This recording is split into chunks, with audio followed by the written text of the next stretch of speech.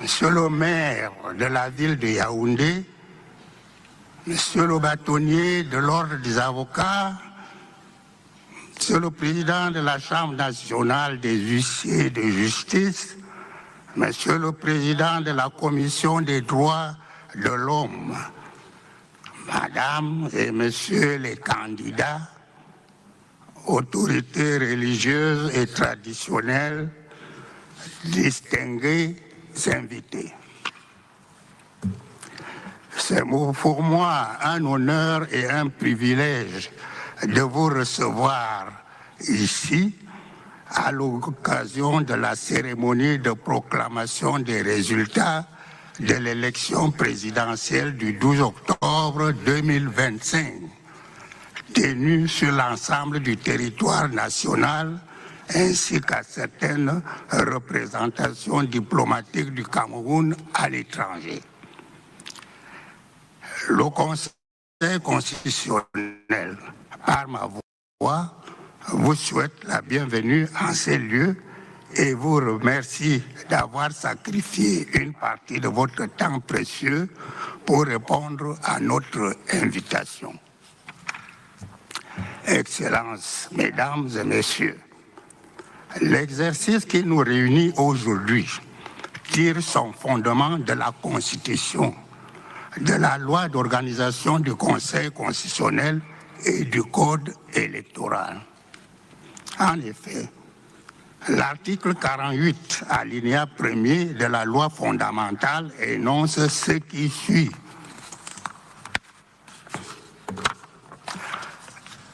Le Conseil constitutionnel veille à la régularité de l'élection présidentielle, des élections parlementaires, des consultations référendaires. Il en proclame les résultats. Cette disposition est complétée à l'alinéa 2 dans les termes ci-après.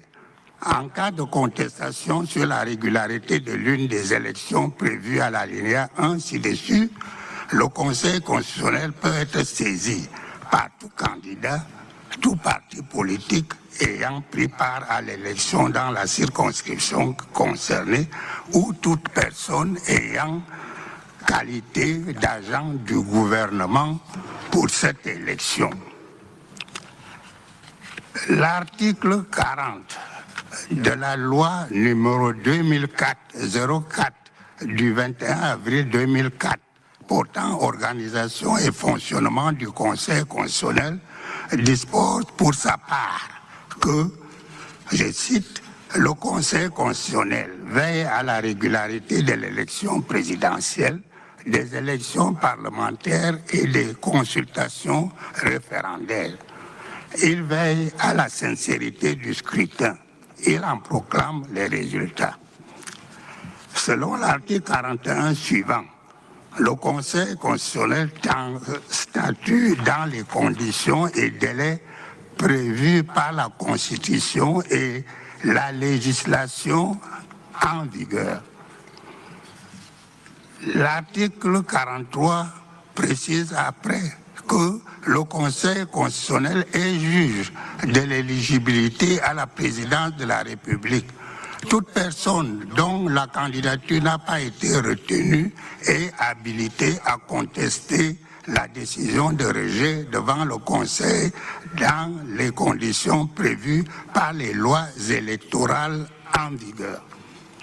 Enfin, l'article 46 conclut que les résultats de l'élection présidentielle sont arrêtés et proclamés par le Conseil constitutionnel et sont publiés suivant la procédure d'urgence puis insérés au journal officiel en français et en anglais.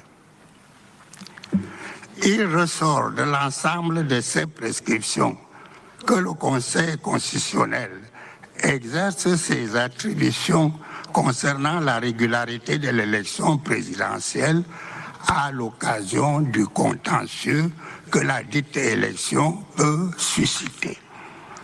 Conformément au code électoral, ce contentieux comporte deux phases. D'une part, celle des candidatures et d'autre part, celle des opérations électorales proprement dites.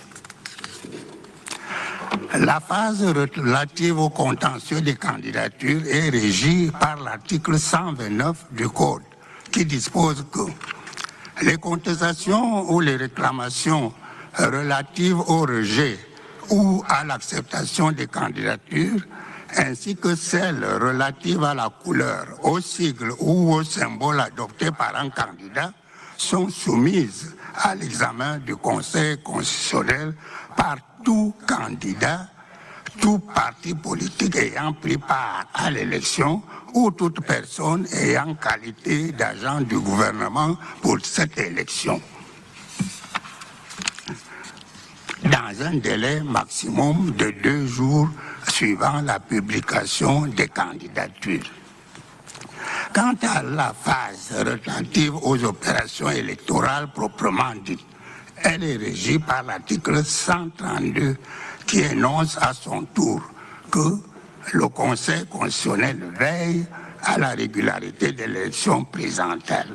Il statue sur toute requête en annulation totale ou partielle des opérations électorales introduites par tout candidat, tout parti politique ayant pris part à l'élection ou toute personne ayant qualité d'agent du gouvernement pour cette élection.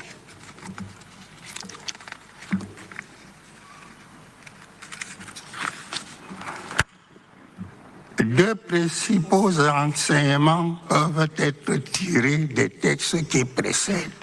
En premier lieu, il en ressort que si les attributions du Conseil constitutionnel sont importantes en matière de contentieux de l'élection présidentielle, la compétence de cette haute instance ne s'étend pas pour autant à l'ensemble des contestations relatives à la dite élection. Ainsi, par exemple, à cette compétence, la mission générale de surveillance de la campagne électorale. En second lieu, il en ressort également que, s'agissant de la compétence personnelle, les personnes physiques ou morales habilitées à saisir le Conseil constitutionnel sont limitativement énumérées par la loi. Ainsi, les simples électeurs n'ont pas le droit de saisir directement le Conseil. Ils peuvent tout de même contester la régularité des opérations à l'occasion du dépouillement du scrutin, mention de la décision prise à cet effet par la commission locale de vote étant faite au procès verbal. S'agissant enfin de l'autorité des décisions rendues par le Conseil constitutionnel, l'article 50 de la Constitution contient une formule à la fois large mais très claire en disant « Les décisions du Conseil constitutionnel ne sont susceptibles d'aucun recours. Elles s'imposent au pouvoir public et à toutes les autorités administratives, militaires et juridictionnelles, ainsi qu'à toute personne physique ou morale. » Mesdames, Messieurs, pour l'élection qui s'achève, la première phase a été déclenchée après la convocation du corps électoral, objet du décret 2025-305 du 11 juillet 2025 du Président de la République, suivi de la publication par ELECAM de la liste de 13 candidats retenus pour compétir sur les 83 enregistrés et de la liste des candidats disqualifiés. La publication de ces listes a donné lieu à 36 requêtes devant le Conseil constitutionnel qui, après jonction de certaines d'entre elles, a rendu 30 décisions, dont 19 d'irrecevabilité, 15 de rejet et 1 d'admission.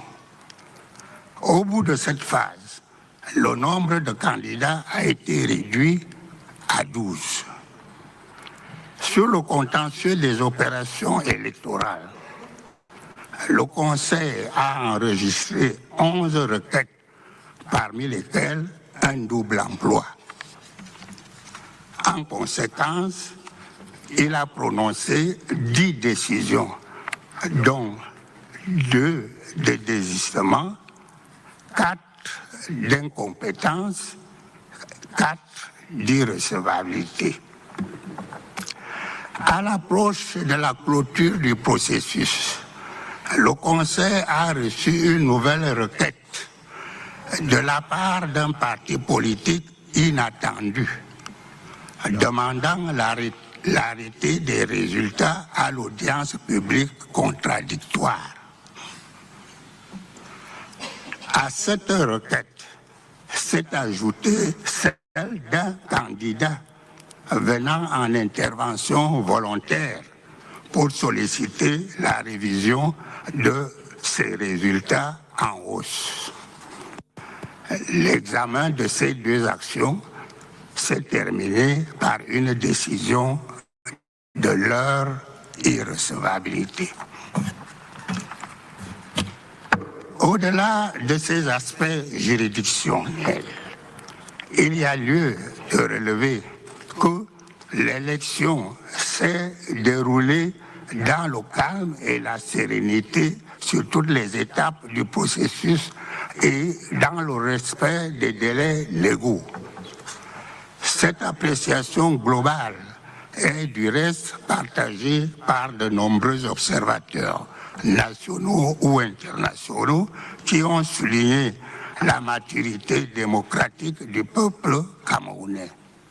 Et aussi, me permettrez-vous de saluer tous ceux qui ont concouru à cette issue appréciable, notamment les partis politiques en compétition, les candidats, leurs conseils et leurs mandataires, les électeurs, les administrations et autres institutions partenaires, les huissiers de justice, sans omettre les forces de défense et de sécurité.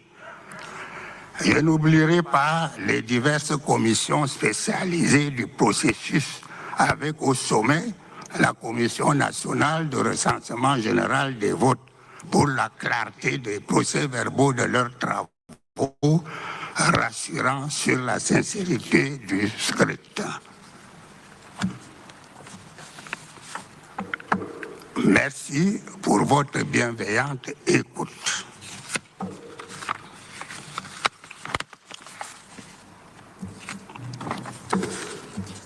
À présent, je vous invite à suivre la lecture de la décision de proclamation des résultats de la consultation telle que arrêtée. Elle sera faite sur le plan national, par région et à l'étranger par zone. Les détails par département et par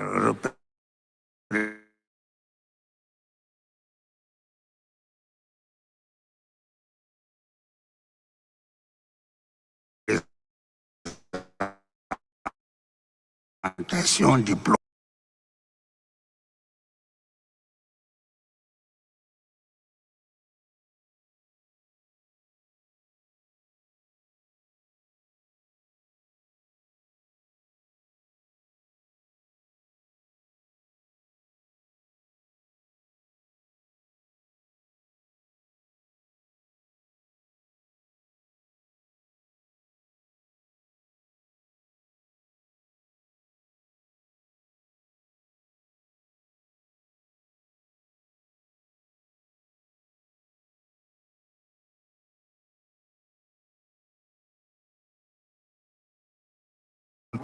CC/SR/CER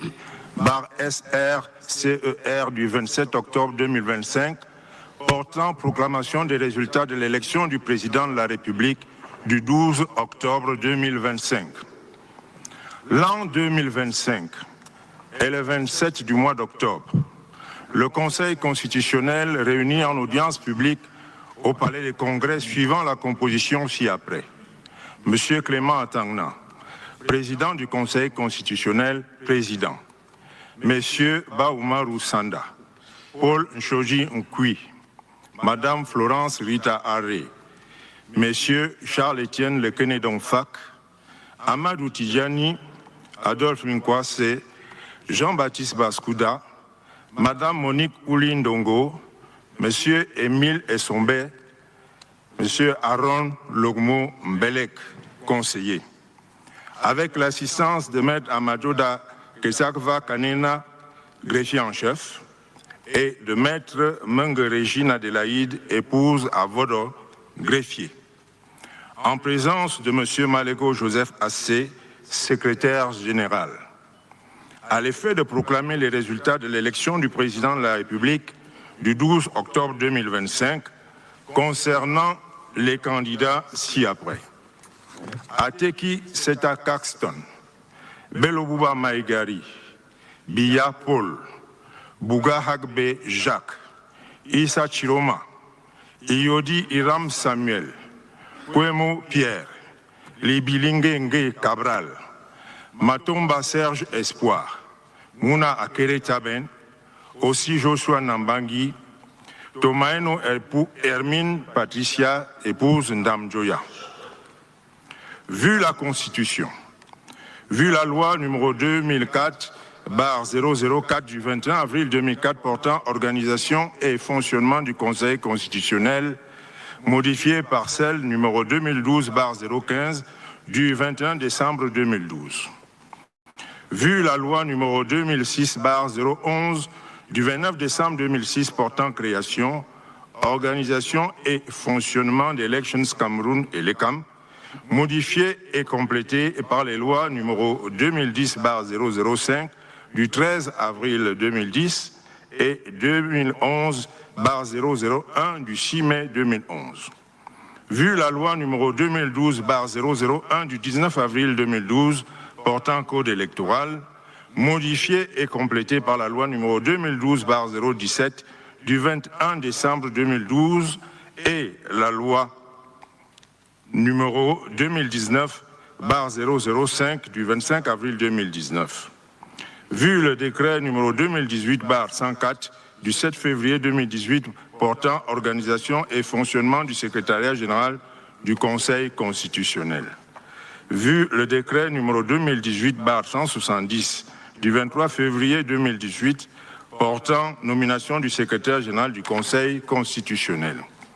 Vu le décret numéro 2020/106 du 27 février 2020 portant nomination du greffier en chef du Conseil constitutionnel. Vu le décret numéro 2024/010 du 18 janvier 2024 portant renouvellement du mandat du président et de certains membres du Conseil constitutionnel.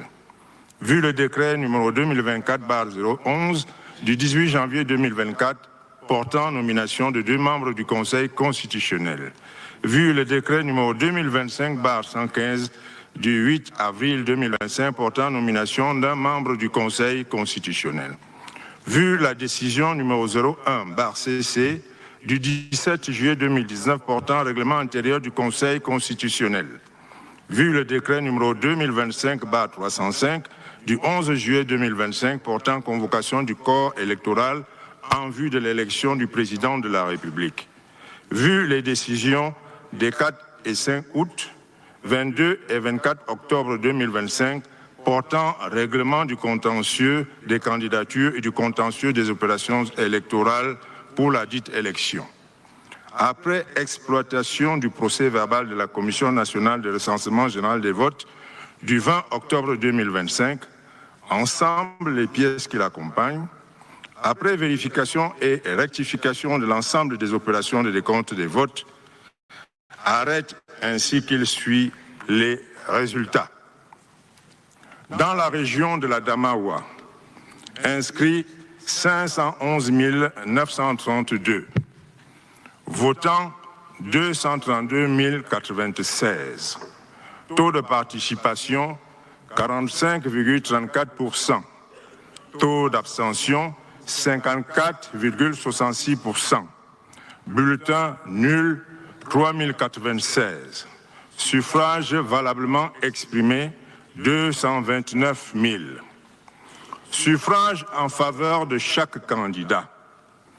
Ateki Seta Caxton, 2997, soit un pourcentage de 1,31. Bello Bouba Maegari, 19 744, soit un taux de 8,62. Biya Paul, 79 256, soit 34,61%. Bouga Hagbe Jacques, 1216, soit 0,53%. Issa Tchiroma, 115 258, soit 50,33%. Iyodi Iram Samuel, 704, soit 0,31%. Kwemo Pierre, 939, soit 0,41%. Libilingenge Cabral, 3414, soit 1,49%. Matumba Serge Espoir, 1020, soit 0,45%. Mouna Kere Taben, 864, soit 0,38%. Aussi Joshua Nabangi, 1307, soit 0,57%. Tomaino Hermine Patricia, épouse Ndamdoya, 2281, soit 1%. Dans la région du centre, inscrit 1 484 347, votant 1 036 887, taux de participation 69,85%, taux d'abstention 30,15%, bulletin nul 7 258, suffrages valablement exprimés 1 029 629. Suffrage en faveur de chaque candidat. Ateki Seta Caxton, 1449, soit 0,14%. Bello Bouba Maegari, 4331, soit 0,42%. Biya Paul, 722 153, soit 70,14%. Bouga Hagbe Jacques, 949, soit 0,09%. Issa Tchiroma, 222 654, soit 21,62%. Iyodi Iram Samuel, 4339, soit 0,42%. Kwemo Pierre, 880, soit 0,09%. Libilingenge Cabral, 62 118, soit 6,03%. Matumba Serge Espoir, 2622, soit 0,25%. Mouna Kere Taben, 869, soit 0,08%. Aussi Joshua Namangi, 4436, soit 0,43%. Tomaino Hermine Patricia, épouse Ndamdoya, 2829, soit 0,27%. Région de l'Est, nombre d'inscrits 394 359, votants 269 325, taux de participation 66,77%, taux d'abstention 33,23%, bulletin nul 2724, suffrages valablement exprimés 260 601. Suffrage en faveur de chaque candidat. Ateki Seta Caston, 1678, soit 0,64%. Bédebouban Margaïri, 3833, soit 1,47%. Biya Paul,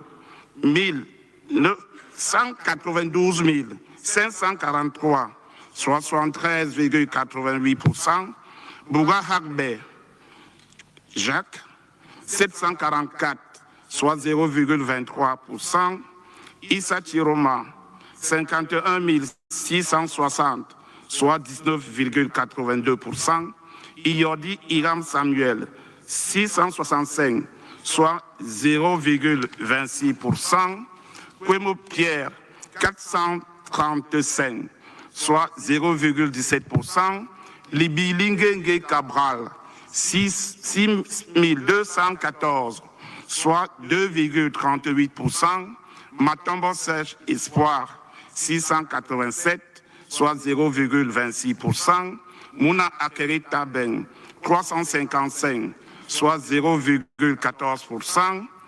Aussi Joshua Nambagi, 784, soit 0,30%. Tomane Hermène Patricia, épouse Ndamjoya, 1003, soit 0,38%.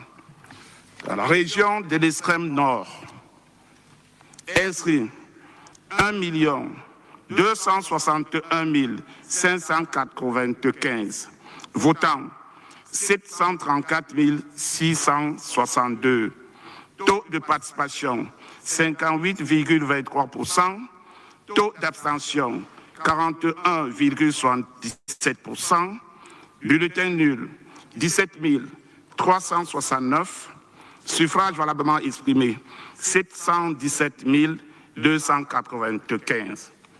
Suffrage en faveur de chaque candidat.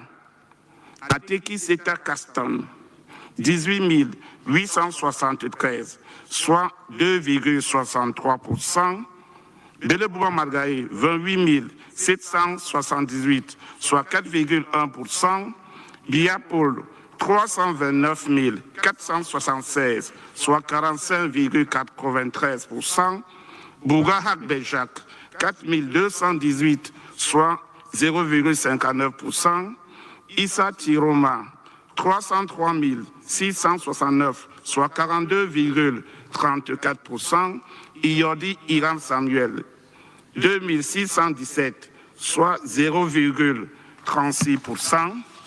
Kwemo Pierre, 3732, soit 0,52%. Libilingue Cabral, 7782, soit 1,08%. Matomba Serge Espoir, 2712, soit 0,38%. Mouna Akere Taben, 2422, soit 0,34%.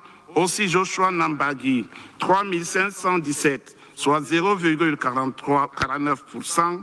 Tomane Hermine Patricia, épouse d'Amjoya, 9497, soit 1,32%.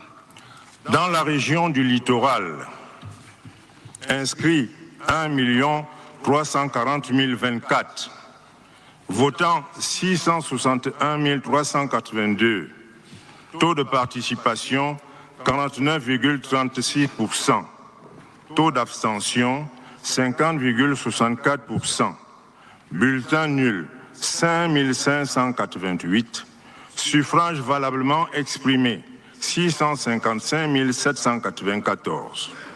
Suffrage en faveur de chaque candidat. Ateki Seta Caxton, 1225, soit 0,19%. Belobouba Maegari, 6757, soit 1,03%. Biya Paul, 137 679, soit 20,99%. Bouga Hagbe Jacques, 907, soit 0,14%. Issa Tchiroma, 423 557, soit 64,59%. Iodi Iram Samuel, 5206, soit 0,79%. Kwemo Pierre, 1756, soit 0,27%. Libilingue Cabral, 59 447, soit 9,06%. Matomba Serge Espoir, 3363, soit 0,51%. Mouna Akere Tabeng, 946, soit 0,14%. Aussi Joshua Nabangi, 10 904, soit 1,66%. Tomaino Hermine Patricia, épouse Ndamjoya, 4047, soit 0,62%. Dans la région du Nord, inscrits 793 505, votants 408 917, taux de participation 51,53%, taux d'abstention 48,47%, bulletin nul 9 398, suffrage valablement exprimé 399 519, suffrage en faveur de chaque candidat.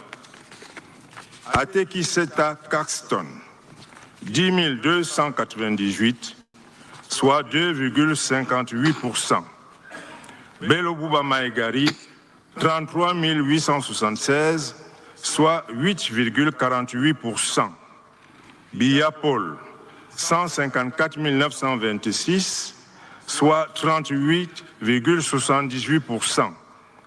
Bouga Hakbe Jacques, 3 750, soit 0,94%. Issa Tchiroma, 173 837, soit 43,51%. Iodi Iram Samuel, 2550, soit 0,64%. Kwemo Pierre, 2857, soit 0,72%. Libilingue Cabral, 4451, soit 1,11%. Matomba Serge Espoir, 2068, soit 0,52%. Mouna Akere Tabeng, 2524, soit 0,63%. Aussi Joshua Nabangi, 2237, soit 0,56%. Tomaino Hermine Patricia, épouse Ndamjoya, 6145, soit 1,54%. In the Northwest region, register of voters 628,096. Effective voters 297,875. Participation 47.43%. Abstention 52.57%. Void ballots 2,210. Valid ballot cast 295,665. Valid votes for each candidate. A Turkey settle carton 535, percentage 0.18. Bello Buba Maigari 5,325, percentage 1.80. Biya Paul 255,188, percentage 86.31. Buga Halem Jacques 224, percentage 0.08. Issa Tchiroma 15,392, percentage 5.21. Iyabi Harem Samuel, 367, 0, percentage 0.12. Kemo Pierre, 187, percentage 0.07. Lebi Ngwe Cabral, 593, percentage 0.20. Metumbe Serge Espoir, 409, percentage 0.14. Muna Akere Tandem, 556, percentage 0.22. Osi Joshua Nabangi, 16,292, percentage 5.51. Mrs. Nzamjoya Tamoin Hemen Patricia, 500, percentage 0.17. Région de l'Ouest, inscrit 877 580, votants 528 969, taux de participation 60,28%, taux d'abstention 39,72%, bulletin nul 6 438, suffrages valablement exprimés 522 531. Suffrage en faveur de chaque candidat. Ateki Seta Caston, 2249, soit 0,43%. Bédebouba Magari, 7392, soit 1,41%. Biya Paul, 201 731, soit 38,61%. Bougahagbe Jacques, 1018, soit 0,19%. Issa Tchiroma, 244 315, soit 46,76%. Iyodi Iram Samuel, 1239, soit 0,24%. Quemo Pierre, 1801, soit 0,34%. Cabral Libi Lingengi, 4641, soit 0,81%. Matomba Serge Espoir, 2276, soit 0,44%. Mouna Akere Taben, 956, soit 0,18%. Aussi Joshua Nambangi, 5617, soit 1,07%. Tomane Hermine, épouse d'Amboya, 49 296, soit 9,43%. Région du Sud, inscrit 326 329, votants 288 098, taux de participation 88,28%, taux d'abstention 11,72%, bulletin nul 1451, suffrages valablement exprimés 286 647. Suffrages exprimés en faveur de chaque candidat. Ateki Seta Caston, 173, soit 0,06%. Bédebouba Maïgari, 542, soit 0,19%. Biya Paul, 260 449, soit 90,86%. Bouga Hagbe Jacques, 281, soit 0,10%. Issa Tchiroma, 17 207, soit 6%. Iyodi Iram Samuel, 409, soit 0,14%. Primo Pierre, 64, soit 0,02%. Libilingue Cabral, 5965, soit 2,08%. Matomba Serge Espoir, 198, soit 0,07%. Mouna Akere Taben, 91, soit 0,03%. Aussi Joshua Nambagi, 772, soit 0,27%. Tomani Hermon Espouse Damjoya, 496, soit 0,17%. Registered voters, 430,706. Effective voters, 199,459. Participation, 46.31. Abstention, 53.69. Void ballots, 1,792. Valid votes cast, 1,907,667.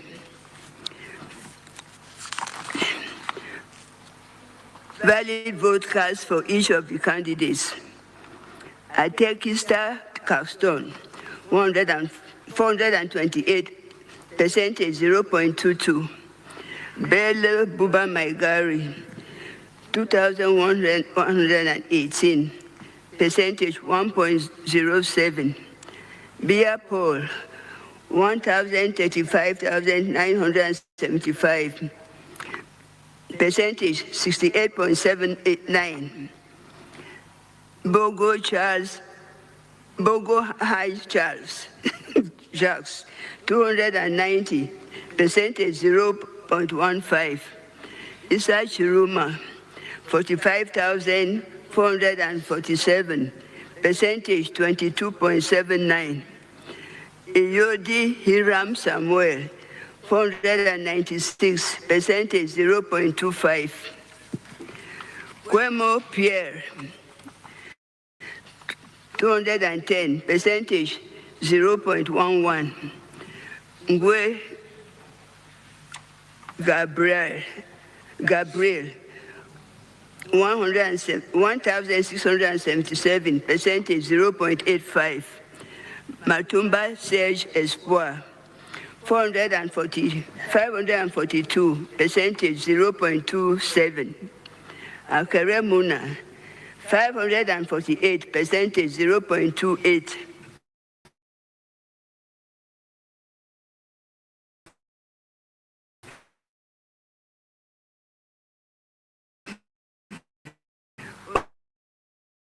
Osi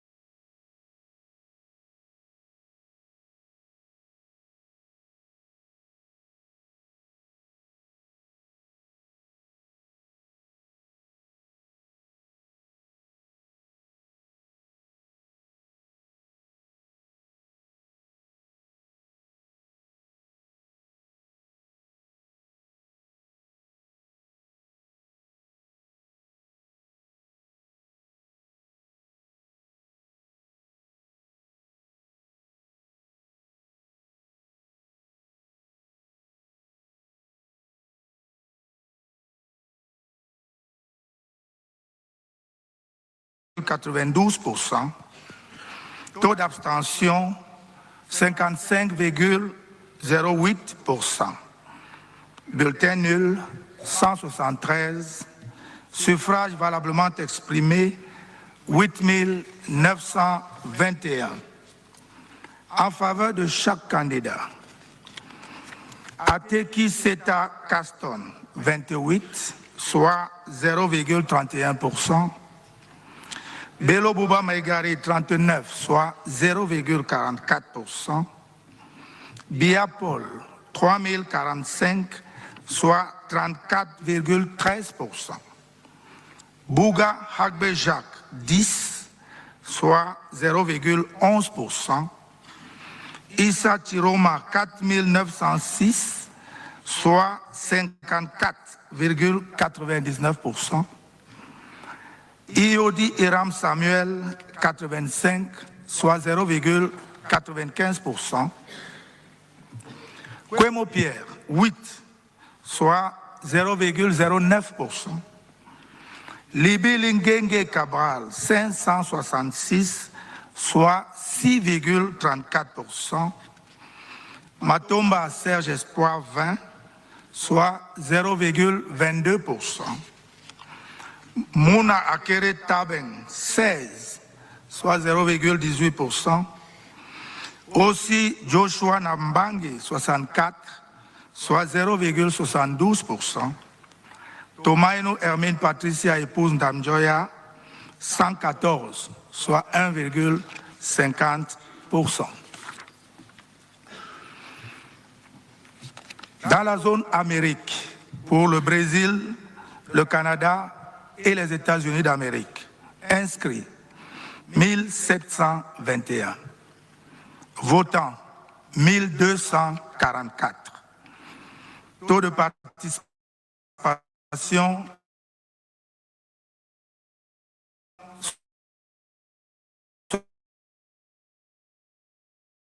72,.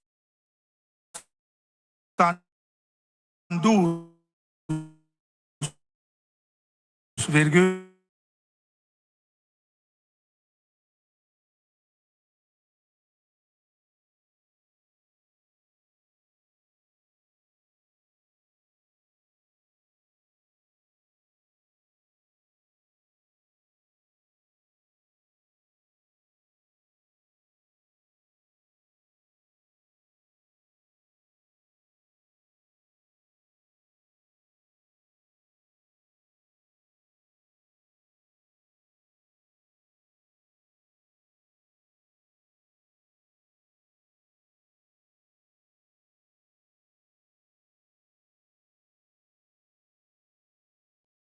98%. Kwemo Pierre, 1, soit 0,08%. Libi Lingenge Cabral, 68, soit 5,54%. Matomba Serge Espoir, 1, soit 0,08%. Mouna Akere Taben, 0,0%. Aussi Joshua Nambangi, 4, soit 0,33%. Tomaino Hermine Patricia, épouse Ndamjoya, 3, soit 0,24%.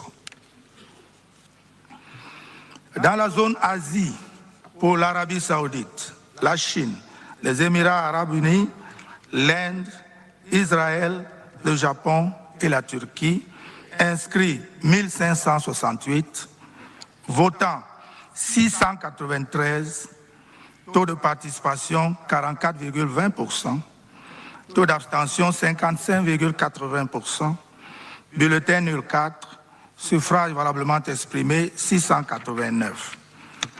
En faveur de chaque candidat, Ateki Seta Caxton, 1, soit 0,15%, Bello Bouba Maïgari, 4, soit 0,58%, Biya Paul, 166, soit 24,09%, Bouga Hagbe Jacques, 1, soit 0,15%, Issa Tchiroma, 470, soit 68,21%, Iodi Iram Samuel, 5, soit 0,73%, Kwemo Pierre, 0,0%, Libi Lingenge Cabral, 33, soit 4,79%, Matomba Serge Espoir 1, soit 0,15%.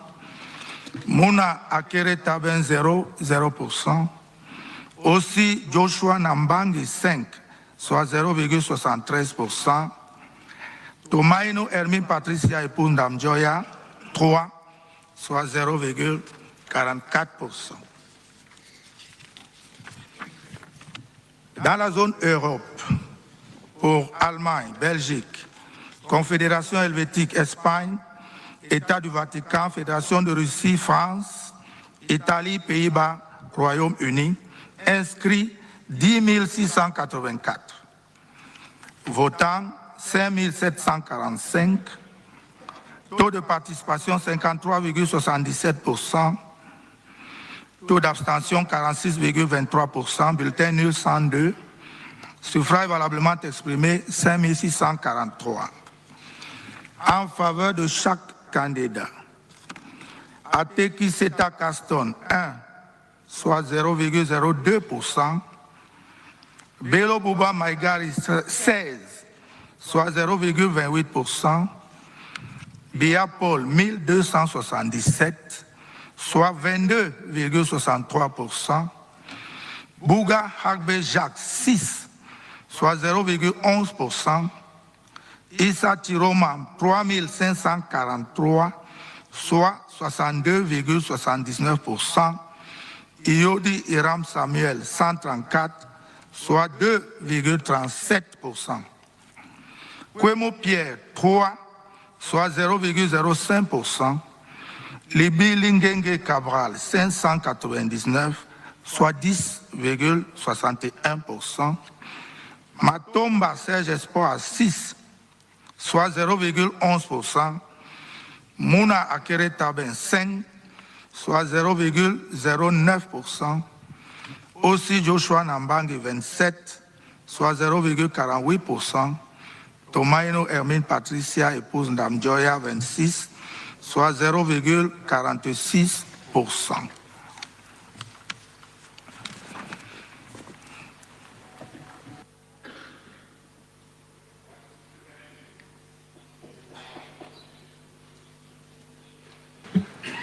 Inscrits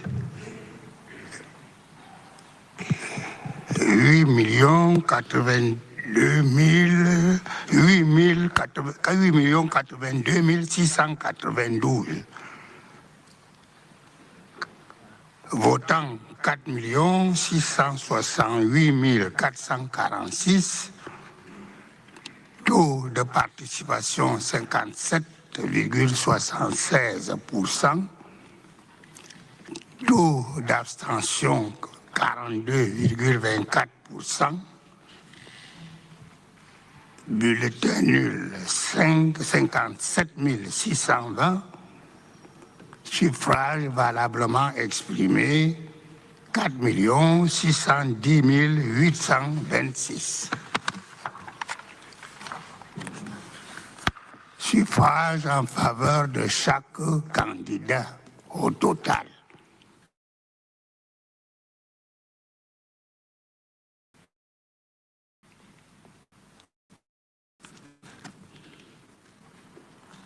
Bello Bouba Maguire. Acte Seta d'abord, 39 935. Bello Bouba Maguire, 0,87, 112 758, soit 2,45%. Biya Paul 2 474 179, 53,66%. Bouga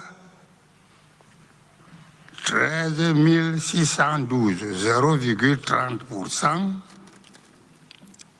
Issa Tchiroma 1 622 334, soit 35,19%.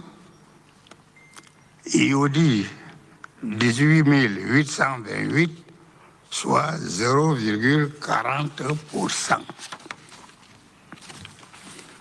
Pierre, 12 873, soit 0,28%. Libye, Lingué Cabral, 157 568, soit 3,41%. Matomba, 15 925, soit 0,35%. Mouna-Kéré, 10 252, 0,22%. Aussi, 55 841, 1,21%.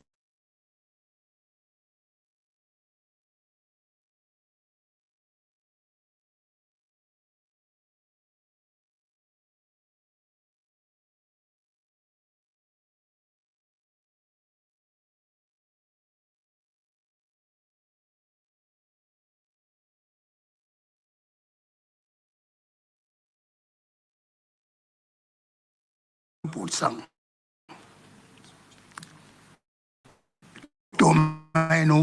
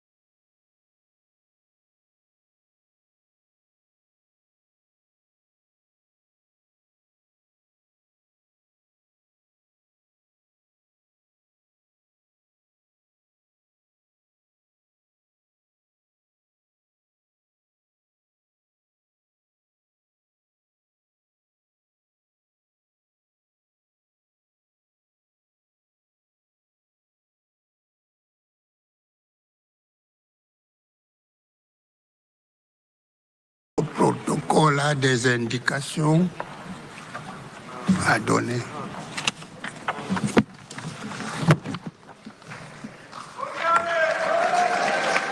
L'audience n'est pas terminée.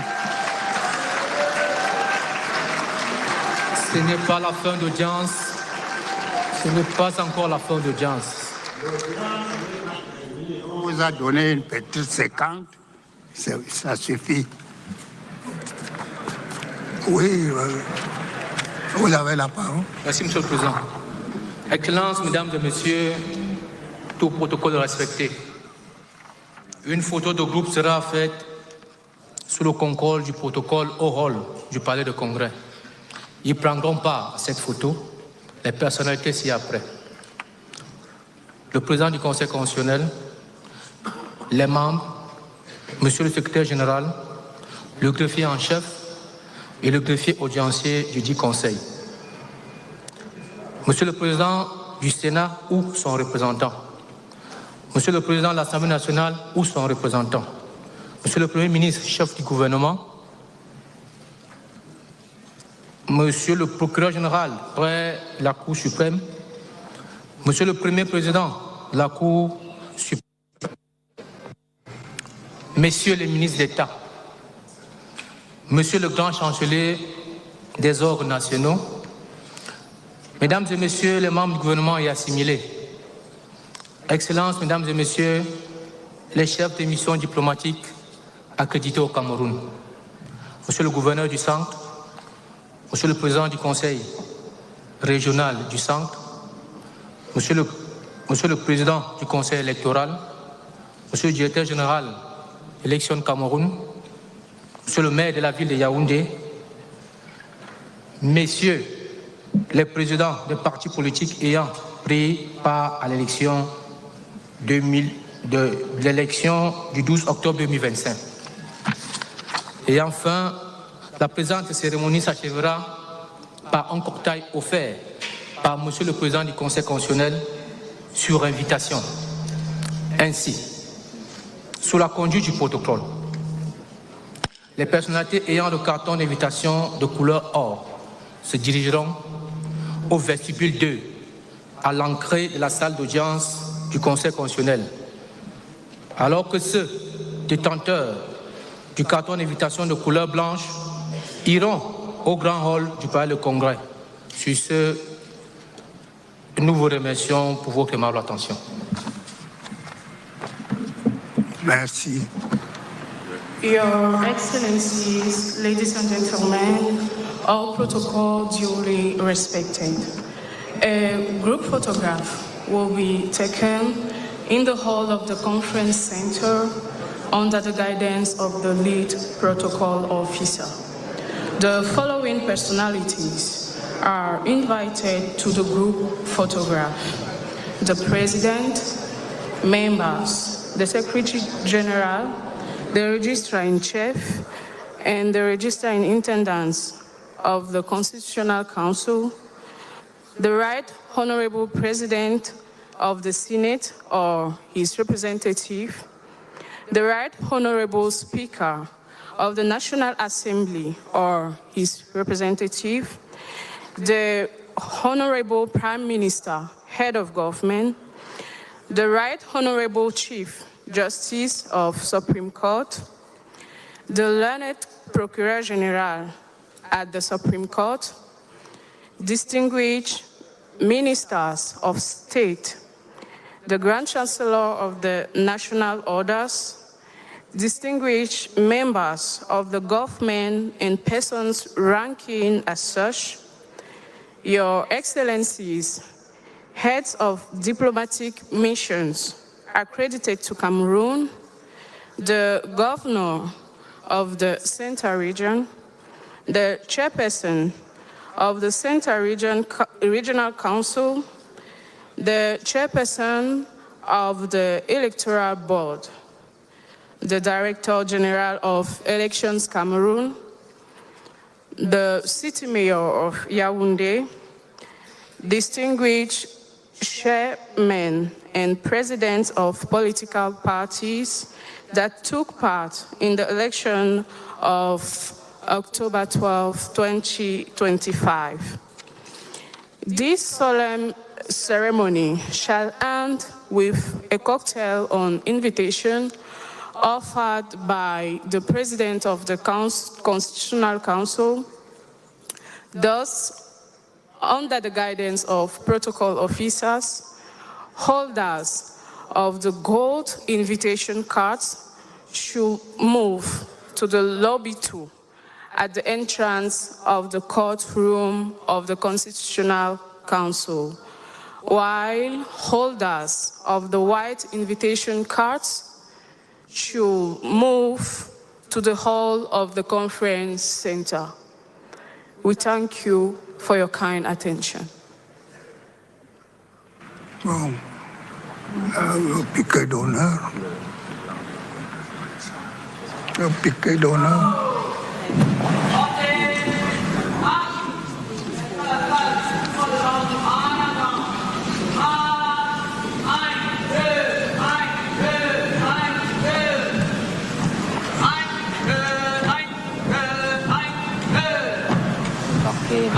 Comme vous avez dû le constater par la solennité de l'audience et les présences dans la salle avec nous, vous avez pu identifier les médias, vous avez identifié les acteurs politiques de premier rôle et bien d'autres personnalités, la famille diplomatique est également venue.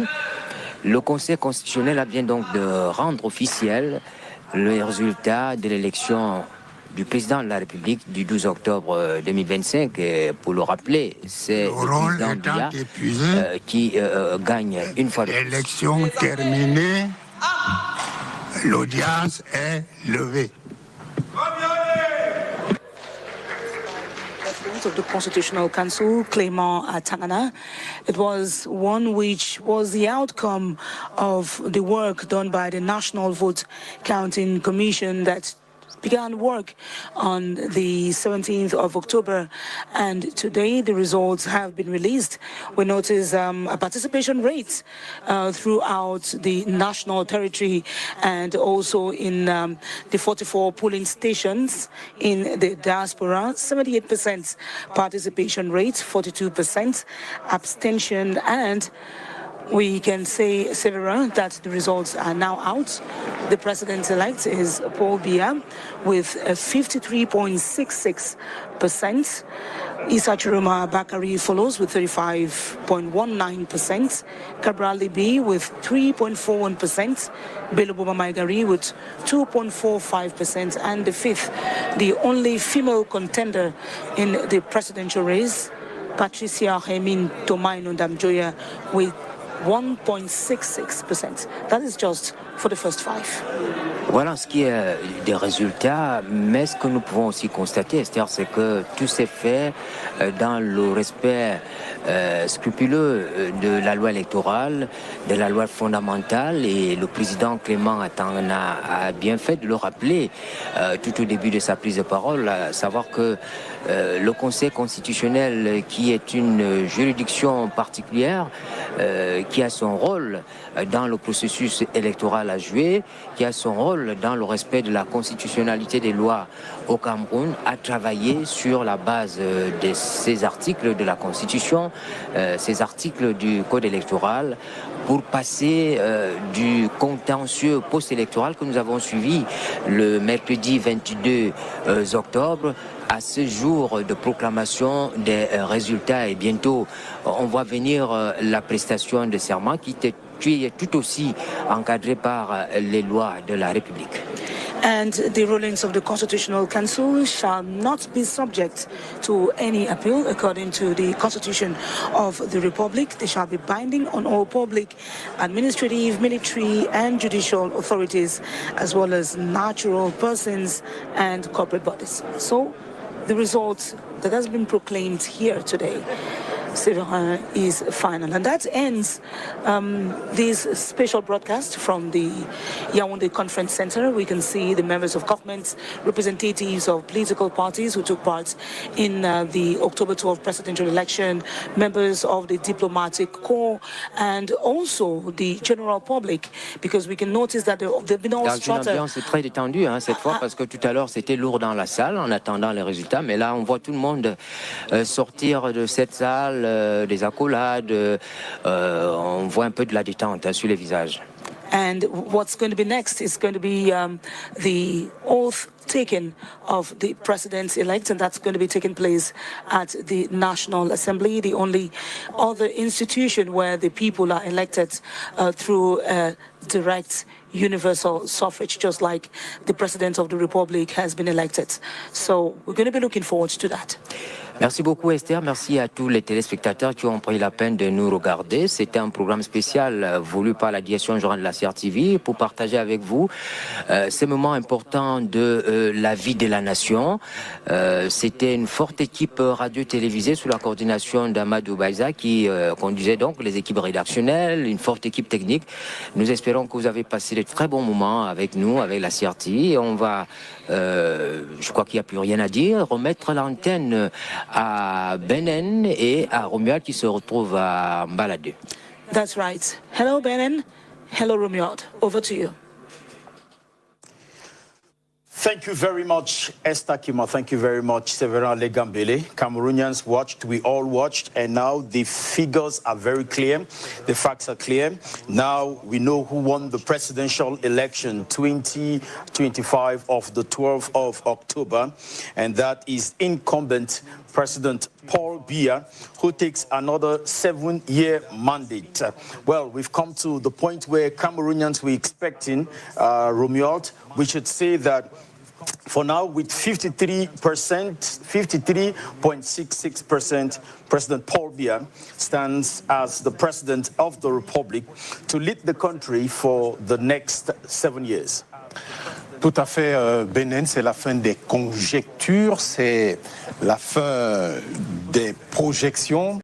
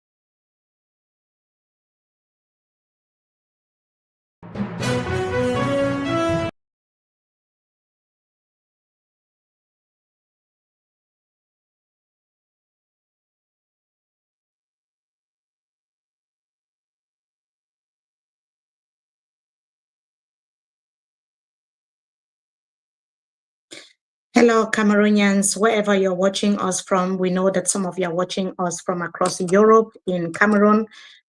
We have about more than 20,000 people watching live from different regions of Cameroon and even in the diaspora. President Paul Biya has upheld his title as the oldest president in the world after he was declared winner of the 2025 presidential election by the Constitutional Council just a few minutes ago. And according to the results that we have, President Paul Biya won overwhelmingly in the English-speaking Northwest and the Southwest regions of the country. He has won by, according to the official results that we have, also by 53%. We are going to have the exact facts and figures that represented or that the other opposition party leaders had in just a moment. But we need to know that so far this has been the most contentious, one of the most contentious elections in the history of Cameroon. Many Cameroonians are so disappointed with these results because what the young Cameroonians who went out on the 12th of October to monitor the election, and even after we've seen massive protests in different regions of the country, it's a complete contradiction of what the people of Cameroon was expecting. But many also saw this coming because a lot of people kept saying that, yes, the Constitutional Council would not be able to declare anyone else president other than President Paul Biya. So President Paul Biya's mandate, this is going to be another mandate for President Paul Biya, and by the time this mandate ends, he is going to be 99 years old, and he must have ruled the country for 50 years. So 50 years has been a lot for many Cameroonians who went to the streets yesterday in Douala, Limbe, Boya, Garoua, Gaoundéré, and also in Maroua. We saw a lot of people in Yaoundé define the security deployment in all these cities to say no to electoral fraud. Electoral fraud because we saw, proofs, we saw evidence of electoral fraud in different regions of the country, but today we're presented with different figures as well. And the situation in the Anglophone regions, as I said earlier, is kind of delicate because a lot of people have questioned how the numbers from the Anglophone regions, from the widespread insecurity that is plaguing the regions and lockdown imposed by separatist leaders, many people are wondering how people were able to go out and vote on a day where there was a lockdown, people could not go out, and people were scared either of separatist fighters or they were scared of going out because of the military. However, thousands of votes in these regions have been attributed to President Paul Biya. Many people in this area said that they did not come out to vote because, of course, like I said, there was a lockdown in these regions. The people were all indoors and there were a lot of security concerns. Biya winning over 80%, particularly in the Northwest region, is actually a travesty. That's what I was saying earlier when I was called by international media to talk about it. In a region that has been in conflict for 10 years now and counting, in a region that people have been attributing this conflict to the poor management strategy of the government that is in place, a region where children have not been able to go to school for 10 years, in a region where women and children, young girls have been trapped in a conflict that they didn't ask for. And in these regions, President Paul Biya was declared the winner. So a lot of things were at stake. For people who do not know why this election is so controversial, we have to start stating the facts from when it started. The registration of the voters from the very first day was already very problematic. People that were dead were found on the electoral register.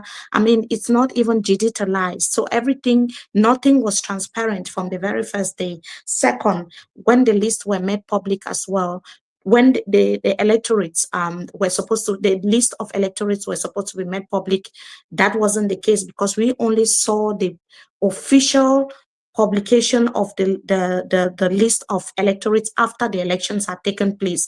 And people were wondering, Why do that only after the election? Was that like some sort of a provocation to opposition party leaders? Another issue was also the fact that, opposition party leaders requested that the list be published, and this was not done until the elections took place, like I said. So there were also many core issues involved, because this was not an ordinary election like the 1992 election that we saw in the country. It was not the same kind of election that took place in 2018, where Professor Maurice Kamto said that he won the election, but there were no proofs. This time around, Cameroonians had the proofs, actors of the civil society had the proofs, the different opposition parties in the country, the leaders had the proofs, because they had representatives in almost all the polling stations across the 10 regions of Cameroon. So for the first time, actors of the civil society, like I said, and opposition party leaders were involved in the collation of the results of the election, and they put everything together. All of these, including the fraud that people could see also in different polling units, were ignored by the Vote Counting Commission, and President Paul Biya has been declared the winner.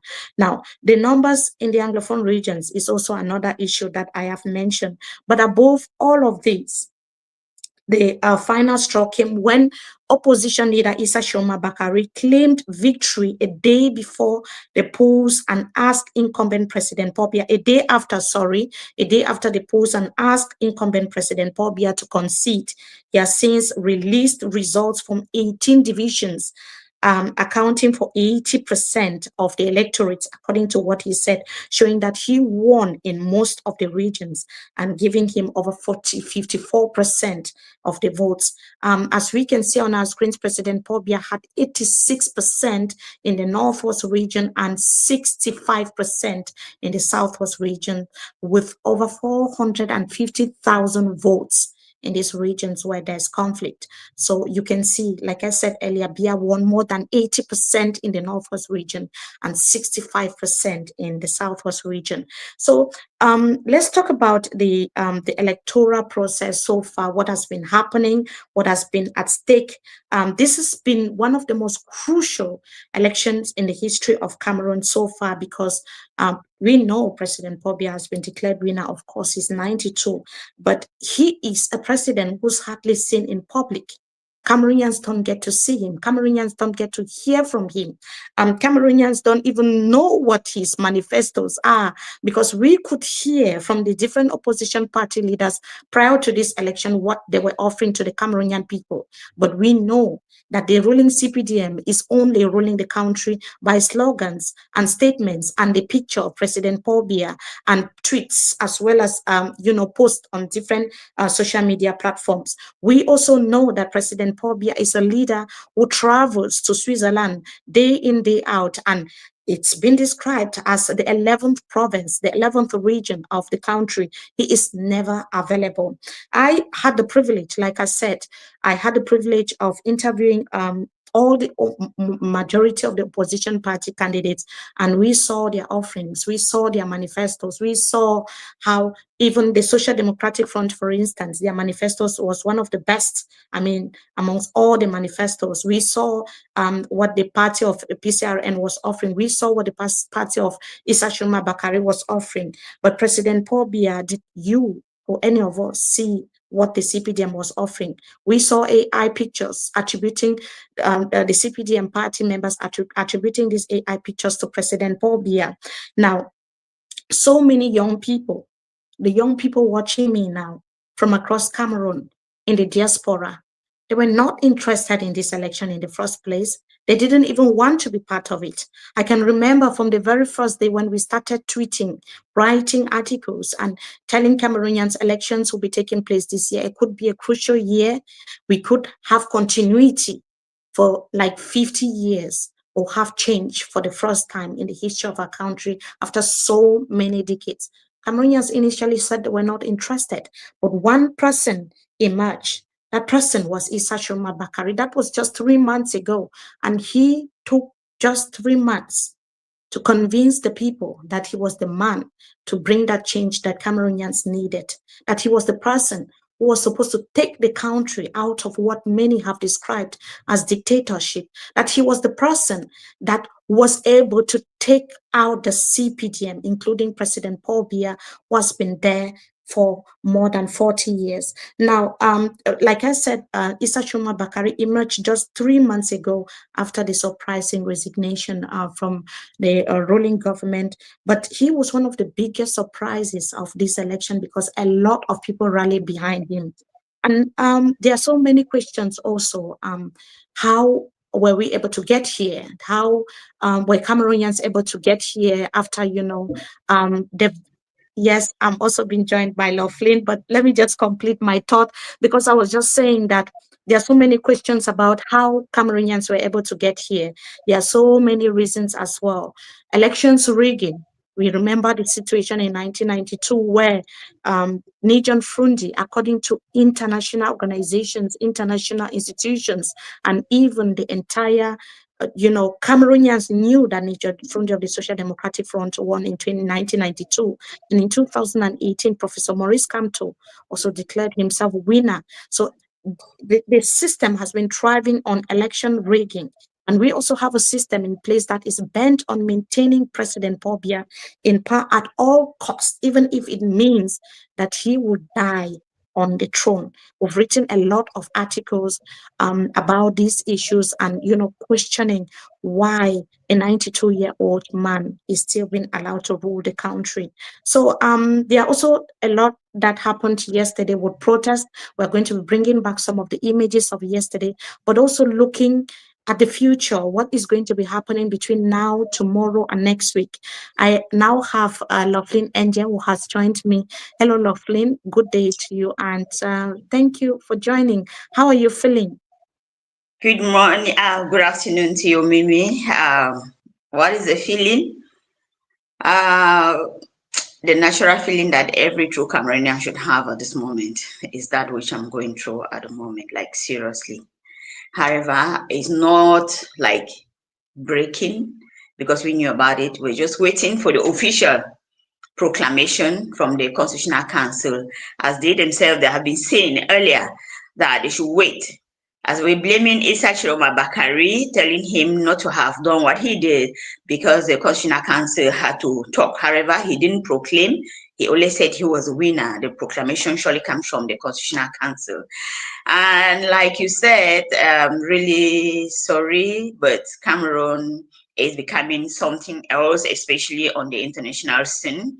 A lawyer in Paris said the other day that he feels bad for Cameroonians, Mimi, because each time the Cameroonian is somewhere, that individual is like feeling bad to say I'm a Cameroonian, because he or she knows that when you say that I'm from Cameroon, there is a slang that will follow in relation to their leaders.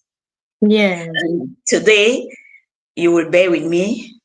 Sorry to say it, but even during the reading of the results, the words, that image to really show those who are ruling us and how they are ruling us.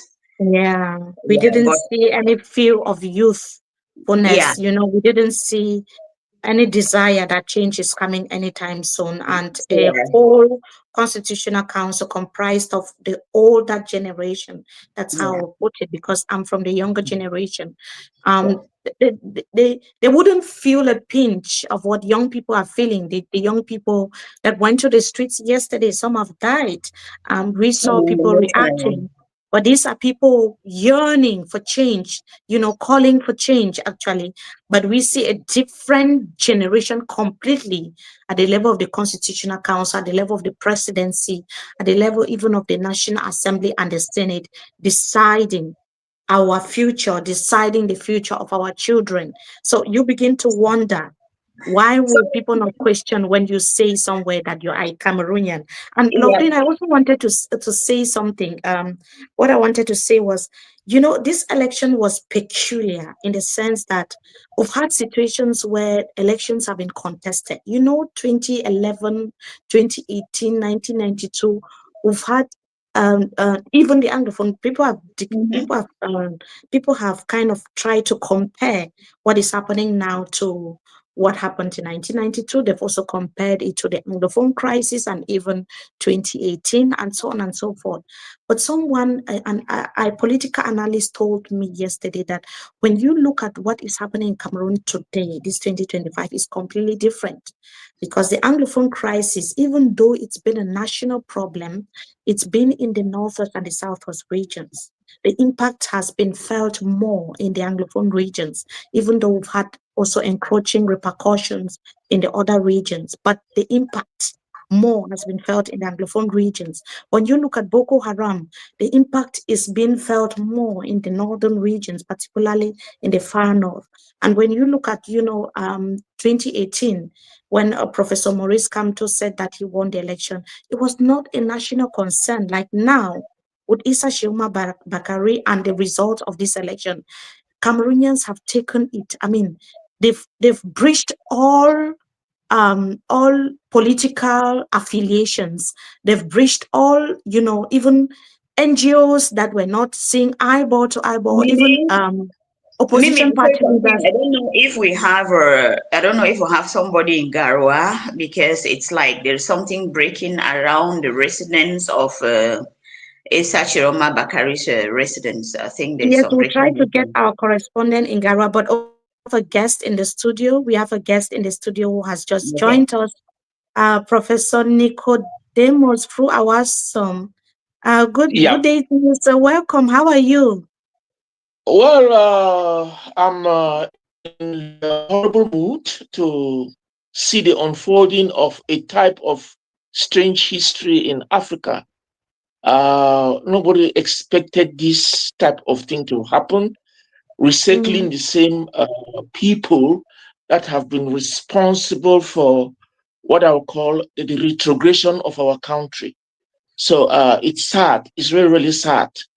We are still to see more of what this is all about, because as you explained, Mimi, this election is an election unlike other elections. So it's very special in the sense that because of its national coverage, there's this whole issue all over the country, the expectation that Tchiroma was going to be the president.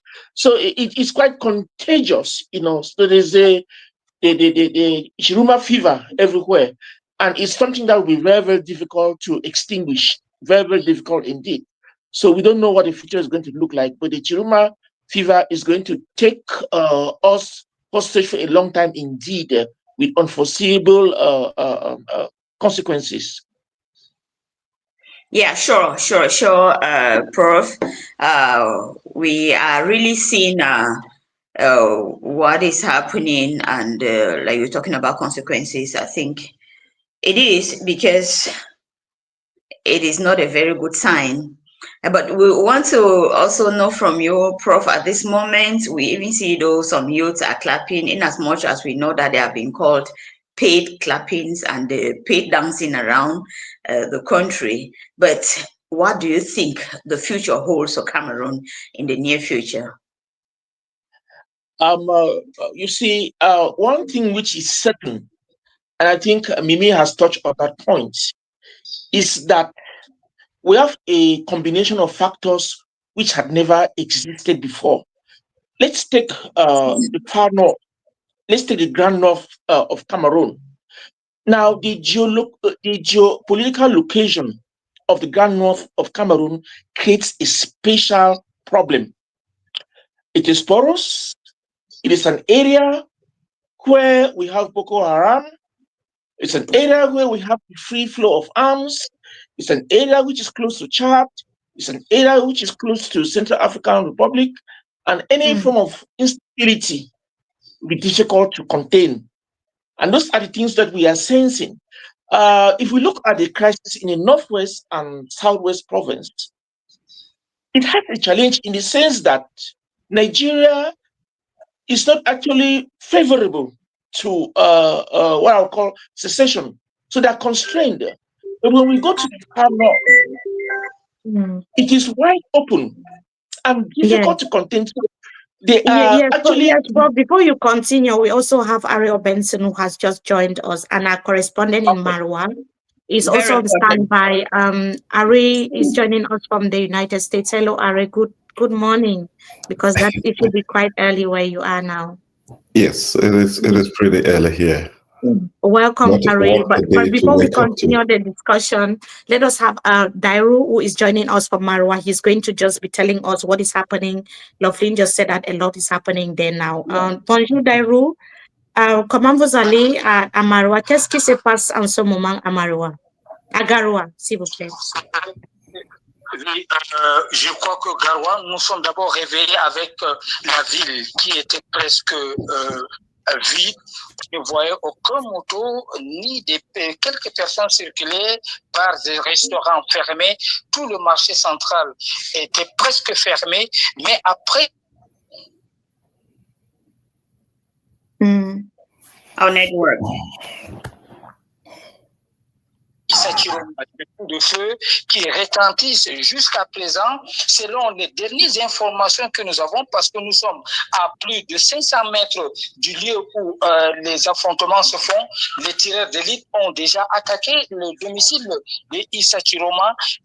Des coups de feu, on nous parle qu'il y a 2 morts même, mais déjà rien n'est...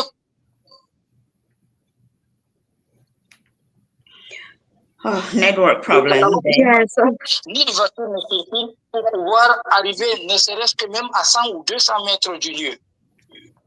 Oui, est-ce que vous dites que les gens ne sortent pas et que les gens ne peuvent pas, so people cannot go out completely. You don't see no one is on the street. Is that what you're saying? Oui, vous savez, aujourd'hui, comme on l'avait dit d'abord même, les manifestations ont déjà prévenu depuis hier que s'il arrive que c'est le président de la République, le président sortant, qui a été réélu, ils vont commettre des dégâts. Ils vont commettre des dégâts à tous les prix. Ça, il y avait des tracts qui ont été lancés. Ils avaient bel et bien averti. C'est ce qui fait en sorte que beaucoup qui ne veulent pas entrer, c'est-à-dire dans ce danse, sont restés chez eux à la maison. Les mototaximans, étant donné qu'il n'y a pas de carburant en route, ceux-là aussi ont repoussé, c'est-à-dire chemin pour... Oh, le problème de réseau, sinon j'allais même poser la question de savoir la pénurie de carburant. Oui, Loveline a une question pour vous, Dairo. Loveline, please go ahead. Oui, je posais la question de savoir la pénurie de carburant. Est-ce que c'est artificiel ou bien les stations ne sont pas ouvertes? Oui, vous savez, pour la vente du carburant frélaté, c'est-à-dire les gars qui posent les carburants en bordure de route, il a été interdit par l'arrêté interdiction signé par le gouverneur de la région du Nord. Et non seulement ça, on se rend compte que depuis ce matin à 7 heures, même les stations ont fermé pour éviter c'est-à-dire ces stations soient incendiées. Parce que déjà, c'est tout le monde qui est révolté. Ces manifestants qui ont marché ont déjà fait la colère qui se dit sur le visage de ces manifestants depuis hier. On se dit qu'aujourd'hui, avec le résultat qui donne comme favori le président Paul Biya, le président sortant, aujourd'hui, c'est les mêmes responsables des stations-service qui ont aussi fermé pour éviter que ces dégâts puissent causer même dans les stations-service. D'ailleurs, j'ai une question à vous poser. Quand les gens sont sortis hier manifester, en fait, et il y avait aussi déjà les tendances. Les gens disaient qu'aujourd'hui, il n'y aura rien de différence parce que les gens savaient que Paul Biya devait être déclaré vainqueur. Est-ce que tu penses que les gens sont allés dans la rue hier en espérant que aujourd'hui le Conseil constitutionnel va déclarer Issa Tchiroma Bakary vainqueur, ou c'était un message pour montrer que les manifestations vont continuer?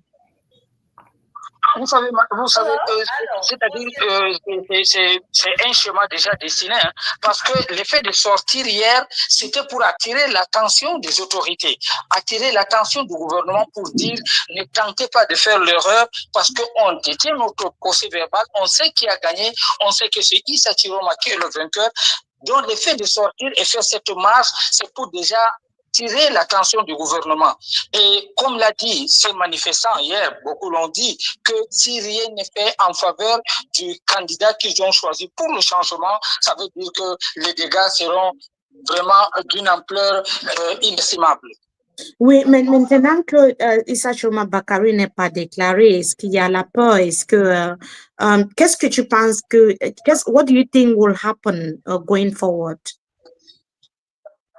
Vous savez, le problème, comme je vous ai dit hier, comme vous pouvez imaginer à Garoua, une ville où la densité y est, aujourd'hui, vous trouvez que c'est une ville qui est méconnaissable parce que beaucoup, vous ne voyez rien, c'est comme si c'est une ville fantôme. La région du Nord qu'on connaît, la région du Nord qui est au cœur même du septentrion, aujourd'hui, quand vous êtes devant l'hôtel même, vous apercevez, vous voyez la route, c'est presque une ville fantôme. Ça veut dire que beaucoup ont peur et beaucoup ne veulent pas, comme le cas de Douala Yaoundé où beaucoup ont reçu des balles. Aujourd'hui, s'il faut revenir sur le cas du Nord, beaucoup ont peur. Mais les autres ont décidé, ceux qui ont décidé de sortir vont toujours sortir. Et déjà même, étant à l'hôtel, nous comprenons déjà, il y a des motos qui klaxonnent partout. Ça veut dire que les gars ont déjà commencé la marche. Donc, on ne sait pas comment ça va se faire. On ne sait pas quelle sera, c'est-à-dire la résistance entre les forces de défense et les... Ok, thank you. Merci beaucoup. J'espère que vous allez nous appeler de temps en temps pour nous donner un peu de nouvelles de ce qui se passe là-bas à Garoua, beaucoup plus avec ce que nous on est en train de suivre sur les réseaux sociaux concernant ce qui se passe autour de la maison de candidat Issa Tchiroma. Are Benson, good morning. Good morning, Ari. Good morning. Good morning to you. Okay, so, well, it's not news again. So, it's let me say we just witnessed the massacre of the Cameroonian people. To put it even, politely, we just reading with our correspondence throughout the national territory because we getting information that there are also movement in Douala already and Bafoussam, that's the west region, so they can come on from time to time. Yeah, really can continue. Yeah, thank you. And to your point, if this was an election where the result was a reflection of the will of the people, then people should be out in the street celebrating. There shouldn't be worries. The country shouldn't be militarized. And the people of Cameroon, the first thing I want to say is I want to congratulate the people of Cameroon. And I want to thank the people of Cameroon for participating in the process. I wish we had a higher participation rate, but in a democratic process, in any country in the world, if you have 40% of the people participating in an electoral process, it's a good participation rate, relatively. So I want to thank and congratulate the people of Cameroon for participating in that they did everything legally possible to participate in this process and ensure that their voices are heard. That there's only one party in the process that did everything possible to ensure that the voices of the people will not be heard. And right to the point where we have a court, the Constitutional Council, a court without a conscience, a court that did not completely disregarded the fraud that took place in the process. Since the beginning of this process, nobody has been persecuted or investigated for committing fraud, whilst there's evidence across it that exists, and the court has not paid attention to that. So, like, we are into 7 years of, what has been worse, worse than what has been happening in the past 43 years. Let me jump into that to say that people can make references to 1992, or people can make references to past electoral processes and their outcomes. This time is different. This time is different because the Cameroonian people are different. And yes, there has been a legal process that has been completed. The question is that, does this government have the legitimacy? The legitimacy comes from the people. And this is really important that we reflect on this as Cameroonians. How is this country going to be governable without the legitimacy? Is this going to be a government for the few, or is this going to be a government for the people? These are questions that we will have to deal with and tackle in the next few months. We experienced in the last 7 years that 2 regions of our country, 2 regions were ungovernable. And we also witnessed the massacre, the continuous massacre of the will of the people in those 2 regions, in the Northwest and Southwest. That President Biya obtained 86% in the Northwest and nearly 70% in the Southwest of people who didn't even have the ability to vote. This government has no conscience to actually go to the extent of fabricating voting numbers of people who may be dead, of people who may have lost their lives as a result of this struggle that has been in those regions. And we experience a country without a conscience of leaders coming together to sit and legitimize or try to legitimize a process that they know, that we all know as fraudulent. It's a country that is based on a false narrative. And a country based on a false narrative cannot stand. A few people, a few, will earn their daily bread. The majority of the Cameroonian people will struggle. Sure.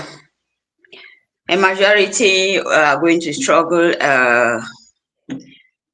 if at all we're going to take a move to the 7 years, like seriously, because it is still, we are still doubting, Ari.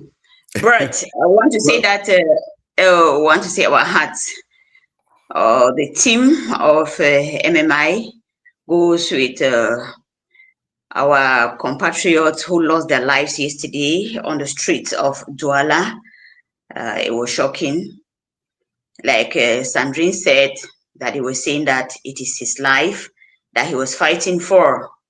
Those are our heroes who went down the drain yesterday.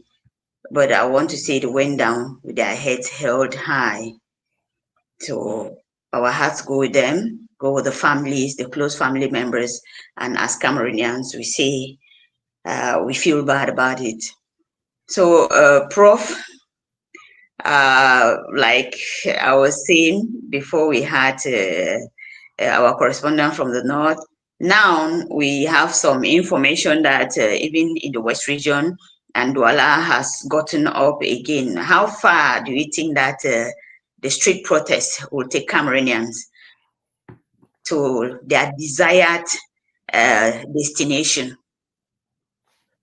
Okay, you see, street protests, we can't attribute it to mathematics. It's not mathematics.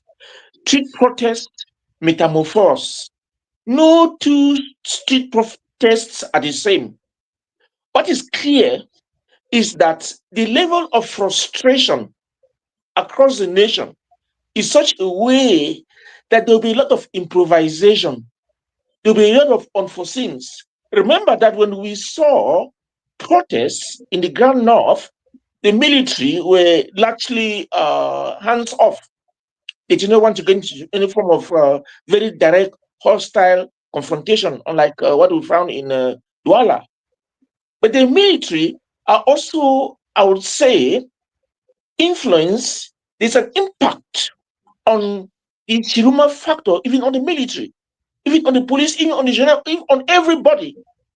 So there is some general sympathy for change. Even with the CPDM itself, there is sympathy for change. What Cameroonians should realize is that there is this hold up by an oligarchy, a small group, who wants to be the indirect president of Cameroon. Mr. Biya, we know very well, did not campaign anywhere. Mr. Biya, we know very well, is not even interested in power. Mr. Biya, we know very well, just passed through enough. After that, he disappeared. Tchiroma went everywhere. Tchiroma was in all the regions of Cameroon. Tchiroma is a name on every wall, every map, in the sky. He's well known, and Tchiroma represents change, the aspiration of everybody. Bulu, Eton, English speaking, everybody. That's the point. That's the difference. It is this mass movement, this mass support for Tchiroma that creates a totally new scenario, a totally new landscape, a new political landscape from which surprises are going to spring. I can bet on that. And that the oligarchy that is hiding behind the screen and saying that Biya is the president, we know, Cameroonians know. Cameroonians are not fools. Mr. Biya is not the one ruling. Mr. Biya is not even interested in power. And that's why you never found him. He didn't bother himself to go anywhere to campaign. Campaign for what?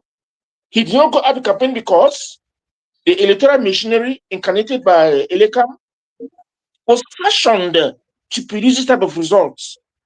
You know, so he didn't bother himself to campaign. That's why Mimi observed that the CPDM had no manifesto, they had nothing, they just sat around waiting for Elekam to do the job for them. So we are in a situation which is really humiliating, which is disgraceful. We don't expect Cameroon with, you know, how many universities, more than 50 universities, academics, etc., performing in this manner. You know, so it's a shame. It's really a shame. It's a challenge to our intelligence. But I think that Cameroonians will not allow a group hiding somewhere to manipulate them. It's not Paul Biya. Paul Biya's term is over. He's tired. Everybody knows that. He has no interest. He just comes out once in a while when it's possible. If not, he's permanently hibernating. His hibernation is almost permanent. There's no pretense about it. So what is all this joking around? Why not allow someone who can effectively govern? Why refuse Tchiroma the possibility of going for everybody, including the CPDM, including those in government? At the end of the day, we are all Cameroonians. We are all Cameroonians. Why are we excluding some people from governing? We cannot restrict governance within a particular area for half a century. It's not okay. Clearly, we are in what we call a monarchical republicanism. A republican system which is actually monarchical. And I think what Tchiroma is fighting against is this form of monarchism. We're in a republic, and let's uphold republican values. If we translate this whole thing into a monarchy, from Biya, it goes to his clan, from his clan to his, and so it's not okay. It's not okay, and that is where the problem lies. And that is where Cameroonians cannot accept. We cannot accept that a clan should perpetuate itself over everybody. We cannot accept that a clan should try to strangulate everybody. We cannot accept that a clan that has involved the whole country in continuous retrogression should perpetuate itself. Professor, I'm not getting you. Is it a clan? Okay, you say a clan, not a clan. A clan, C-L-A-N. Do you think that is a clan? Because we see it's a mixture from all the 10 regions that are holding the country hostage. No, I think that's the error in what we call you see, you try to incorporate a few elite, but the power base is not in their hands. They're just paid people to do this and that. The real concentration of power is considered as our thing, the Singan clan. We should run away from that. The rest of the people are just pulled in the spirit of primordialism, where you pull in people here and there to support you in achieving your objective. But if you go to their regions of origin and so forth, they have no representation, no voice, nothing. So their presence is Yaoundé. Out of Yaoundé, they don't own a constituency. A constituency does not respect them. That's it. So we must talk about owners of the system. And we talk about the owners of the system. It's, of course, the plan. It's a what you call ethnicization of politics. You know, when you are brought into it, that doesn't make you part of the ethnic card. They can kick you at any time, but they come there, and that is what we call the ideologues. Monarchism. Yesterday we saw in Marwa, thousands came out in what they called a peaceful protest march. But today, after the proclamation of the official results, a table seems to be turning. We already getting information that there are some deaths registered around the residence of runners of Issa Tchiroma.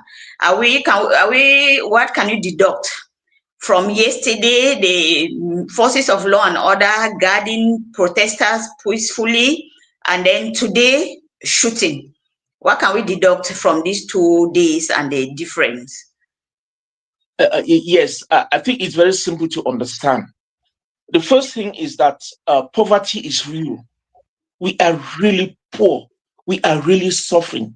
So it's easy to dispute some little, pieces of bread, and you get those people to clap for you. But that does not change their mind. What is in their mind is Tchiroma. It's as simple as that. You cannot change their mind. Tchiroma has actually is a Tchiroma fever that has caught everybody. Tchiroma is in their mind. Now, in connection with the violence, the shooting and so on and so forth, of course, in the logic of intimidation, the results are going to be proclaimed.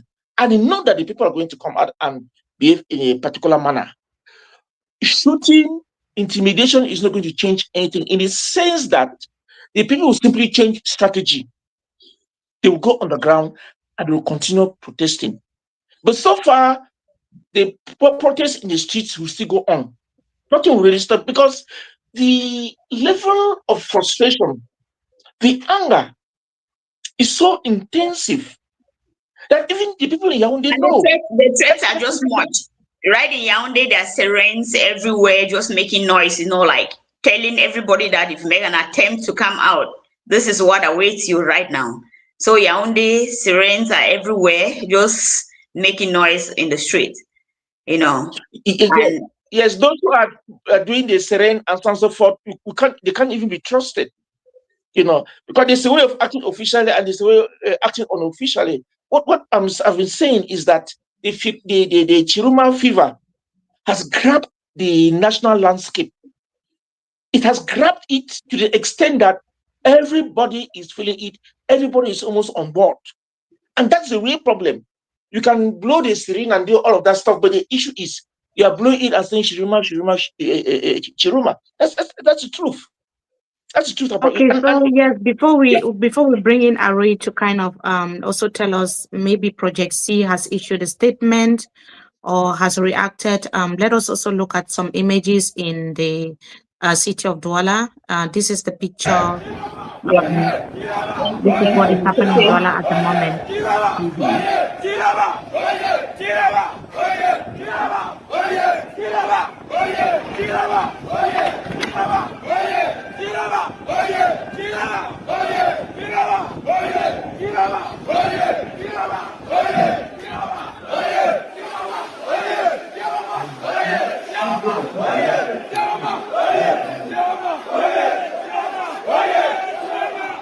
On le quatrième, on le quatrième, on le quatrième, on le quatrième,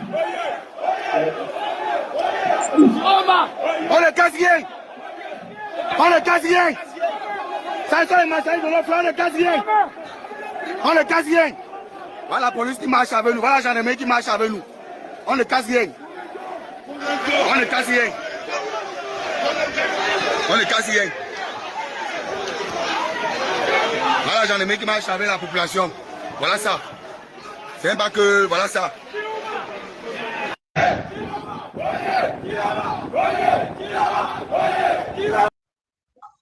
Okay, so those are images in the town of Douala. You can see that protesters saying that they are being accompanied by security forces and that they are not destroying anything. They are not being violent because we know that 4 people were shot yesterday by security forces in the city of Douala. One already was shot in the town of Marwa. So 5 people have died so far officially, and dozens of people have been arrested within the context of the post-election violence in Cameroon. And yes, we could see how people were protesting, and the security forces were accompanying them. But this is in the context where it was being filmed, and we could hear one of the protesters saying that they are not violent and that they are just carrying out their protests. What about localities or areas in Douala, Yaoundé, and other parts of Cameroon where there are no cameras? What is really happening there? The information that we are also having is that several cities in Cameroon are now really deserted. The city of Yaoundé, some parts of Douala, and we heard from Dairo, we are going to be bringing the images in the town of Garoua. Everyone is indoors, in Marwa as well, but we're having a lot of tensions around the residence of Issa Tchiroma Bakari. He himself has issued a statement just few minutes ago saying that he is not feeling like he is safe. I would quote him. He says that it is very urgent. I'm currently at my home in Garoua, and they are shooting at civilians who are camping outside my house. The assault has begun. That is what Issa Tchiroma Bakari wrote less than 20 or 10 minutes ago. Ari, I just wanted to come to you now and find out if Project C has issued any statement so far. Hi, Mimi. We have not issued any statement yet, but certainly there is one that is going to be out shortly. But I can speak here on behalf of Project C that we, like the majority of Cameroonians with a conscience, with good conscience, we believe that the proclamation of the results was just a finality of a fraudulent process that was initiated post the elections, which, in the machinery that was set up by the regime had to end with this process of them declaring President Paul Biya president for another 7-year term. But we strongly condemn the injustice that has been done to the Cameroonian people without any reservation. This is a massacre of the Cameroonian people, a massacre in the sense that their will has been taken away from them, and there is nothing more that to kill a person than to take their ability to choose who leads them. It is much more than an administrative process. This is the dehumanization of the Cameroonian people. It's basically saying to the Cameroonian people that you do not have the ability or capacity to be able to choose who leads you. That's what has been expressed by the Constitutional Court. And like I said earlier, there is the question of this puts into play this question of legality versus legitimacy.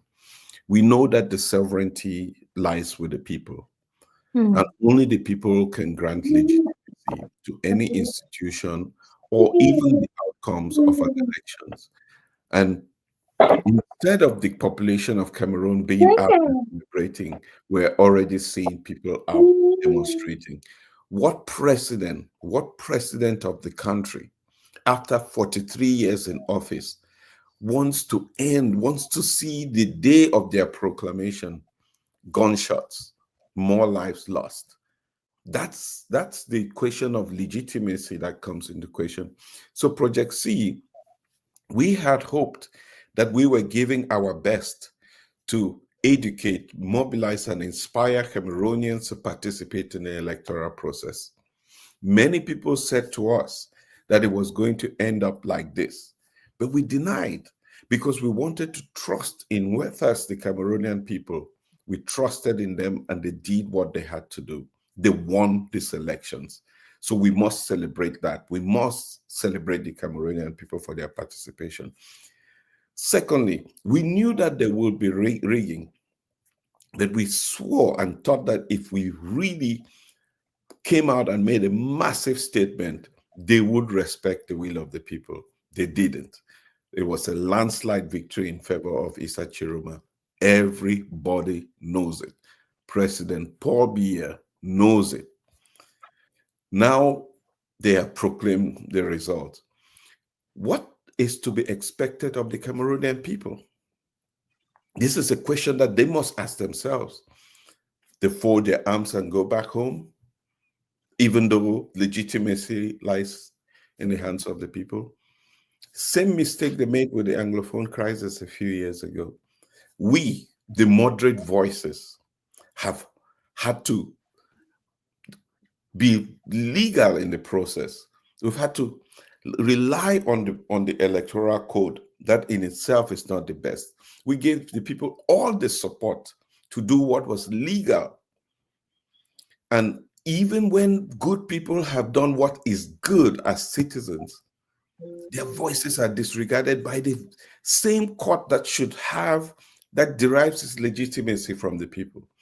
What do you expect of the Cameroonian people? This is a question that has to be addressed by the Cameroonian people. Do they fold their arms and go back home? Or do they find legal ways in which to delegitimize this government? It is up to the Cameroonian people. And we will stand by the Cameroonian people in this process. Thank you so much for that, Ari. Before Lovelyn comes in, there's also another breaking news that has just come in. 2 people have died. Issa Tchiroma Bakari has just announced that 2 people have died in Garoua. They've been shot, just as we were speaking now, they were shot. They certainly those who went out and those who have been camping around his residence to protect him. They are shooting point blank. They are shooting point blank at the people, according to Issa Tchiroma Bakari, and he is wondering why security forces have to be shooting at their own brothers. And he said, let me quote him, "I can't help but wonder if you are mercenaries. Kill me if you want, but I will liberate this country by any means necessary. What blatant impunity." Those are the statements of Issa Tchiroma Bakari. I want to go to Prof just to ask, the shootings started yesterday because 4 people were killed. They didn't hold any weapons when they were protesting yesterday in Douala.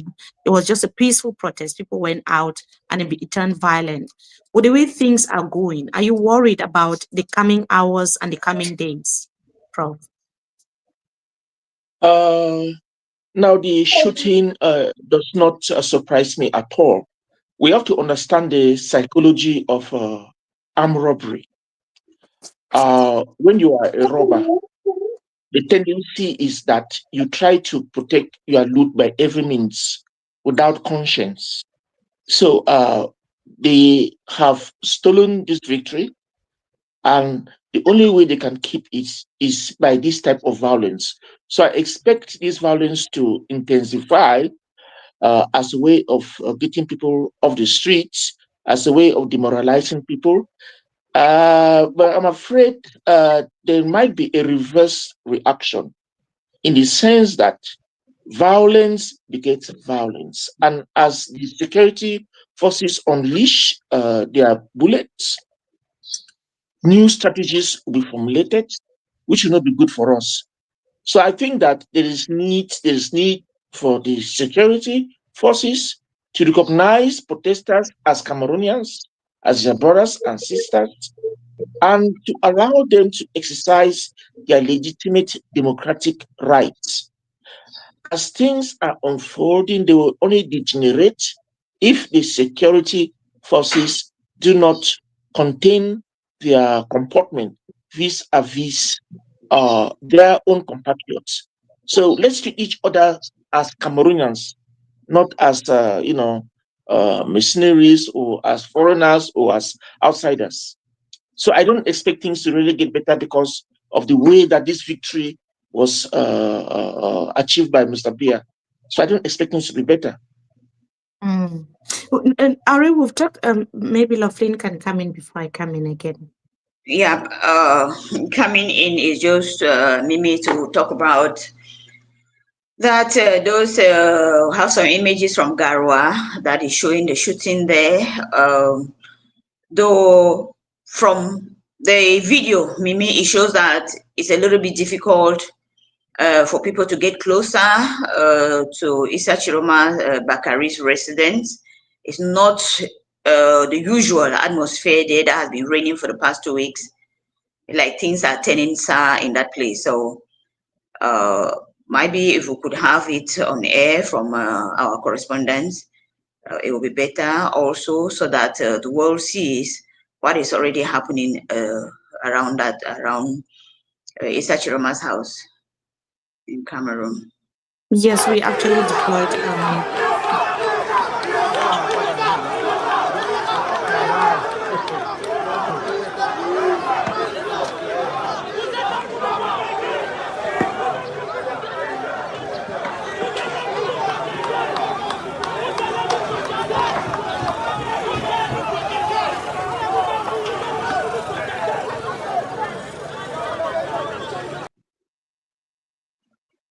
Okay, that was the town of Douala just this morning as well, and that was one of the residents in the city sending us those images because it's very difficult now to move around or go to any any neighborhood. You can't even go to a nearby shop because all the shops are closed. People are just indoors. I mean, it's practically ghost town, Ari, in different cities in Cameroon now. And we are already the fact that gas stations are all closed down. It also makes it more difficult, Yes, because right. there's no way for you to have gas to put in your car or your bike to go anywhere, irrespective of the fact that there were communiques that gave injunctions on bikes not to move, maybe from 8 p.m. to 5 a.m., but it's already about 2 p.m. in Cameroon. Yet people cannot freely move around. Some who want to go, who have the courage to go, because I would say have the courage to go out, they can't go because they don't have fuel in their cars or in their bikes, because the gas stations are all closed. So that's another handicap that is a little bit difficult for us to have a full coverage. But however, MMI is doing everything, and we're having the images as they're coming in. Right. So are we in a situation where regulating, that's how I'll put it, a dictator is almost impossible when the laws are being broken to, keep a dictator in power? I'm saying this because we had concrete evidence that there were electoral fraud, that there were malpractices. We published a lot of videos from sources, reliable sources from the ground. With this blatant, violation of the laws in place and even the constitution, just to keep an individual in power for the next, 50 years, it wouldn't mean that President Paul Biya will rule the country for 50 years. So what is the way forward? Because if the CPDM didn't end now, people are worried whether the end of the CPDM is anywhere close. Yeah. It is a basically what has been communicated to the Cameroonian people is that we do not have a democracy, that we do not have a democratic process, and that it has been certified that the ballot box is really not the way to bring change in Cameroon. It has been confirmed to the Cameroonian people once more that the regime is basically based on its entire existence is based on fraud. We must be clear, and we must remind Biya, President Paul Biya, and his regime. So often people give President Paul Biya a pass, or the outgoing President Paul Biya, and I'll continue to say that, the outgoing President Paul Biya a pass, saying that it is people around him. No, it is not people around him. This is a man we know has his capacities. He was able to read a speech. He came out to vote. but he disregarded the Cameroonian people in the process, didn't even ask for the Cameroonian people to vote. He didn't announce his entry into the campaign. Campaigned only once. This is a man who, for the last 8 years, has never set foot outside Yaoundé and Maroua in Cameroon, occasionally Douala. This is a man who is completely disconnected from his country. And this is a man who is accepting, what a shame, accepting to step up and be president when you know clearly that you lost the elections. And for people who are around him, you also know you lost the election. It is a shame. Shame on you. Shame on you that you do not have the ability, that you all are not man or woman enough to accept the outcome of a fair process. Let me not even call it fair, because you made it challenging for people all the way. But the Cameroonian people proved that they had the ability, the resilience to overcome all the obstacles that you put in their way. And now the only last thing that you have, the only way that Biya is going to stay in power, the only thing is leveraging the forces, the might of the military. That is the only thing. Essentially, what we have witnessed today is a coup d'etat. The coup has been completed, and the government that we have is illegitimate. That is essentially what has happened in this process. It's a coup d'etat. When there's a coup d'etat, the democratic principles are essentially thrown out, and it becomes a free-for-all. Essentially, this is a shame. This is a shame. And I don't see how these people wake up tomorrow or even go to bed tonight knowing that they were beaten so badly in an election, and they have to cling on to power by leveraging taxpayer money, because the military is funded by your taxes. They're using the arms that you pay taxes for to shoot you down for expressing your will. This must be something that everybody who is going to an office to work today must remember.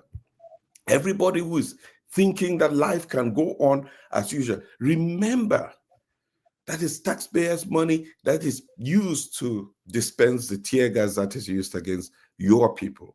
You remember that it's taxpayers' money that is going to be used, your taxpayer money, to prop up a regime that completely lost the election. And that in itself makes you all live in a country that is not governable, that cannot be developed, that cannot have the ability to build bridges, to build schools, to ensure that the next generation of young people, 60% of our country is young and hopeless. Hopeless because you have not created opportunities for them to aspire, to dream and achieve their dreams. That's what's going to happen in the next 7 years. But the people must never forget what has happened. It's a coup d'etat, and we cannot accept coups in modern day Africa. Yeah, I think that yes, go ahead, Prof. You've made a very strong point. Yeah, you've made a very strong point. I want to add the point of ingratitude on the part of Mr. Biya. Mr. Biya was handed power by Amadou Ahidjo, which he legitimized over the years. And he did that in the spirit of power shifting from one region to the other. Now, this is a case where Bakari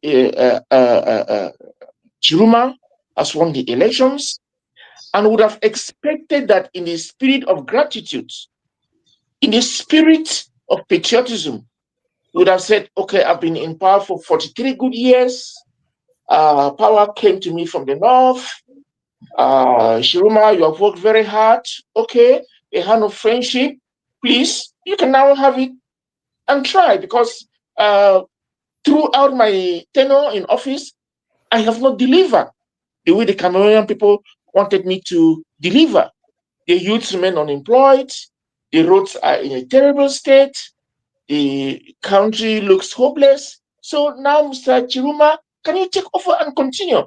Just as somebody at one point was tired and had a power to me. So there is this aspect of ingratitude which characterizes Mr. Biya, which is really sad. Tchiroma is a Cameroonian, Mr. Biya is a Cameroonian. And until we know how to share, until we know how to transfer power from one party to the other, following the rules of the game, I think we'll be betraying our own country. We will be presenting ourselves as people who are not patriotic enough, It was time for that transfer of power through legal means. But he's lost that opportunity. And the other truth is that at 92 years old, what can you do again? What can you deliver to the people? Physically, mentally, medically, you are handicapped. So why should you, for goodness sake, persist to return to Italy? You are returning there to do what? To continue ruling by delegation or by assigning tasks to Mr. A to do this for me, assigning tasks to Mr. B to do this for me, to surround yourself with many acting presidents? What is that? This is a strange scenario. We don't find this in any country in Africa except our poor Cameroon. It's really a terrible scenario, which I think political scientists have to get into it, make analysis and tell us what is really happening. It's really sad. It's really, really sad. Yeah, so it's quite interesting to understand that these are, some of the issues that every Cameroonian knows. Now we know exactly what is happening. We've been talking about it, for months now. And the hope of the thousands of people watching us across the country was to actually see or hear something different today. We have Bernard who has just joined us. Bernard, it's so good to see you, but it's not a good day for Cameroon and Cameroonians. But before you come in, Bernard, I want to just play this video. It's not a video per se, but just to paint the picture of Garoua for those who are really wondering what is happening there. And after that, I also want to show some images of Douala yesterday evening. Okay. So we can see how business centers, streets are deserted. No one can be found on the streets. Maybe just for the person who was able to take these pictures. People are just indoors. Vehicles are not moving. So this is just like, the same situation, what is prevailing in the Anglophone regions of Cameroon. People are not going out, vehicles are not circulating, and we cannot even see, even bike riders are not moving. But let us also revisit what happened yesterday in Douala. And when we come back, we are going to be introducing Bernard, who has also just joined us. Are and Prof, please, you have to stay with us.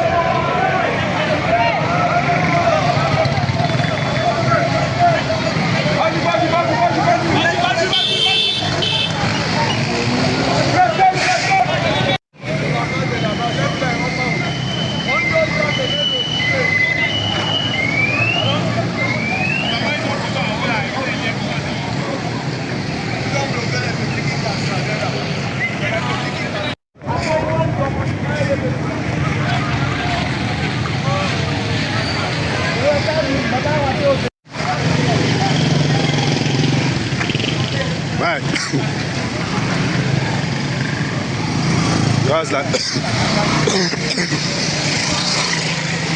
Le gaz lacrymogène.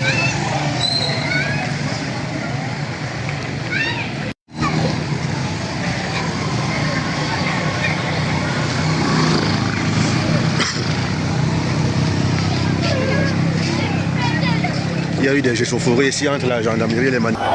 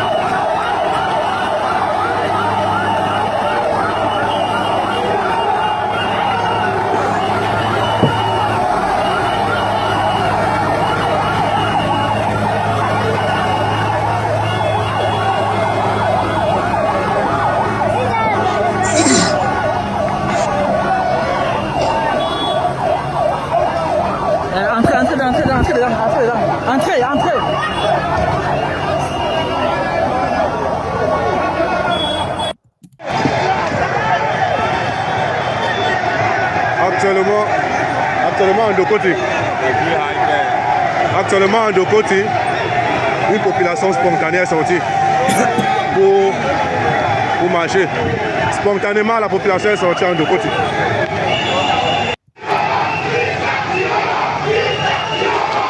Là, nous sommes en Dokoti.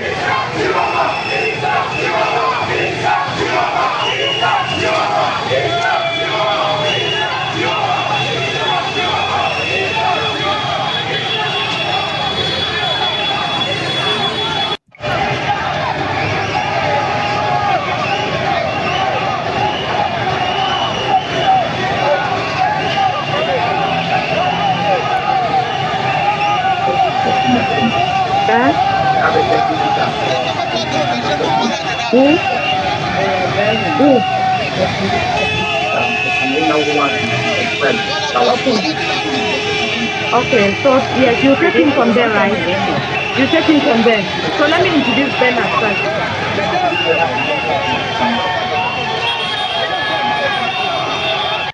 Entre-temps, on a besoin d'un Cameroun essentiel. Qui veut dire quoi? On a tous ces paramètres qu'on a oubliés. C'est toujours nos archives qui nous rattrapent aujourd'hui. On a besoin de Aïdjo. On a besoin de Django Foncha. Et on va se rattraper aussi avec Oumiobe et consorts. Ce qui veut dire quoi? Ramenons notre Cameroun, pourquoi? Parce qu'on ne se maintient pas dans un Cameroun, mais on est dans notre Cameroun. Quel est dans ce Cameroun? Pour certains Camerounais qui ne la savent pas, le Cameroun qu'on maintient présentement, c'est le Cameroun qui est avec le K. A-M-E-R-U-N. Maintenant, comment on peut pas retrouver le Cameroun? C'est nous ça qu'on en a besoin, parce qu'il faudrait faire entrer d'abord les nordistes. Là, ne savons bien pas que ce sont eux. Et maintenant, de l'autre côté, il faudrait qu'on remette la position de Django Frontier. Et non seulement ça, on se retrouve maintenant avec une liberté qu'on appelle Oumiobe, que tout le monde en sache. Bon, là, maintenant, le Cameroun va se faire prendre. Et là, nous serons de la Troisième République. Mais on va toujours maintenir le Cameroun du cas. Maintenant, pour maintenir le Cameroun du C, on va faire la 4.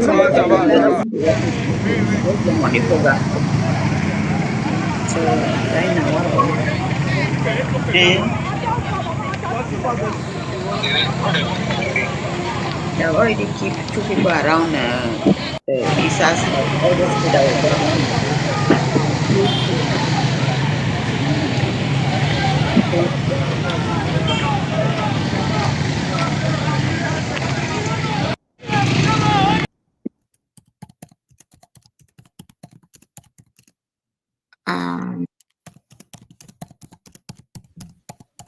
Yes, that was the atmosphere in Douala the entire yesterday. We had a longer video, but we had to cut it now because we have a lot of people also to react and tell us about their opinions. Let me come back to the facts and figures that we have President Paul Biya won the election according to the Constitutional Council by 53.7%, and Issa Tchiroma Bakari came second as main challenger, and he came second with 35.2%. Bernard Ngalim is here with us. Bernard, hello. Welcome. Something we weren't expecting to see, but somehow not surprised as well. Thank you, Mimi. Thank you, everyone on the panel. Good afternoon, Prof. Mimi, to be honest with you, I'm not surprised that the Constitutional Council reached at that declaration. It was already very evident from the reports of the National Vote Counting Commission. But besides that, it's evident that this Constitutional Council would never declare another person winner. It is evident that ELECAM cannot organize elections where another person would come out winner. It is evident that President Paul Biya cannot leave power through an election. I just want us to be very clear about this. He cannot leave power through an election. And all the education we have been doing here is to raise citizen awareness, raise citizen knowledge, to know that Article 2 of the Constitution gives sovereignty to the citizens. Because when Paul Biya and any other of his successors would stay in power, power belongs to the citizens, and they need to take the power back with their own hands. I'm emphasizing on this point because this government is not a government that discusses. It is not a government of dialogue. It is not a government of reason. It is a government of force. All they know is brutal force. So when you understand that that is how the government operates, you know that they cannot leave power.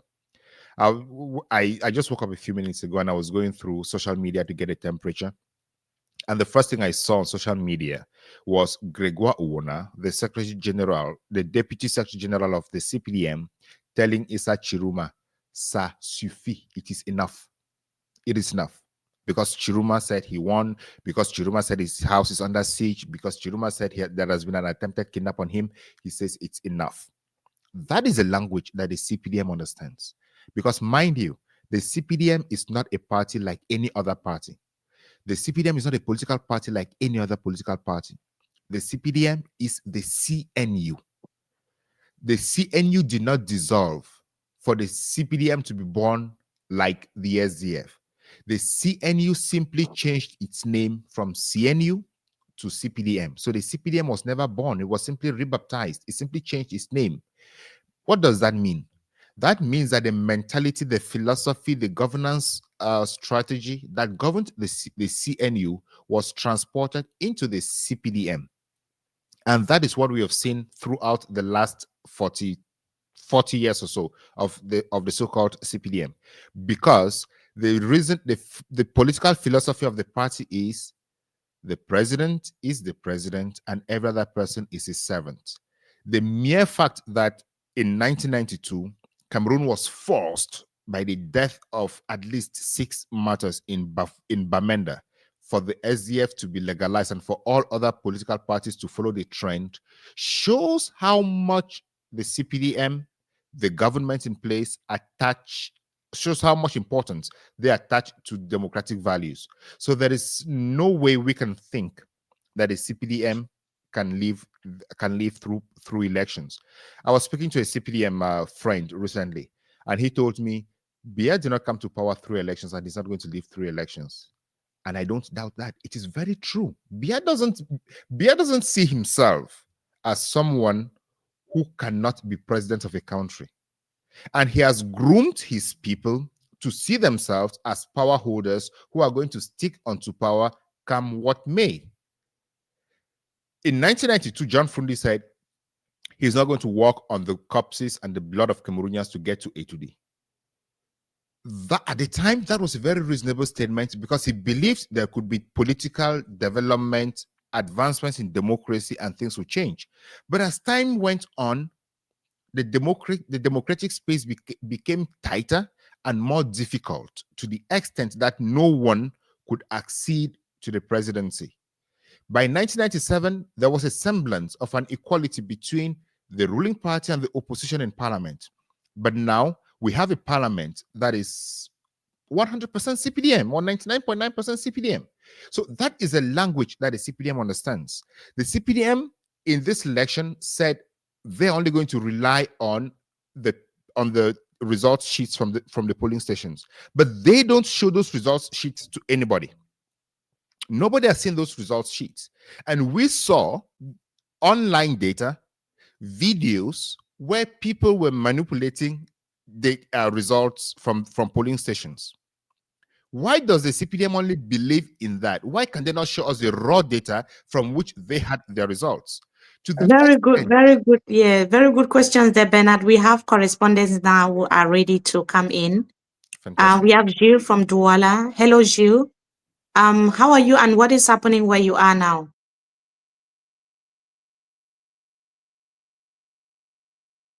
Yes, the reporter in Douala. And bonjour à vous. How are you feeling? What is happening in Douala now?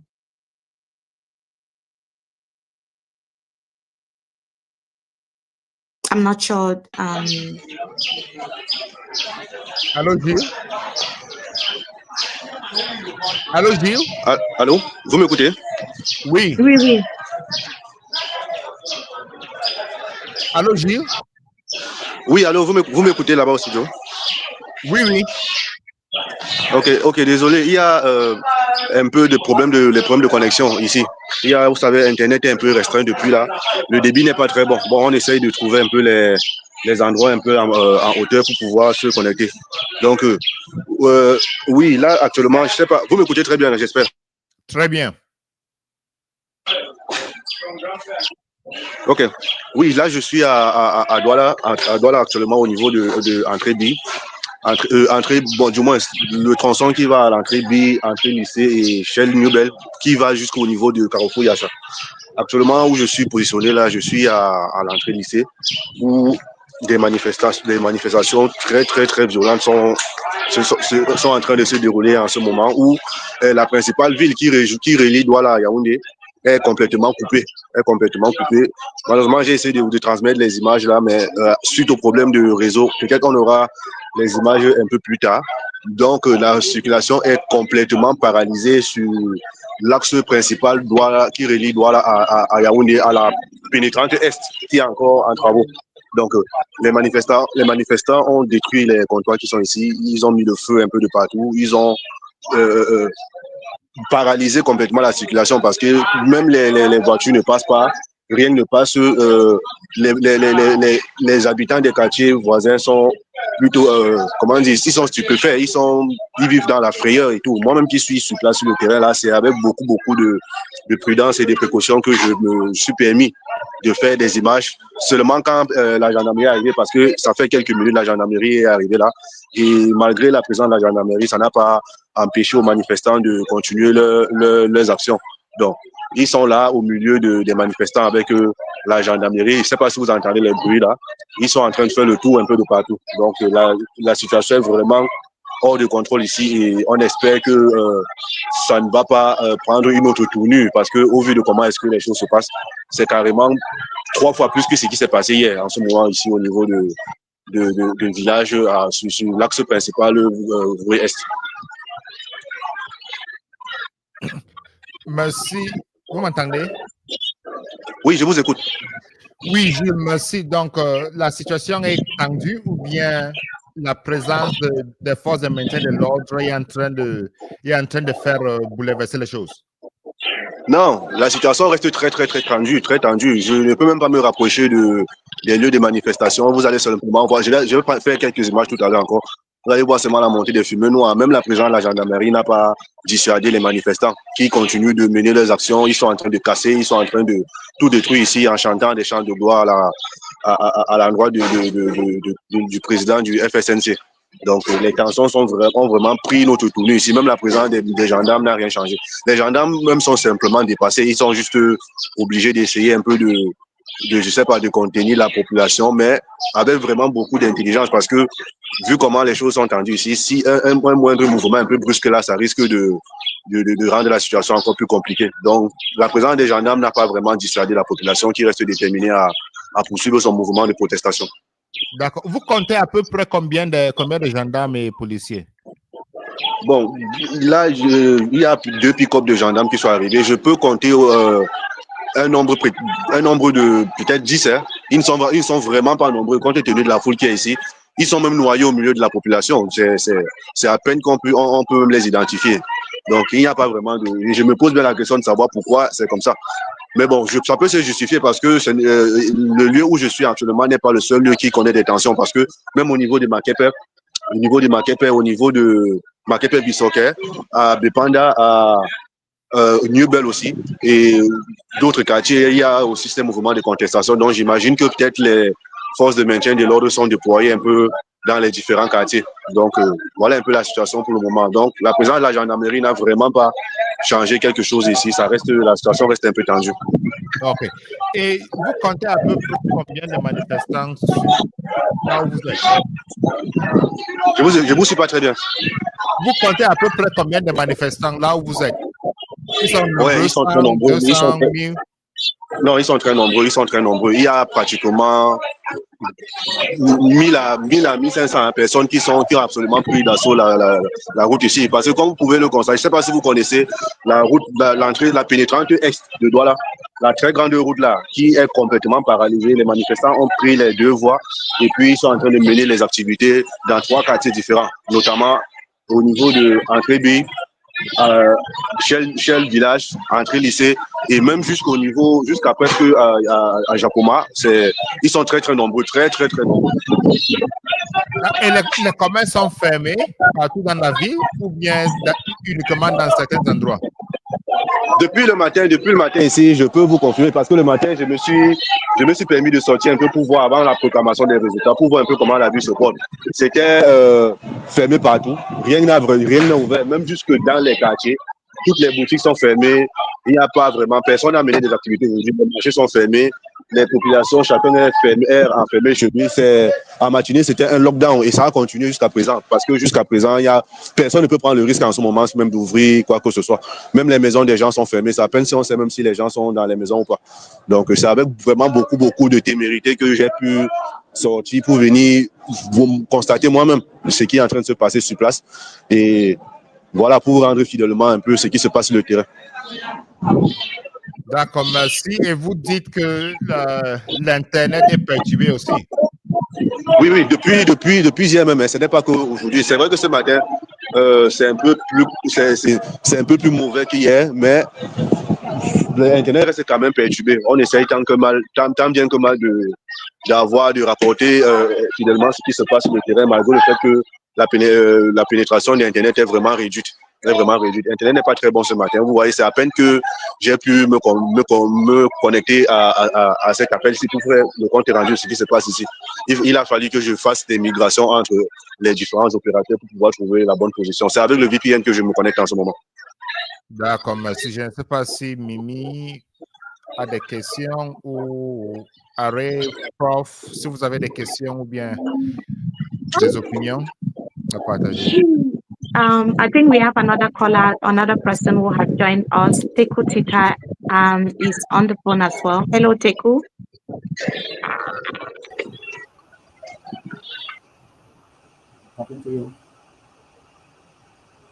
Hello, Teku. How are you? And where are you joining us from, please?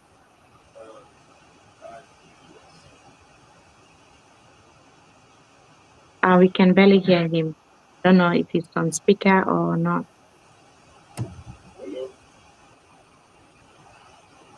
Am I getting his voice faintly? Yeah, it's not very clear. Yeah. Teku Tita? Teku Tita? Looks like we can get him. Okay. Teku Tita, are you there, please? Yes, I am. Okay, yeah. So where are you joining us from and what do you have to share with us today? I'm in the US.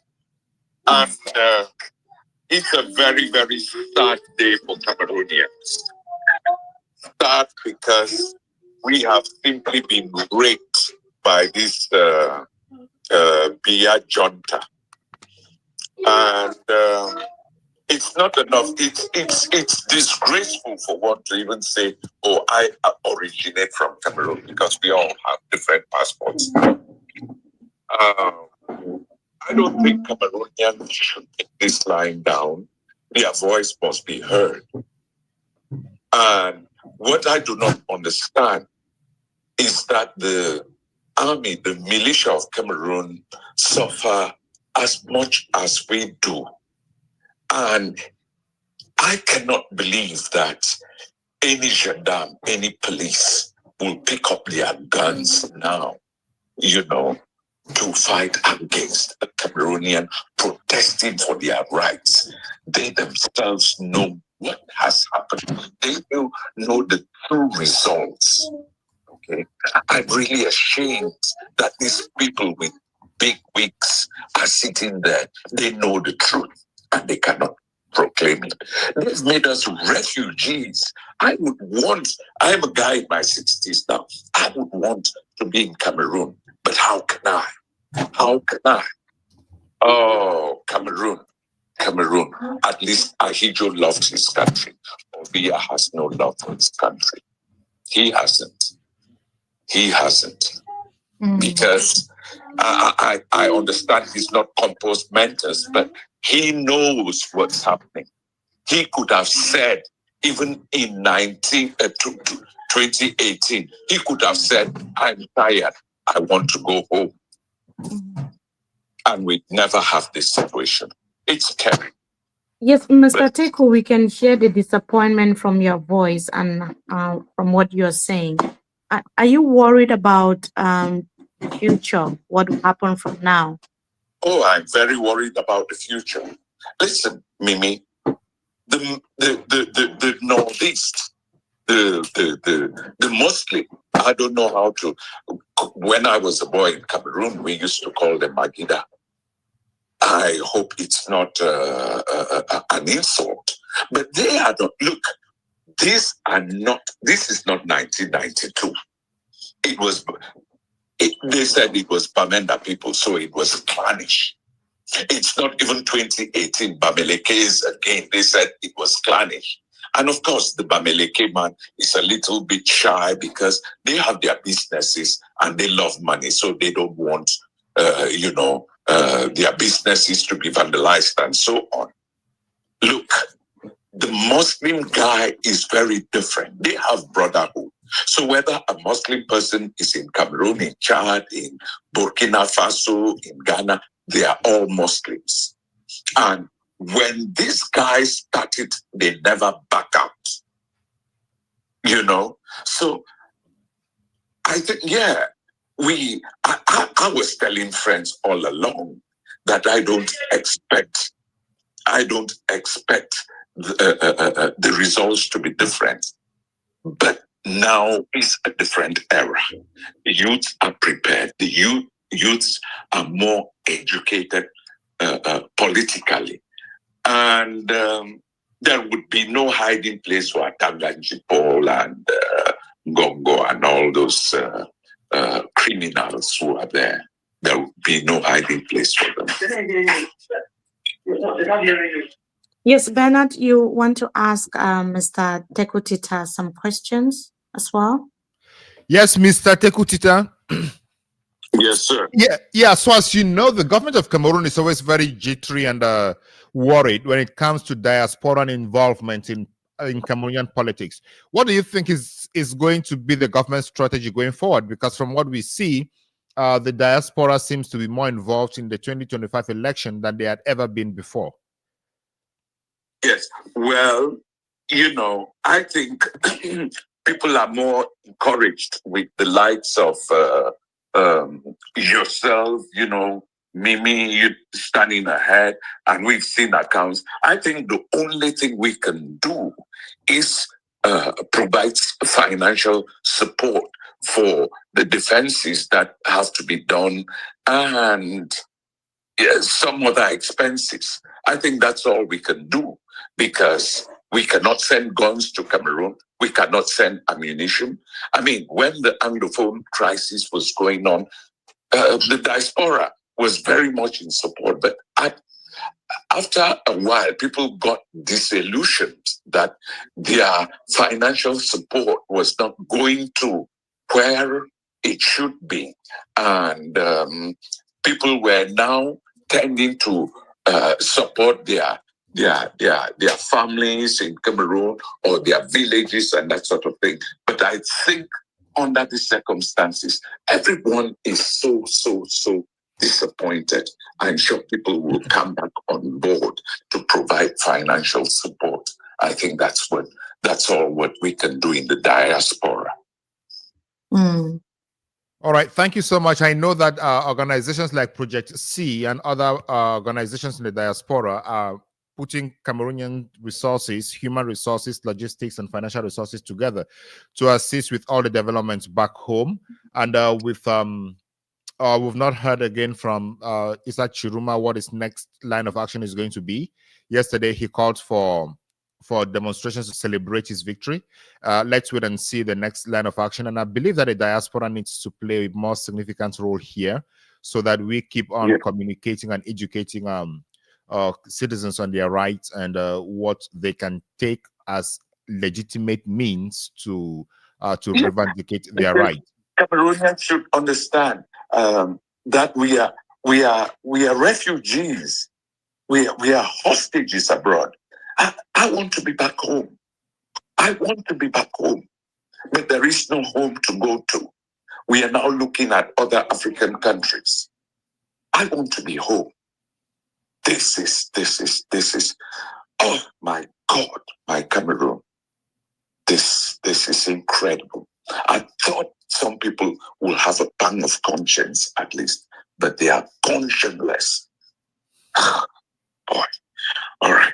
Thank you so much, Mr. Tekutita, for your inputs, and we really appreciate that he was able to share his emotions. We can see he says he's no longer a young Cameroonian. He's not longer in our generation. I'm talking you and I, Bernard. He says he's older and he would have loved to go home, but where is the home to go to? And then I've just the whole notion of there's some people who think that Project C. Oh, sorry, okay. guys. I'm not sure. Yes, Ari, that's fine. Ari, would you want to come in because we wanted to go to Prof a little bit, just to ask. That's fine. Yes, we've heard from a Cameroonian really worried about the home to come to, and that might be, it might be something that resonates with many other Cameroonians who are also in the diaspora. They feel the same way. They would love to go home. Yesterday, I was in London speaking to many of them who would love to come home. But there is no home where home is, really. When you hear Cameroonians speaking that way, how do you feel, Prof? Well, I think there shouldn't be room for disillusionment. Once we become disillusioned, once we imbibe disillusionment, we are not helping the situation. We should remain optimistic. We should remain hopeful. Cameroon is our country, and nobody is going to fight for us. We have to fight. We have to carry the fight to a logical conclusion. We have to transform our country. Biya is a Cameroonian. He is at fault because he has hijacked Tchiroma's victory. We have to tell him that those who are on the streets in Douala and elsewhere dying, they are fighting for us. So we must not relinquish our responsibility. It will be unfair. All hands on deck. Those at the home front, those in the diaspora, whom we appreciate very much. I'm a diasporan myself. And so I think at the end of the day, we really have to exercise that solidarity. No giving up at all at any point. We have to remain hopeful, and we have to continue inspiring the home front. Project C is fantastic in the sense that they are trying to mobilize resources to help the home front. That is wonderful. That is wonderful. So without hope, there's nothing that we can achieve. So we must remain hopeful. We must remain confident. We must remain determined. We must remain focused. and forward moving. I think that there's so much meat in here, but it's kind of like a puzzle, something to go up. I don't know what you guys think.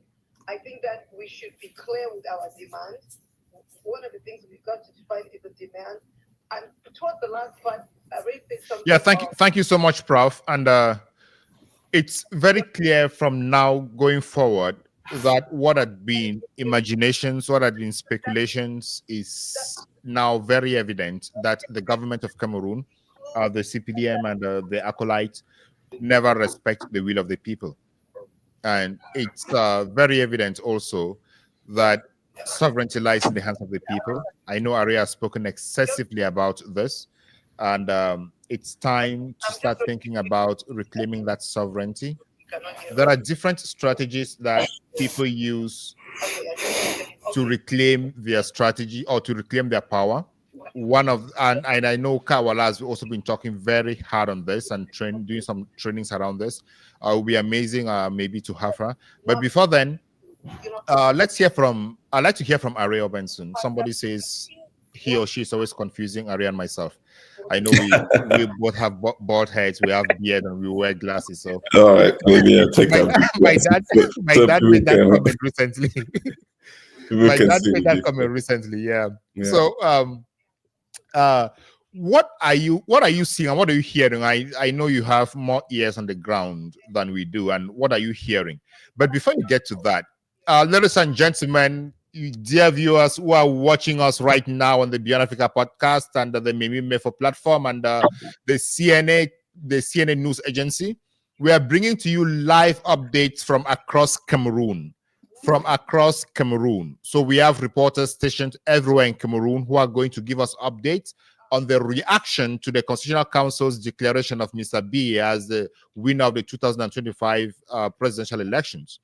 We had a reporter from Douala who gave us updates. There are uprisings in Douala, and the police are not able to contain the uprising where he was because he said there are about thousands of people there and just 2 pickups of gendarmes and police officers who ended up mixing up with the population. So it's difficult to contain. And the reporter was also moving around town to get the temperature in Douala. We have somebody in Yaoundé who is going to be joining us very soon, and somebody in Garoua who is going to be joining us very soon. But one thing I would like to make is a very humble plea to all those who are watching and all those who think that these platforms that we are broadcasting on are doing a fantastic job. Forget about us that you see on the screen. Think about those who are on the field, those who are bringing the reports. They need to move around. They need to feed their phones with internet. They also need money even for bread and sardine as they move around. Please, please, please, if you can, chip in something. Let's give it to these correspondents so that they continue doing the good work they are doing. They're already taking enormous risks that we cannot pay for, and they are happy doing it. But just for the upkeep, the internet, transport fare, and a little bit of food for them to eat, please, if you have anything, you can chip it in. Let Mimi tell us where you can chip that in. Yes, we thank you so much, Bernard, for reminding our viewers. Many of them have been so kind to us, and some have been giving tea, coffee to our reporters. But if you want to do so via mobile money, it's quite easy. I don't know if the technicians can help us with that. The mobile money number is 6791355573, as you can see. Then the PayPal account, you can also see that is contact@mimimefoinfos.com. Please, can you just leave that on the screen so that people can see? Yes, those are the numbers if you want to support the reporters. Like Ben said, it's a lot of work. We have to displace some of the correspondents from one region to another because, especially in the hottest regions like Garoua, and you can see how he keeps saying that he's from a hotel. So we have to take care of all the bills and all that, and also make sure he's safe. So please, whatever you can give, that will really go a long way. And for the platforms, also Bernard has a YouTube page where you can be a member. People can decide to give $5, $10 per month to support him as well. He's got a platform where he brings these big minds to come and talk about pertinent issues about Cameroon and even in Africa. He's been doing a fantastic job. You could also be a member to support him monthly. We've seen some people also joined the membership board on Talk with Mimi Mefo. Please continue to do that and spread the word. We also have the Cameroon News Agency YouTube channel. Please keep also sharing and subscribing and be a member there. That's the only way you can also assist us. Just like we heard from Tita speaking a while ago, that he is ready to give whatever support that we need for those who want to support, like massive, small, big, medium, I don't know, but every form of support will be welcomed. This is Beyond Africa Podcast YouTube channel of Bernard Ngalim. You can see, I'm hoping that maybe by the end of today, he should have 10,000 subscribers, because we have 20,000 people watching. So if he can have 10,000 subscribers before the end of today, that would really be great. And you can see the fantastic job that he is doing. Also join the membership board on there and support him, you know.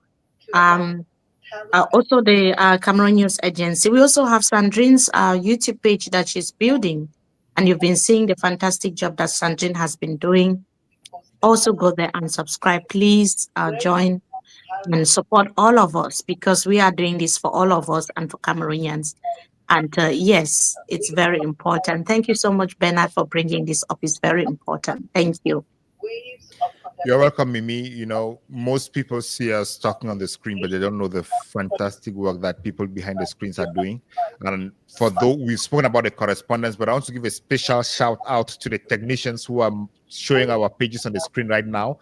They're the ones bringing us on the screen, taking us off, bringing the guests off, taking them off. And it's all sacrifice for the nation. It's all because we want to see the nation grow.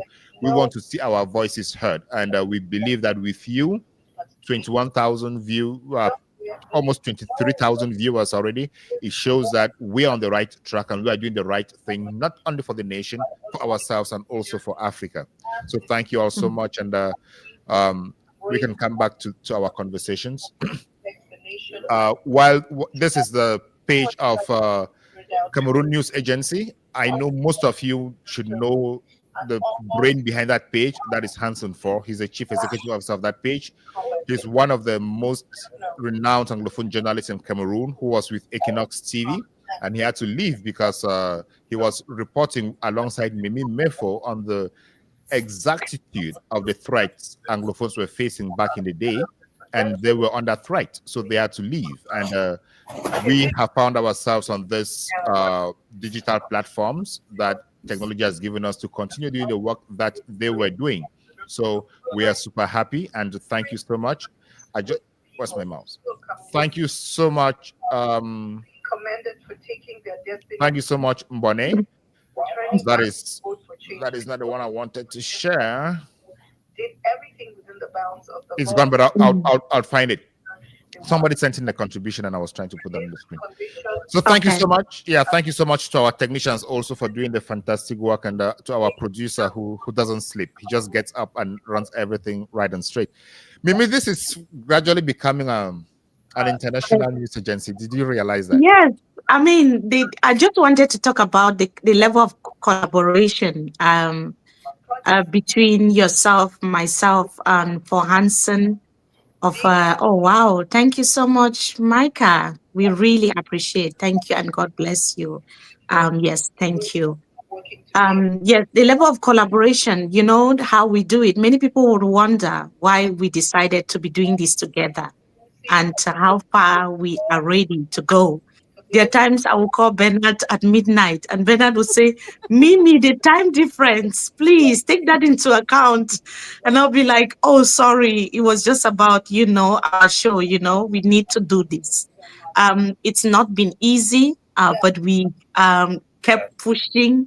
We kept pushing, and we have other things that we are doing, but we create time for this to just come and have this conversation, because it's important. If we don't do it together, I don't think it can create the level of impact that we've been able to create, Bernard. And I'm so proud of you, Bernard. I have to say this here in front of everyone that you amaze me, your humility, your professionalism, what you've been able to bring in it's changed a lot for this production, for this Road to It to the initiative. And I can't thank you enough for everything that you've done so far. For all the hosts, Hansen it's been amazing. Also, Hansen is always there. Mimi, yes, take me whenever you're ready. We are all together in this. It's a one-man thing. It has nothing, it's no more Mimi Mefo. That's why you see other people presenting and I'm not even there. So please, these faces, mark them, and these platforms, follow them. We also have Lovelyn, who just joined recently. She might be having her own platform soon, but these are people that please keep looking out. Check them out every day and see the great things that they're doing for our country. We also have Bernard. Am I forgetting someone? For on the screen people, you've named everyone. Yes. Yeah, just the technicians in the background. Yes, Jajeka, who is doing so fantastic, and yes, and he's the producer of Road to HD, so he's been there from the very beginning, and he's doing really, really fantastic. And also Kingsley, we have Kingsley, who is also working a lot in the background, doing so amazing, and we cannot thank all of them enough. Yes, thank you, everyone. Are, I can't thank you also. Are is always hopping in. I say, Are, we need you now. Please come and let's talk about these issues. Are is not just Project C, but Are is a Lego mind. He is a lawyer. He is a trained international lawyer. These are people that have made it on the international scene, but they still have our country so much at heart. And when we listen to Are, you can tell that this is someone who really wants things to change for the country, and is not doing that alone. We also have Eric Chinje. We have Rebecca Enonchong. As soon as you send her the link, she says, yes, I'm coming, Mimi, I'm joining. So it's Sandrine also, Sandrine Yamga, of course.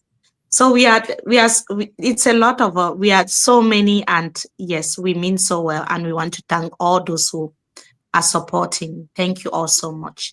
So yes, Bernard, let's continue the conversation. Yes, thank you, Mimi. I think sometimes it's good to remind ourselves of what we are doing, where we are coming from, and encourage those who are watching us to also see that we are bringing some value to them, and they are bringing some value to what we are doing. Because if they're not there, we won't be here. We won't be here. Yeah. So thank them so much. And if you don't have anything to send in to support, please, we are children of God. Just pray for us. Just ask for protection for us, for the producers, for the correspondents, for the guys, for everyone, so that we carry our nation forward. I also wanted to give a special shout out to Array and Project C, because it's amazing what they're doing in the background, and we continue hoping that things go the way they were. I've forgotten the question I asked Array, but I just want to ask this other question. There is already a lot to talk about, and I'm sorry I was. Yeah, let me ask this other question. The results have been declared today. What is Project C thinking about? I know Project C knew that this was going to be the outcome, come what may. So what is Project C thinking about? Well, we're saying that to use this word, aluta continua. The fight continues, and maybe even just beginning, right? Because I want to put this in historical context. About 65 years ago, young people gave their blood and sweat for the independence of the country that we call Cameroon. They had dreams, big dreams, of a country that would prosper, a country in which every child that was born would have access to good quality education, healthcare, water. They had traveled the world and seen the rest of the world prospering, building roads and hospitals and skyscrapers. They dreamed of those dreams for Cameroon.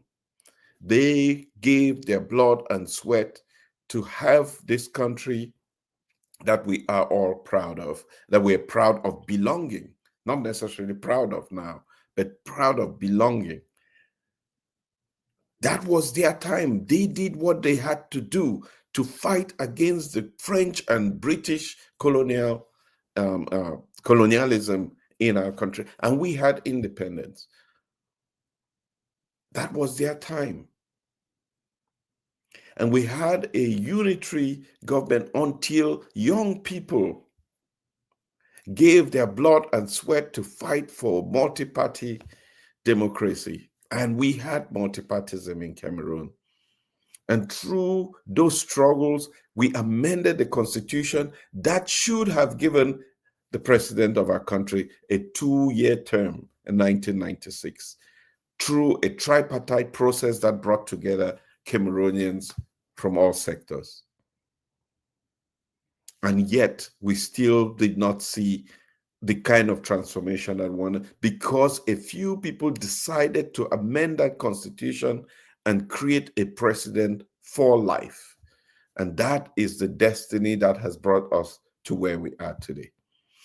It now behoves on the Cameroonian people to realize that just as we were colonized by the French and the English, so too this moment realize this represents some sort of colonization of the Cameroonian people, because even the will of the people expressed through the legitimate process, which is the electoral process, cannot transform the destiny of a country.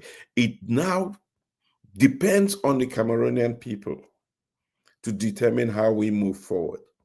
At Project C, again, I repeat, many people told us that you cannot beat this regime through the ballot box. We knew, but we thought we could change the dynamics, and certainly we have changed the dynamics. Certainly we have created a lot more awareness. Certainly we have empowered a lot more people. Certainly the people know that the power resides in them, that sovereignty resides with you, the people of Cameroon. And it is up to you to realize that this is the beginning of a struggle that must not end with this proclamation, but that must lead to the transformation of our country. That you must find all legitimate ways to continue to push forward for the legitimate process that will lead to change in our country. How we do that will largely depend on the engagement of the Cameroonian people. So do not go home today thinking that it's over. I want you to know that you are part of something bigger than yourself, something bigger that should lead to the greatest happiness for the greatest number, as opposed to a process that has essentially given legitimacy to, or legality to, a few who may be happy today, few who may celebrate today, but the vast majority of the Cameroonian people who will stand on the side of the truth, know the truth, and will not give legitimacy to a government that doesn't deserve it. Thank you so much, Ari. We also have, okay, please go ahead, Professor Nicodemus. Yes, Ari, I appreciate your historical insight. It's really beautiful. It says that a point I want to emphasize is that the fighters of our independence, the real patriots who had an ideology, who had a path they designed to follow, were never allowed to govern in the post-colony. Those who were pro-French, those who were ready to lick the boots of the French, those who were ready to sign secret accords which enslaved us, which made us perpetual subjects of the French, were those that inherited the post-colonial state. And so we need to perform some form of sacrifice for those great patriots of us who fought for us, but they never tasted the fruits of independence. Though we now have a continuation of those people who were pro-French, those people who were neo-colonial agents. And so the structure we have is a strictly colonial structure that does not favor the growth of the post-colonial state. So that's why I appreciate your ability to trace the genesis of our nationalism and those who made the sacrifice. The second point also I appreciate you made was this whole idea of reviewing the presidential tenure of office, that it should be limited, to 2 years, no renewable. This was the constitution was adjusted in 2000 and is it 28, right? 2008. Now, yes. 2008. Thank you. Now, this adjustment itself was a fatal blow, and that is where we are today. Because if the tenure of office was limited, we would have been here. And the resistance that Cameroonians put up against that constitutional amendment cost them a lot. Many died on the Wuri Bridge. May their soul rest in peace. And so this whole issue of presidential tenure, which is elastic, has led us into this big mess. But thank you for the wonderful project you are pursuing. We are still optimistic. I indicated from the very beginning that when a change starts, it metamorphoses. We don't know the exact direction. We don't know all the ingredients that are involved in this change. But what is certain, as most of you have indicated, is that this awareness in 2025 is a new type of awareness. It's an unprecedented awareness in the political history of our country. So definitely, this awareness is going to move mountains.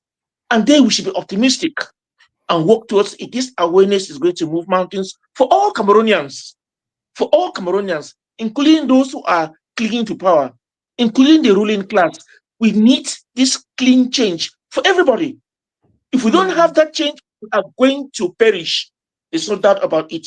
If the change doesn't happen, we shall collectively perish. So it's in our interest that we pursue this change vigorously, optimistically. There should be no room for what we call pessimism. No, we should be hopeful, and we should continue to yearn for the very best.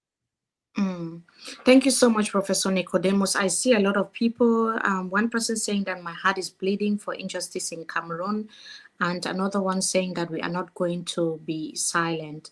And Siveng, of course, is not silent because she or he is joining us from the UK. Hello, Siveng Bagnak. Thank you so much for joining us today. Can you tell us why you're here and what you have to say to the thousands of people watching? Hi, I'm a he, by the way. My name is Thank Siveng. you. Thank you, Siveng, for joining. It's all right. Thank you. You've Welcome. probably, thank you. You probably noticed by my name that I'm a French speaker, and my accent will probably also denote Please that. speak in French because you have also French speakers. No, that's fine. That's fine. Let me carry Okay. on. If I can't speak fluently, then I will switch over. I normally don't follow the elections or politics in Cameroon, simply because I like to keep my heart in peace, my mind as well. So there's too much going on. But this has been really particular. These elections. And for some reasons, I decided to follow that because I thought that it is going to, we are going to see an end of the presidential rule of the current, the incumbent president, Paul Biya. Unfortunately, it didn't happen so. But what I did, which is I found interesting actually, because for somebody who doesn't follow Cameroon politics, I'm a Cameroonian, by the way.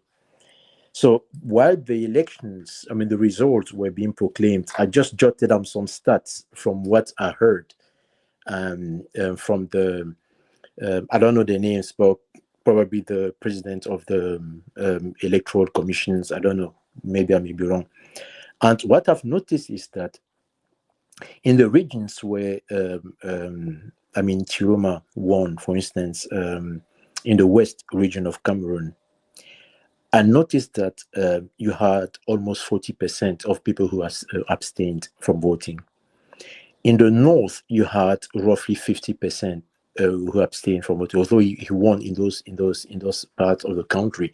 So basically, the percentage or the volume of people who abstained from voting was between, let us say, if I'm a bit cautious, it was between 30 and 50%, even when he won.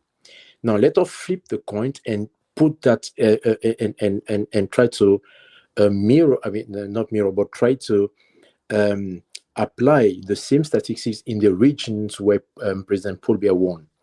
So it is obvious that the problem with these elections is not actually that the president, Paul Biya won. The problem lies with Cameroonians themselves.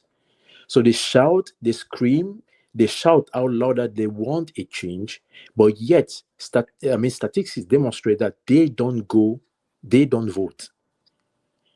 So how are we going to bring change in a country? How are we going to put an end to 43 years of rulership if we don't take the step to make our voice heard?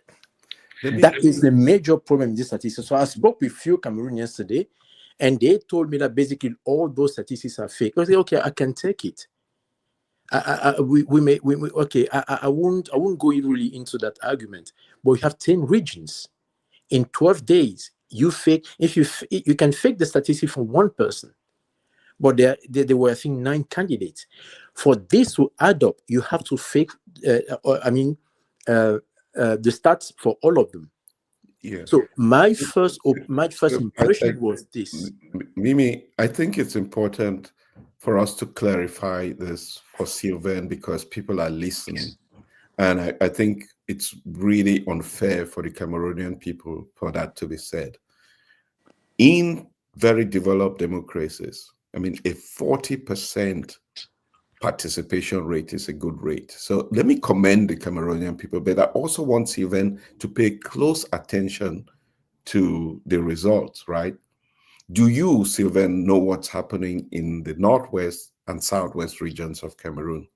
Do you see the participation rate in those regions? Can you imagine that in those regions in which it's even difficult to see a goat move on the streets, that you had the highest, that 200,000 people in the Northwest region turn out to vote for President Paul Biya? Does that make logical sense? That at the same time, of the people that turned out to vote, 86% of those votes went to President Paul Biya. Think about it. That's 225,000 votes that if you take, that were fabricated essentially in favor of President Paul Biya. So please, it's incredibly important to surrender to Caesar what is Caesar's. The Cameroonian people did the best that they could. And when you look at those statistics, this is for a registration process. That does not determine the number of people that have died. That does not determine the number of people that have traveled out of the country. That does not. So obviously, if you're keeping a voter record that dates back to 2018 to present, it may be logical that 30 to 40% of that. Even 2011, because we have people that have changed regions and their names appeared in Bamenda, whereas they are in Garoua. Yeah. So let's be very clear. This is not about the Cameroonian people. They did everything that they could to, even if you have 10% or 20%, look at the United States. The participation, Cameroon has much to show the United States if you look only at the turnout. So people turned out. It's incredibly important not to put this on the backs of the Cameroonian people. They did what they could. The only people that bear responsibility for where we are, let us be very clear. It is the regime in place which manifestly, evidently, we saw it fraudulent. Can you imagine? I don't know whether you know where Kumba is. And please, if you allow me to come in, because you've said a lot of things. You've said a lot of things, and I will also ask one of Mimi's questions. So, please don't get me wrong. Okay, I don't dismiss the fact that it's not just the Paul Biya government, but even in terms of Aidjo government, we've always had a repressive government in place in Cameroon. Falsified elections, that's not a new thing in Cameroon. I do not support the practices of this government. I think to rule a country at age 92, please, I think that's not on. But this is my point. And I'll come back to what I said before. Mimi said some people live in one part of the country and their name appear in a polling vote, in a polling how do you call it, vote or bureau. Yes, a polling station elsewhere. That has nothing to do with fraud. It could be, but it doesn't demonstrate fraud. I can be living here and then register and be registered to a polling vote and then move to another place. If I don't deregister myself from the previous place and re-register myself in the new place, it is not the government responsibility, it is my responsibility. But that doesn't necessarily demonstrate that there is fraud. So we have to look into those things with some balance. Okay, Mr. Steven, when did the elections governing body ELECAM release the entire list of the electorates after the votes took place? Yes, I can't really answer those questions. I'm now telling you that the electorates, the official list of voters, Bernard, I might be wrong, but that is the fact. The electorates were only released, the official list were only released after the votes had taken place on the 12th of October, I think 2 days after the 12th of October. Mimi? So people didn't even get that information. And some people are not, they don't move because they want to, maybe because of the war. Particularly, I received a lot of messages from Anglophones. They didn't even have the information. Bernard, do you want to come in? Yeah, I just wanted to say that the electoral code of Cameroon, not the electoral code, the electoral register of Cameroon is not credible by any measure. It's not credible by any measure because, as you have already said, it was lately, it has never even been released. It has not been, it is following the same procedure that they asked people to go to the website and check. But Article 80 says that it should be released, it should be published. As I already said, there is no system of recording deaths and movements in Cameroon, so there is no way it can be released. For the electoral system, for the electoral register to be considered as the fundamental starting block, it needs to be erased and remade from scratch. Because the way it is now, nobody knows the exact number of registered voters.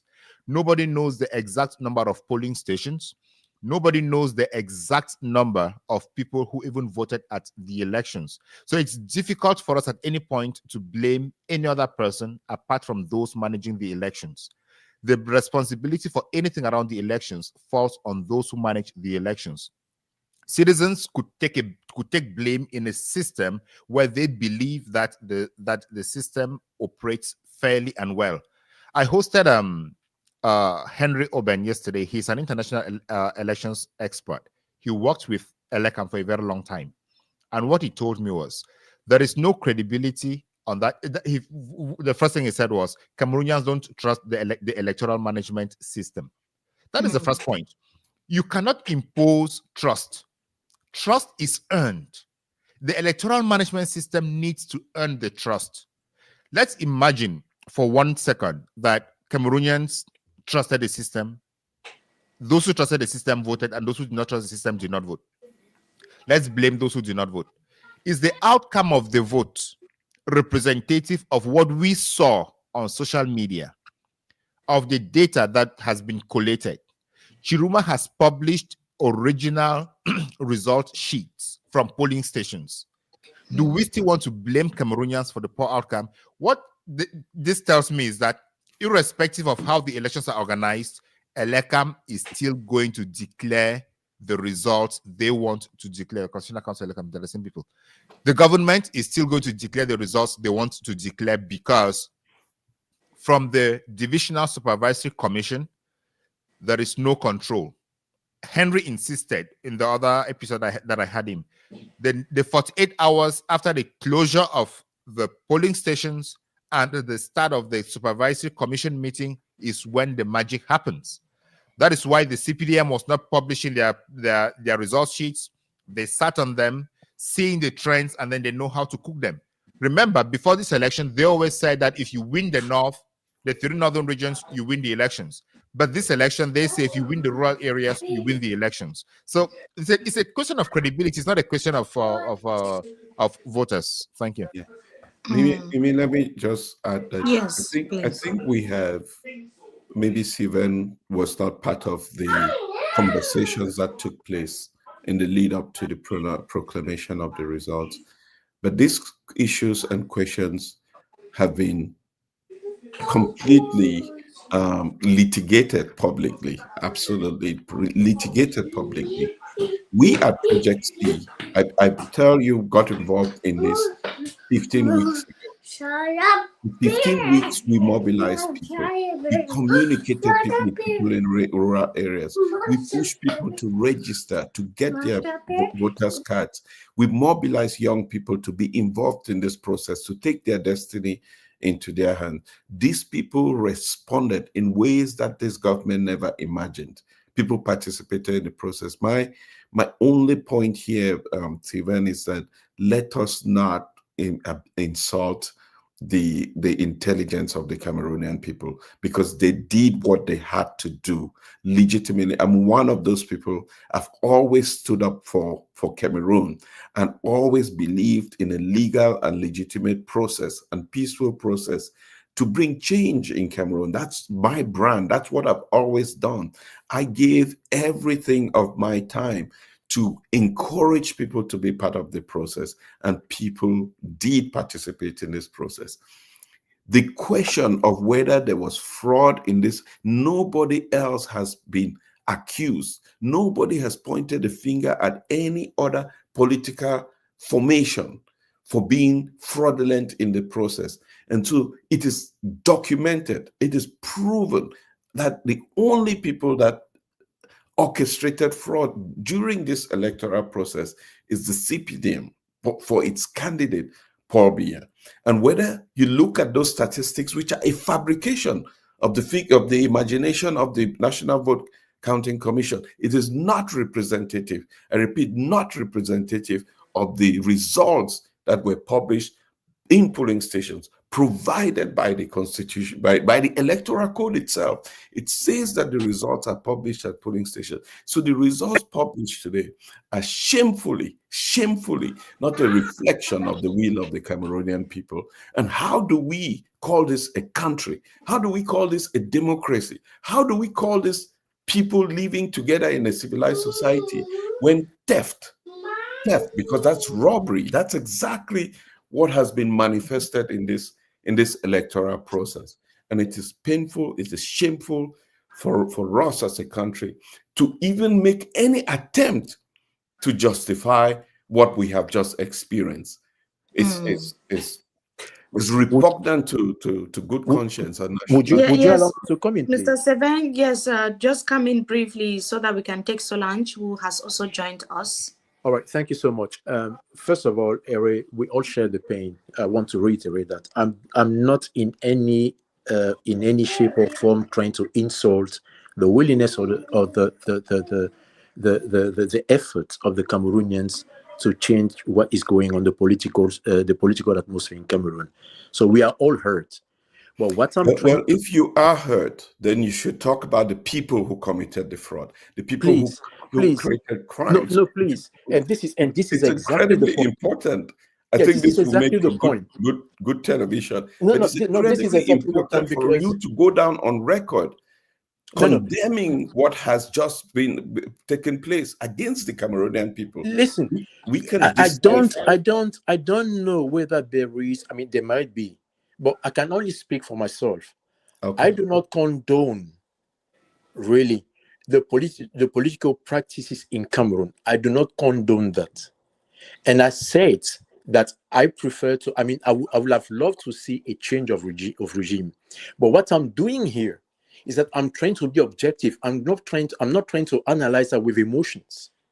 Now, we talk about elections that have been rigged. No dispute about it. I don't want to go into that argument, because if I say no, I wouldn't have any proof to demonstrate that. If I say yes, I wouldn't have any proof to demonstrate that. If you joined MMI today, it's because you have been following, right? We yes, have documented over the past few weeks, days, we have documented, we've proven to Cameroonians at home and abroad beyond reasonable doubt that the elections were rigged, that there were election malpractices, that there was fraud in different regions of the country, that people were threatened, people were beaten, the votes were stolen in some regions. So we've brought all the facts here. We did about 3 live shows presenting those figures, presenting those proofs to Cameroonians. So when you say you don't know, but because I have been following, but can I give you an example? Let us look at the but now I am literal. telling you that we have all the proofs. Okay, Or you want us to go back to the past? Okay, can I give you an example from the result I hear today? In the literal, Tchiroma won by 64%. I mean, I round it up to 65%. He won by 65%.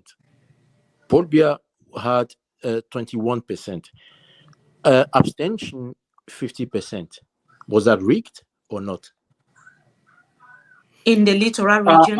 Yes. Are, give me a moment. Yes, okay. Bernard. Yes. Sylvain. So please let me conclude. Let me conclude my point. Let me conclude. No, you were asking conclude. Let him conclude. Conclude, Sylvain. This is my point. This is my point. This is my point.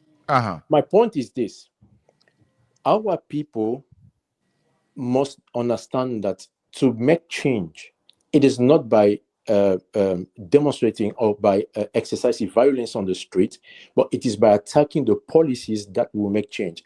And I salute what Mr. Nicodemus through Awonsum said. He said, will not be discouraged. In other words, the pursuit for a change must continue, but the right way. So we cannot continue to just complain and moan about the wrong practices of the government, but we must continue to attack the policies of those governments that never cease to ignore the will of the population. Thank you, Sylvain. That's it. Yeah. How should Cameroonians attack those policies that the government is using and they are not happy with them? There are various ways. Tell us the ways. Okay. I mean, we have elected people in the parliament, but this is the problem: is that even though we I don't want to. You have highlighted the problem. What are the ways Cameroonians should use to attack those policies? So the normal way to it is to have elected people in the parliament who do that on behalf of the people. But do you think Cameroonians trust the electoral process in Cameroon?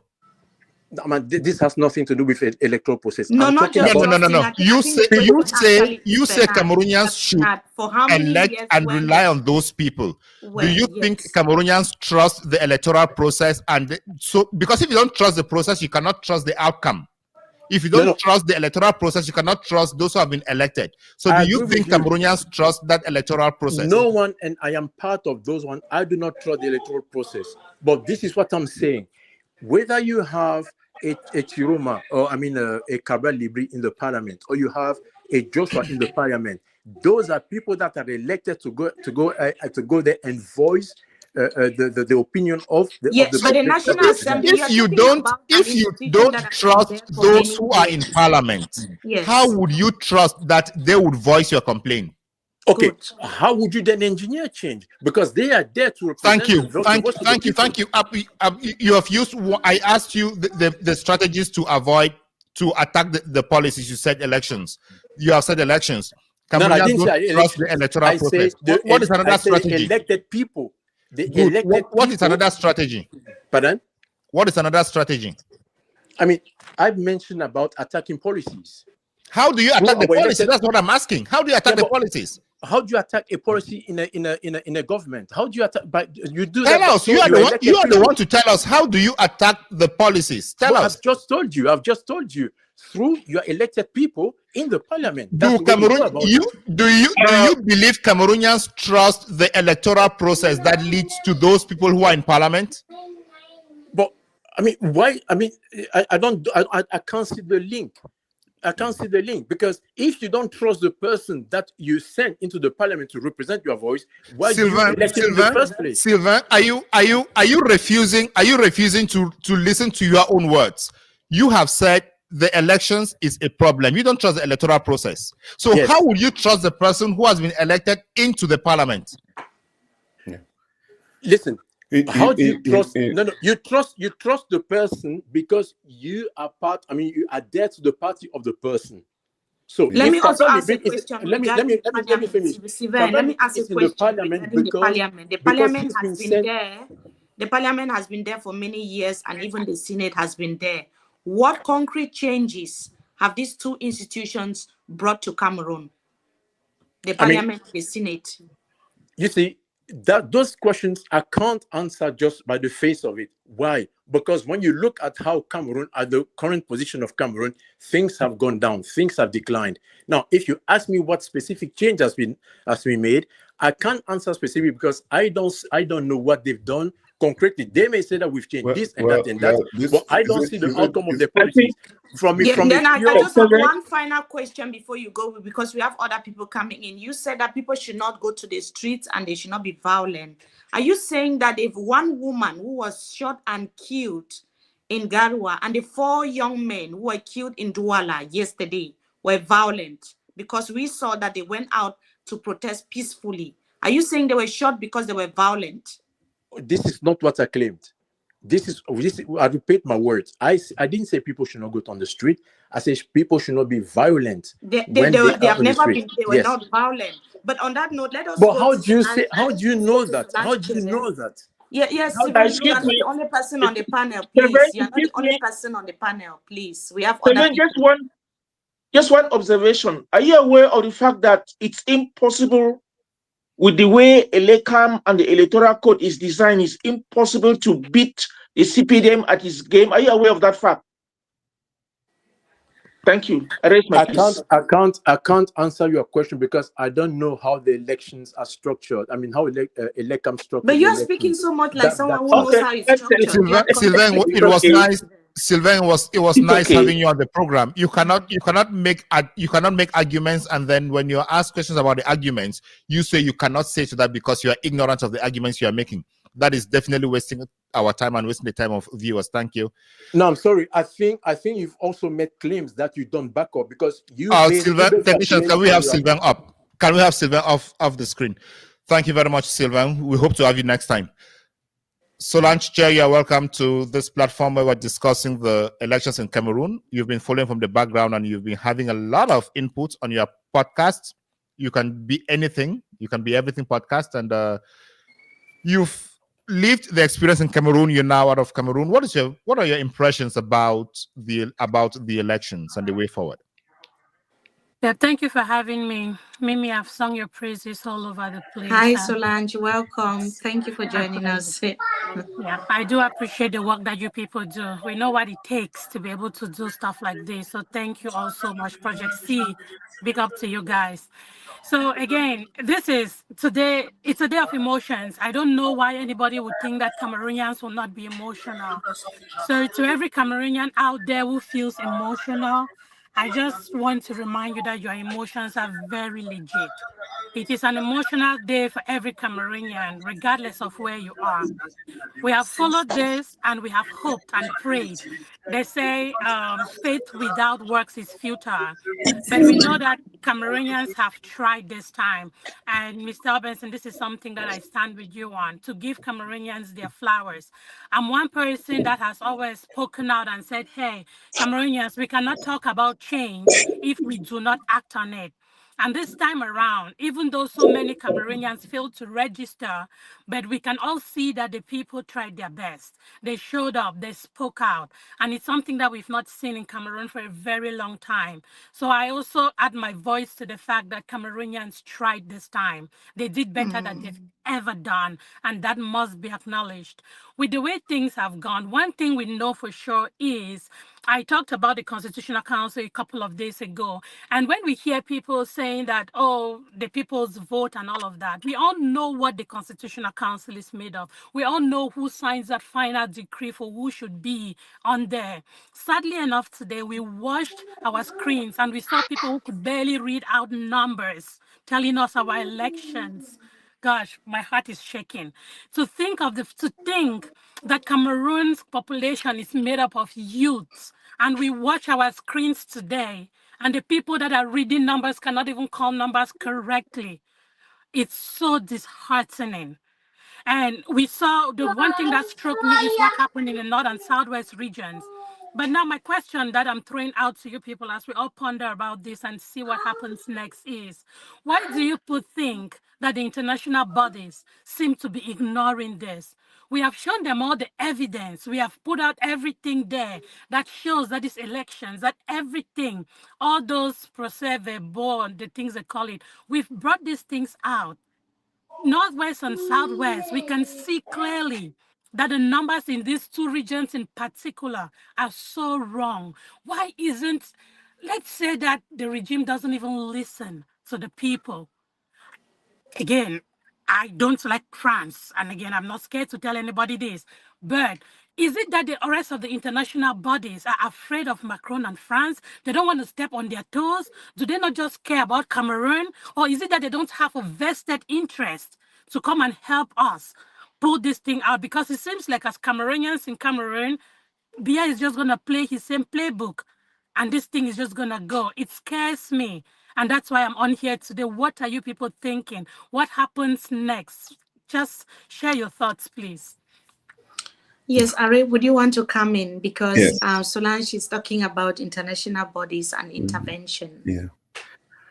Let me just say to everybody that the international community will only respond or react to what Cameroonians do. Unfortunately, this is the reality. Since we were all reporting, asking people to send information to international media and organizations and governments, the first time that news was picked up on these elections in Cameroon was when the first two people died. That is how the world responds, unfortunately. That we were demonstrating that there was an ongoing rigging, massive rigging of the electoral process. And unfortunately, the first news items about really what was happening in Cameroon was a lot more about two people killed as a result of that. The point that I'm trying to make is that we no longer live in a world where, because geopolitics has changed significantly, we no longer live in a world where which is as interventionist or as philosophically divided as it used to be before. We're seeing what has happened in Ukraine and how long that has been going on. We're seeing what has happened in our very own country with the Anglophone crisis and how the international community has looked the other way. We're seeing what's happening in Sudan and still how people are dying, and that's been being ignored by the international community. So maybe that's not necessarily where our salvation is going to come from. But I also know that we, the Cameroonian people, at home and abroad, we have to find ways in which we bring change to our country. We have to think creatively. There's a quote from Abraham Lincoln, so many times I'm brought down to my knees because we must think anew of what the future holds, because the dogmas of the past can no longer determine how we move forward, right? We cannot rely on the same old things that we obtained in the future, but let's bring all our skill sets, all our talents to the table to think about creative, there's diplomatic ways that we must approach this. There are economic initiatives that we can take. All of this, think about a cancer, and that cancer, how do you choke the cancer tumor to death? It's exactly the same thing we must be thinking of. Are there economic paths that we can take? and the political paths that we can take, and the diplomatic paths that we can take? Is there an engagement of the people, a path that we can take to bring, because the legal means that we had through the ballot box has been deprived of the people? We now have to think creatively about how we empower the people to ensure that this regime comes down. Yes, maybe the international community will have a role to play, but we cannot put all our bets in that one basket. Yes, so yes, we have Sandrine who has just joined us with Lovelyn, so that I can take a brief coffee break. Sandrine and Lovelyn, welcome on board. We have Solange who is here with us, and Ari Obenson from Project C. Solange is it's a social media influencer, a Cameroonian who is so concerned about what is happening. She was just asking and saying that the country is bleeding and that Cameroonians are in pain. We could also hear from her voice that she feels so sad, like many Cameroonians watching this live stream at the moment. But she was just questioning why the world is so silent about what is happening, and Ari was responding. And we have Professor Nicodemus through our Zoom. He has been here with us since we started this live stream, and he's been so insightful. So you can continue the conversation. Bernard is in and out as well. Because I think that he also needs a brief break before he comes back. And I will just take a coffee break and also come back very, very shortly. So you both welcome. And yes, over to you both now. Welcoming me again on the show. Thank you so much. I got Solange. Solange, you are welcome on the show this day. Also, happy with Professor Nicodemus. He's been a good resource person. I just want to say that all those parts. Hello, Sandrine. Hi. Good morning, Yeah, Lovelyn. Bonjour, Are. Hello, Solange and Professor Nicodemus. Good morning. So I just want to say that all what has been said, all those parts that have been put on the table, there's nothing that we are throwing away now if we want to change in Cameroon. So everything that has been said, it just needs to be examined. Diplomacy. There was one moment we had a meeting or a training in Douala on the site of a training, excuse me. I was like asking a question, why does it take long for a body like the United Nations to react when it comes to something? I was talking at that time because there was a case in Cameroon where a father was always abusing the children, sexually. And the wife took the matter to court and said she went to the United Nations and they say there was not enough evidence. So I was asking, somebody told me on the sidelines, or let me just say off mic or off camera, that those things like that, they go along with interest. My question now, and also Solange, will be, what is that thing that we need to propose to the international bodies for them? Hey, Prof, what is that thing that we need to propose to them for them to come to our aid? That is now the question.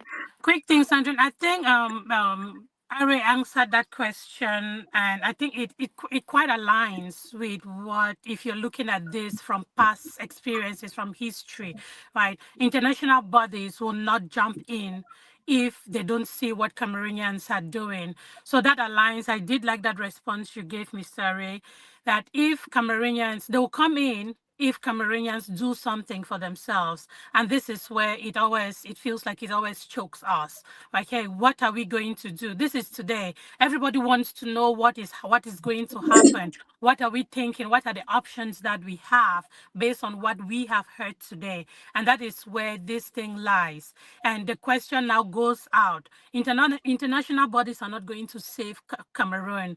They don't have a particular vested interest that they will say, hey, if we come in and kick this person, if these people have their own interest.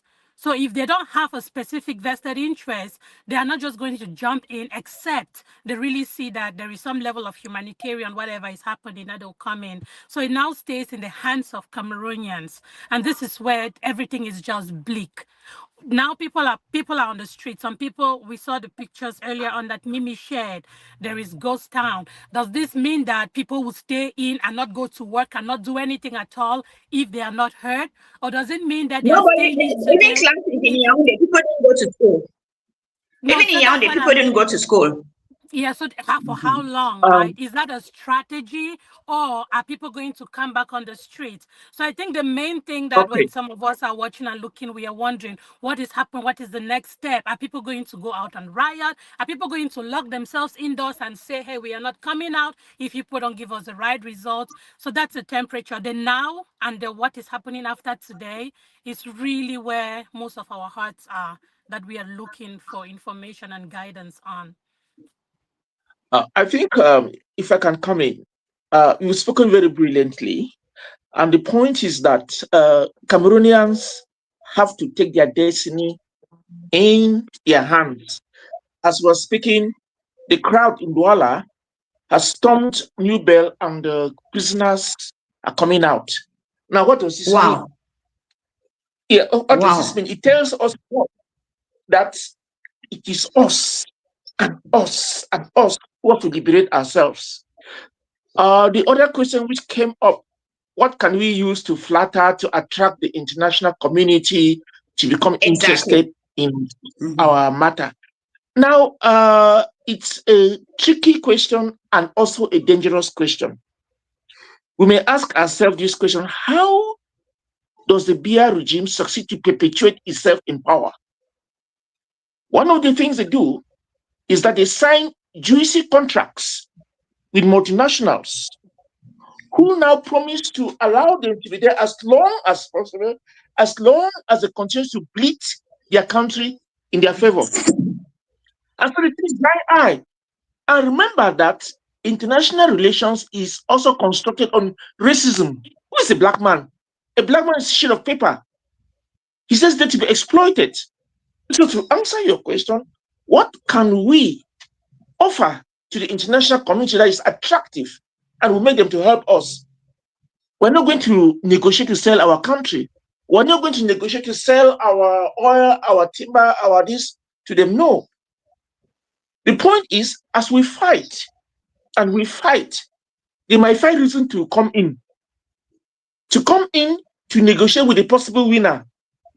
But if we fold our arms and we sit, they're not going to come in. So what do we do? I join what you just said. It's a domestic matter in terms of fighting out our issue, using multiple methods at our disposal. In that way, the international community will try to look at the possible winner and they will rush in, not to help because they want to help us, not because they are philanthropic, but because they want to be on the winning side. So at the end of the day, it still comes down, it boils down to us. So that's the way I look at it. Thank you. I appreciate your post response. Sandrine, except you have a question for me, I can leave so that other people. Okay, yeah, I just have a quick question. So, it seems like maybe we were expecting what was supposed to be done today. So, what do you think can happen in the days ahead? Again, I've given a couple of scenarios when I analyze this whole political situation this week, and one of the scenarios which I see unfolding in front of my eyes is what is happening today. The fact that Mr. Biya gets proclaimed as president again, and we've all experienced that, we've seen that happen. Now, it all boils down to the streets. I made about 3 videos, all in which I was talking to the military, because I personally believe that we've seen that Biya's lifeline is the military. day I saw a general somewhere in the north that was saying, hey, we are apolitical, we do not do politics. That made me happy, but that was one person. And now the question goes, will the military let Cameroonians go out on the streets and do their things? Because Biya is not coming on the streets, or not even Atanganji is coming on the streets to shoot people. They are using our own brothers and sisters to do this to us. And the question still goes out. So many people have written letters addressed to the military. Can you people stand on our side? Because if the military stands on the side of the people, one thing is clear, we'll go through this. However they call it a military coup d'etat. I don't care what they call it. But the people that are going to help us go through this will be the military. If we do not succeed in having the empathy of the military, this is going to be hard. I am an optimist. I always hear Rebecca Idanchan say that. I don't know if she's as optimistic as I am, but I am an optimist that this thing can happen. But then, what will be the effects? What will be the impact of it? So many people have told us that change does not just come on a platter of gold. Change comes with some pain and some blood.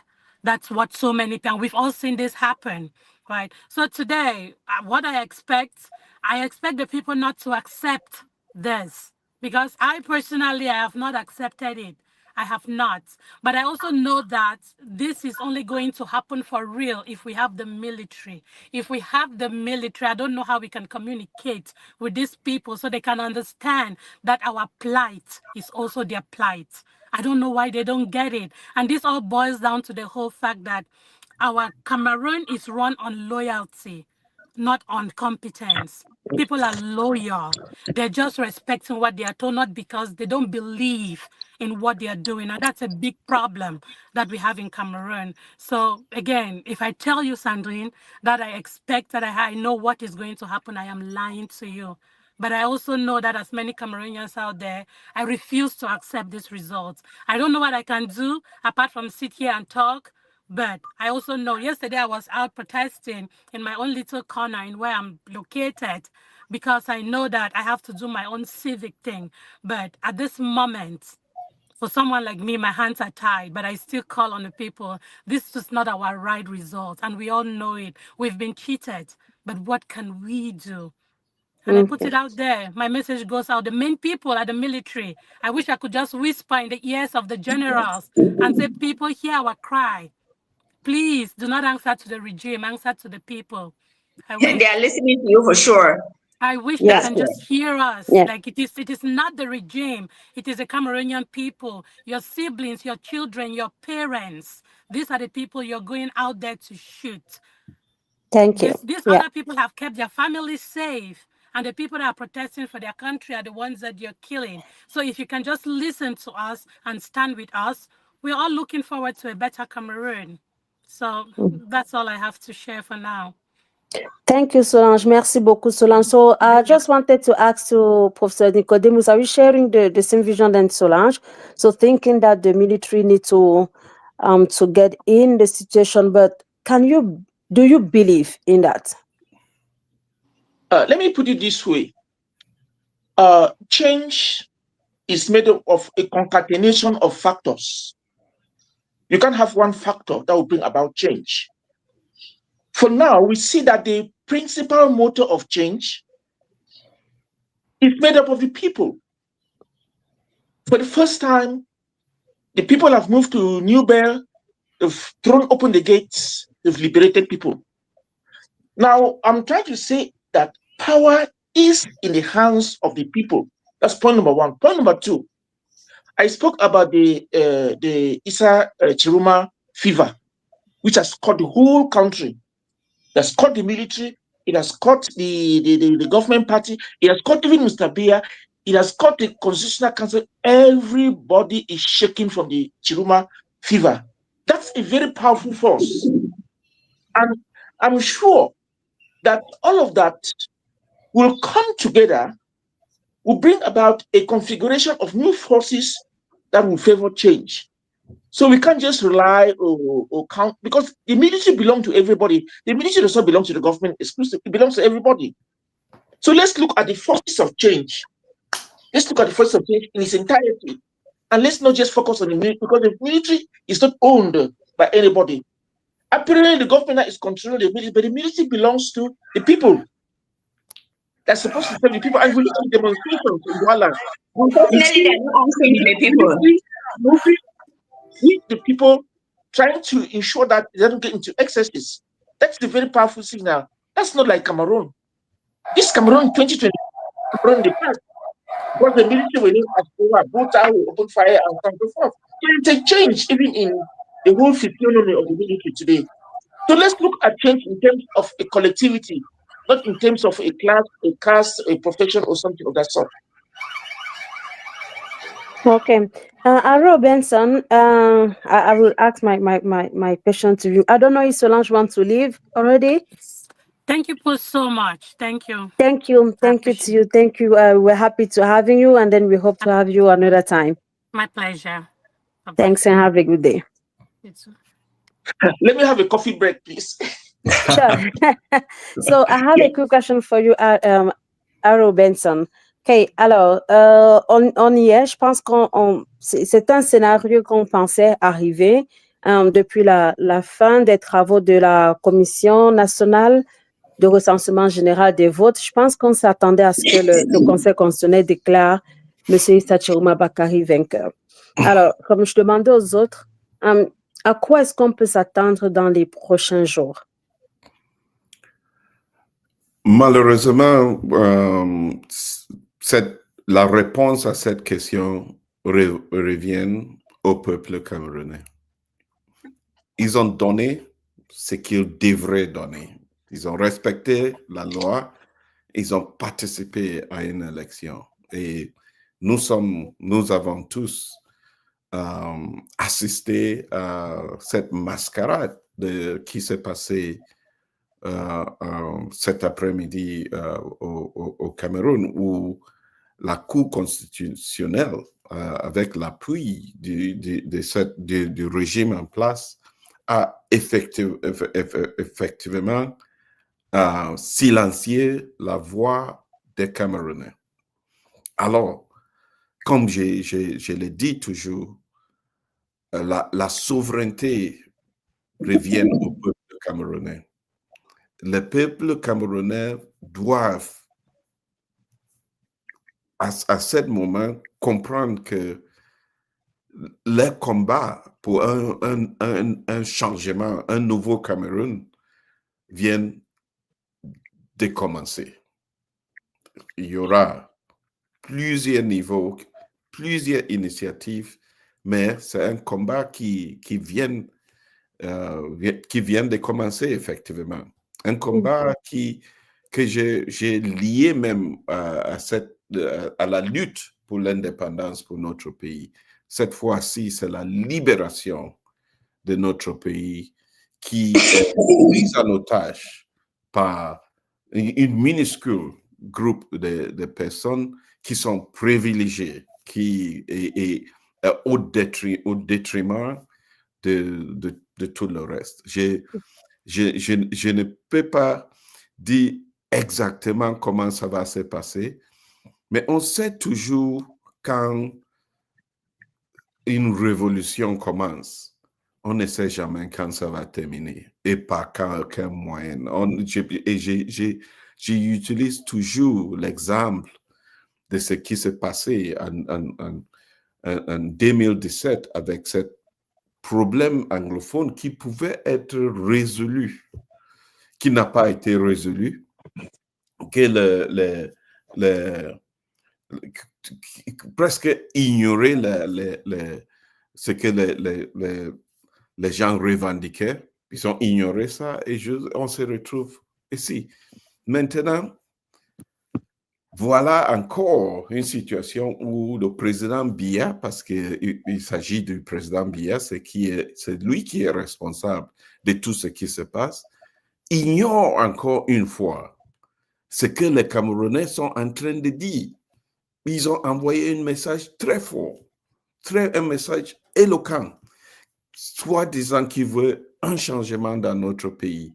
Malheureusement, encore, le président Biya et sa bande ignorent encore ce qu'ils ont dit. Et je pense que maintenant, il ne reste pas de moyens pour les revendications. Ça revient naturellement au peuple camerounais. Et je vais aussi dire, les revendications dans un pays n'est pas, c'est comme quand les gens disent on veut la paix. Non, les revendications, c'est un processus dans tous les pays du monde, même dans les dictatures. Les gens, parce que chaque pays est constitué par des individus, par des peuples, les gens ont le droit, ils ont la responsabilité de militer pour un changement, de descendre sur les rues quand ils ne sont pas contents, de manifester quand ils ne sont pas contents avec l'évolution des choses. Donc, on ne sait pas comment ça va se passer, mais ce qui est sûr est qu'il y a un mécontentement dans le pays. Ce qui est sûr est qu'une grande partie de ce pays, Cameroun, n'est pas d'accord avec ce qui se passe, ce qu'ils ont vu aujourd'hui. C'est pour ces raisons que les gens ne sont pas dans les rues pour célébrer leur victoire. Pourquoi les gens sont dans les rues pour manifester contre cette décision? C'est clair, c'est évident. Mais on ne sait pas ce que demain va apporter pour le Cameroun. Yeah. Vivre le quotidien. Do you think that the citizen or the people, I think that they are already sent a message to the government. So there is a lot of protestation. There is a lot of like, how can I say that, like administrative, like buildings that are being burned at this time. So it's not that already a message that the citizens are sending to the to the actual president, and then do you think that President Paul Biya can maybe come out and say something to them, or what do you think? Well, again, so if history is anything that we can go by, we know that President Paul Biya is very, very adamant when he takes a position and hardly changes his position until we see people dying, until we see destruction, and I don't know why that has to be the case.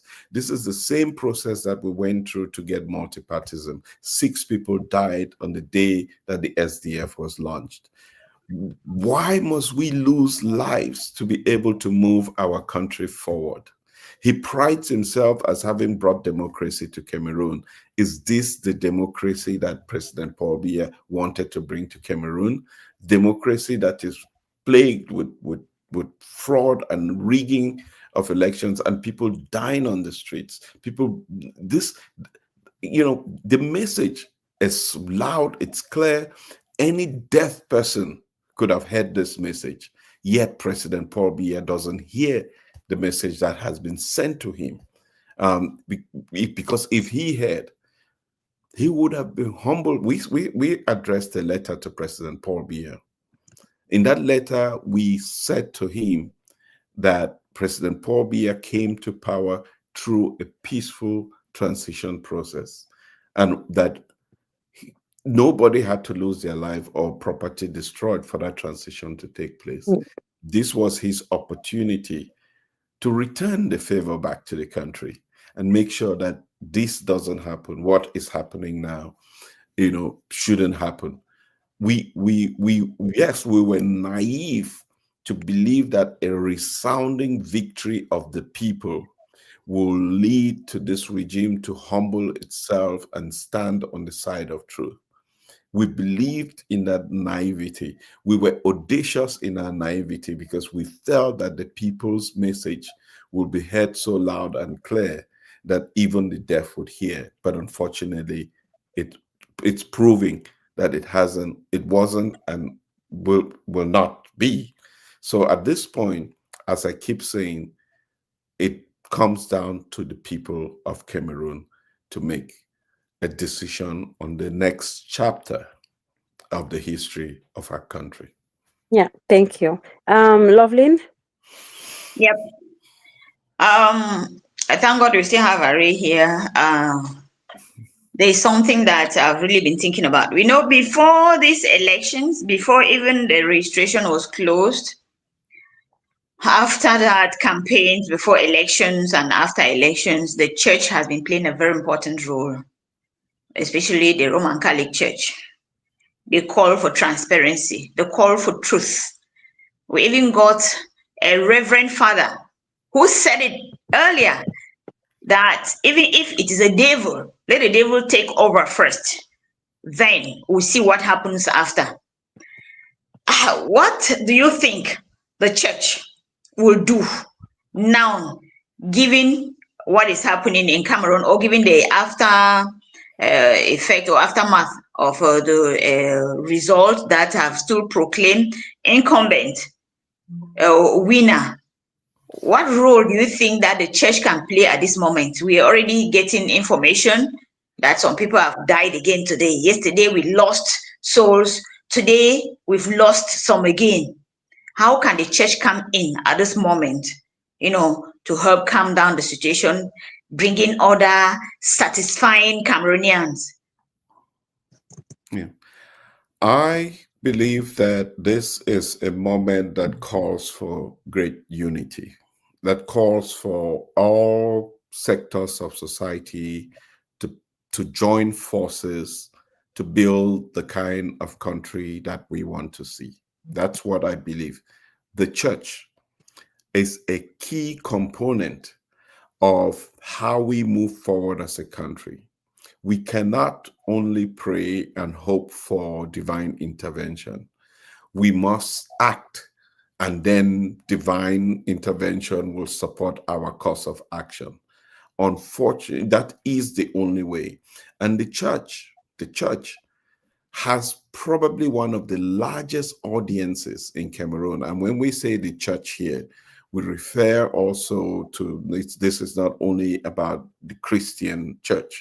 We refer to the church to include all religious bodies that engage with people on a daily basis, that many thousands and thousands, hundreds and thousands of Cameroonians begin their day in a church. And so the church has a role to play here to ensure that Cameroonians stay engaged in this process. Many may think, some would want to assume that maybe this is the end, this is finality.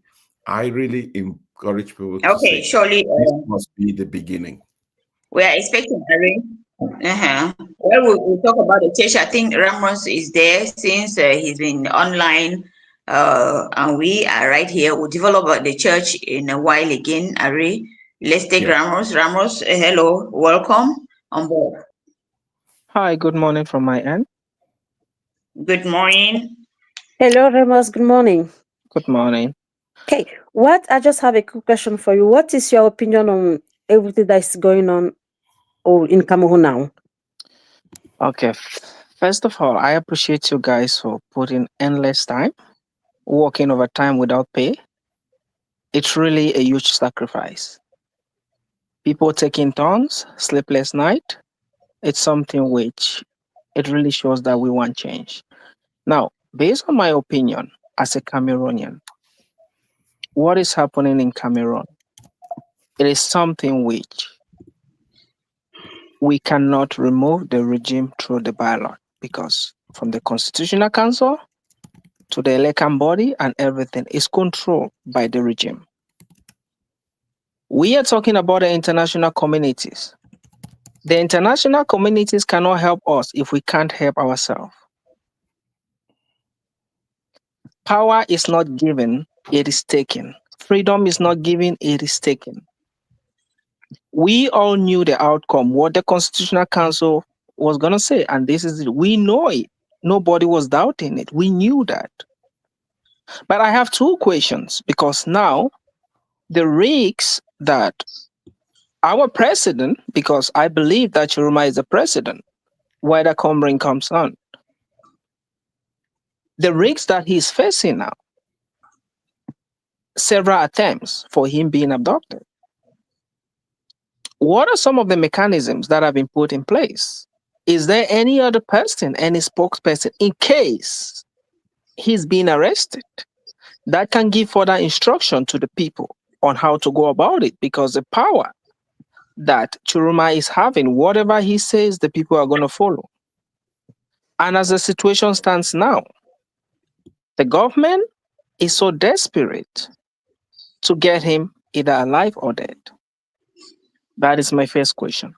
What are the mechanisms that have been put in place? Is there anybody that they can say, okay, if something happens today, that person is ready to take over, that the people are going to listen to, that the people are going to follow, that they can give an instruction like what he said, go out and protest, and they showed up. Because we have trusted him since from the time when they came with an offer to say, we want you to be the prime minister. He said, I cannot betray my people. That is my first question. Mm-hmm. And okay, you have your second question? Yeah, go ahead with you can answer that. Oh, honestly, I'm not the expert here. I'm thinking that maybe Aris can come and then maybe try to answer to your question. But I think that if you have your two questions, you can just like throw them to us, and then I think the live is still going on. We might have Rebecca Inonchon coming soon. Mr. Ari can answer to your question. Then maybe Lovin and I will try to give you some insight, but. No, Sandrine, We are I was not not the like experts here for sure. I was just about to tell him that Issa Tchiroma spoke by saying that even if they kill him, he will liberate the country by every means. Those were his words this morning. So he probably knows how he will do. He probably knows that even if he's being picked up today, he knows how to fill in to make the struggle to continue. Mm-hmm. And my number two, it's not everything, it's not everything that he will surely say it out. It will like letting the cat out of the bag. And my number two question is, now that Mr. Biya has been announced the president of Cameroon, which we all knew, like I said, that was what is going to happen because their taste for power, they are willing to hold the power at all costs. They don't mind about the people. The regime doesn't respect international law. The regime doesn't respect human life and whatever. Now, what is the way forward for Cameroonians to take back their freedom by force? It is not by going to the court or going away, because nobody in Africa has ever took back power by court, because it is controlled by the same system. That is what Cameroonians are waiting for. What is the way forward? What are they going to do? What are the mechanisms in place? People are going out there to protest. Is there a legal team that can secure their release? People are being shot. Like right now, I just watched, tanks are rolling out. That is how the Anglophone crisis started. And the Cameroonians are willing to take back power. 43 years is not 43 days. Since I was born, I was hearing about Biya till now. I'm still hearing about Biya. Thank you, Ramos. Thank you so much for coming up and then share your question and then your opinion with us. We appreciate it. So we will try to have someone to maybe go on that, and then I think that our expert said so.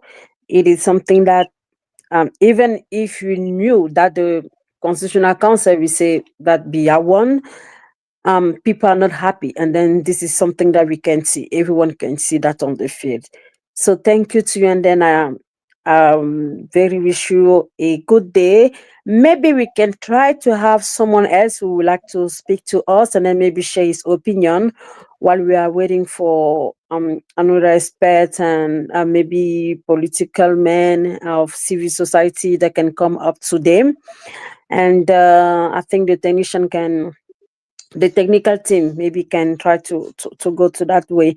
So, si on a des personnes qui veulent réagir à ce qui se passe aujourd'hui, à la situation au Cameroun, je pense que vous êtes les bienvenus. Je sais pas comment est-ce que ça se passe avec l'équipe technique, mais vous êtes les bienvenus à laisser vos messages, à laisser vos opinions et nous allons nous faire le plaisir de les partager ici.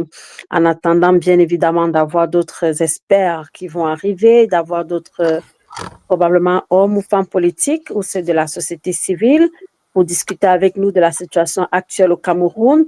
En ce moment, des tensions sont enregistrées pratiquement dans beaucoup de villes, notamment dans la ville de Douala, du côté de l'Ouest Cameroun, où on a eu des images tout à l'heure montrant à Bafang, notamment où le palais de justice a été incendié. Un des commissariats a été attaqué et le siège Election Cameroun du côté de Banja, pas loin de Bafang, a également été incendié. Du côté de Douala également, il y a eu des tirs dans certaines parties de la ville, des manifestations aussi, des populations qui continuent de réclamer la vérité sortie des urnes. Il y a également que des barricades ont été érigées par des populations à plusieurs endroits de la ville. On a également aperçu tout à l'heure des prisonniers, dont des personnes qui sont dans la prison de Newbel en train d'être sorties de toutes parts. Qui en est l'instigateur? Il est difficile pour le moment de le savoir, mais à noter que hier, après les manifestations, le gouverneur de la région du littoral a fait une sortie dans laquelle il a bien évidemment précisé que 4 personnes ont été tuées dans les manifestations et que ces manifestants essayaient d'attaquer l'une des brigades de gendarmerie situées du côté de Newbel. Il a également relayé une liste de plus de 25 citoyens, un peu plus d'ailleurs, qui devaient être gardés à vue à la prison centrale de Newbel. C'est à Douala pour une garde à vue administrative de 15 jours renouvelable de ce côté-là. Alors que du côté du nord, c'est à Garoua, des snipers, c'est comme ça qu'on les appelle, ont été aperçus pas très loin de la résidence de Issa Tchiroma. Ils continuent d'être gardés par une marée humaine, par des populations de Garoua, alors que Issa Tchiroma redoute le fait qu'il soit enlevé ou même peut-être tué par ces contradicteurs de l'autre côté. Alors que le Conseil constitutionnel, on l'a dit, a déclaré M. Biya vainqueur à la dernière élection présidentielle avec un peu plus de 53% de voix ou de suffrages exprimés, dans une salle pas très pleine, pas très courue, une cérémonie qu'on pourrait dire pas très courue, mais qui a été massivement où il y avait des membres du gouvernement, où il y avait également des membres du comité central du RDPC et quelques partis politiques et quelques représentants des partis politiques. Et aussi, à noter que les résultats n'ont pas été proclamés comme cela a été le cas très souvent il y a quelques années plus tôt, où on avait des résultats par arrondissement, ensuite la compilation. Les résultats se sont passés le plus vite que l'on aurait pensé ou plus que prévu. Kingsley, good morning. Good morning where you are, it's afternoon where I am. Yeah, I know that the time difference, as soon as I woke up, I just saw the result everywhere. I was like, oh, I thought that this could take a while, but you were not there. Okay. So I'm just wondering why they were what so results rushing. are you talking about? Because we had the results already a few days ago. Yes, no, I'm just saying like the time to them to read it. In the past, it was not that way. You mean who read what? Who read what? You mean the CPDM, the CPDM gathering that we had today? The Constitutional Council. What was that? Now, the Constitutional Council. Many of us have not been following. The Constitutional Council, made up of CPDM loyalists, had been delegitimized by Issa Tchiroma ahead of today. He understands that legitimacy belongs to only one person in Cameroon, and that is the population that goes out to vote. And they voted on October 12th and gave him a mandate to be the next president of Cameroon. He doesn't need to go back to a party that was a contestant in the election to get legitimacy. That is why Issa Tchiroma withdrew from going to the Constitutional Council, because going there would be like he's going to, you know, there's a saying that a cockroach can never be innocent in the gathering of fowls. There's no way he can go to the same people he's just defeated to ask them for legitimacy. So everything that happened today was just a charade, which he doesn't even acknowledge. That's why, if you look at his official communications, he's not mentioned them. He's not mentioned them because it's a non-event. It's just a CPDM gathering that took place today to read their own results on national TV. What we had, what the Cameroonian people had on October 12th, what we as DISO, we had by the 13th of October, is the real result of this election. The mandate is from the people. The Constitutional Council lost legitimacy the moment they just decided to be partisan. They are supposed to actually be non-partisan because they are meant to be a separate body from the political class and the CPDM ruling party. But they've proven that they aren't. And so what Issa Tchiroma has been doing over the last 2 weeks is to go step by step to delegitimize them and to actually show that they do not exist as far as Cameroon's system is concerned, which explains why on Thursday, when they were supposed to initially declare the results, the UPC, the Union Cameroon pour le Changement or something like that. Union pour le Changement. The Union for Change actually called for a lockdown. People was wondering why call for a lockdown. They wanted people to actually not be out on the streets on that day because it was a non-event. So but do you think that we are clearly in the lockdown now? It's not more a lockdown. We are out in all-out war. Okay, but maybe not maybe lockdown, but I think that the situation now, I'm afraid that will lead up to some ghost town. Because people are not going to the school, the markets are closed. Ghost towns are called to disempower the people because if the people are locked in, then you guess what? The streets are controlled by a few. War, like we have in the Anglophone regions, once it's gone to guns, it's just a few people who can afford guns, foreign guns. It again delegitimizes the population. What is happening in Cameroon now, Tchiroma cannot control it because Tchiroma did not ask anyone to actually go out in Chang, in Limbe, in all those places. When he asked us yesterday, absolutely. That's what I was saying yesterday, that everyone has a choice. So Tchiroma could say you need to go out, and then you chose to do not go out. It was your choice. So if people are saying and then are choosing to go out, so there's no point to accuse someone. Now, let me explain what is happening now in Cameroon so that people really understand, because I've seen a lot of people in the comments asking, so what next? We're already there and you're asking what next? If you are in Cameroon, if you are in Batibo where your vote was stolen, if you are in Gokutunja where your vote was stolen, I know today is ghost town, so you might not come out today because you don't want it to be in the crossfire. Then you start getting ready to come out tomorrow and denounce the theft. Because what they did in the Northwest and Southwest, what they did in the Northwest and Southwest and in parts of Cameroon is that they walked over the corpses of people killed by the Biya regime to be able to claim their victory. You don't kill people and then you come into their house and take their property. The only dignity Cameroonians have is that vote. And when you take it from the people that you've just killed massively over the last 43 years, every family has lost someone to violence, to accident, to Okada this, or to a hospital appointment that they went and they couldn't pay. So we have all become orphans, victims of the Biya regime. We cannot now allow him to come into the houses of the people and take the one thing that is remaining, which is the people's dignity. So what is happening now is that Cameroonians... Can you listen? You have been talking. Let me ask you a question. It is true. They should rise up. We saw 4 Cameroonians yesterday losing their lives. Today, more are losing their lives because they are doing peaceful protests. They are not armed.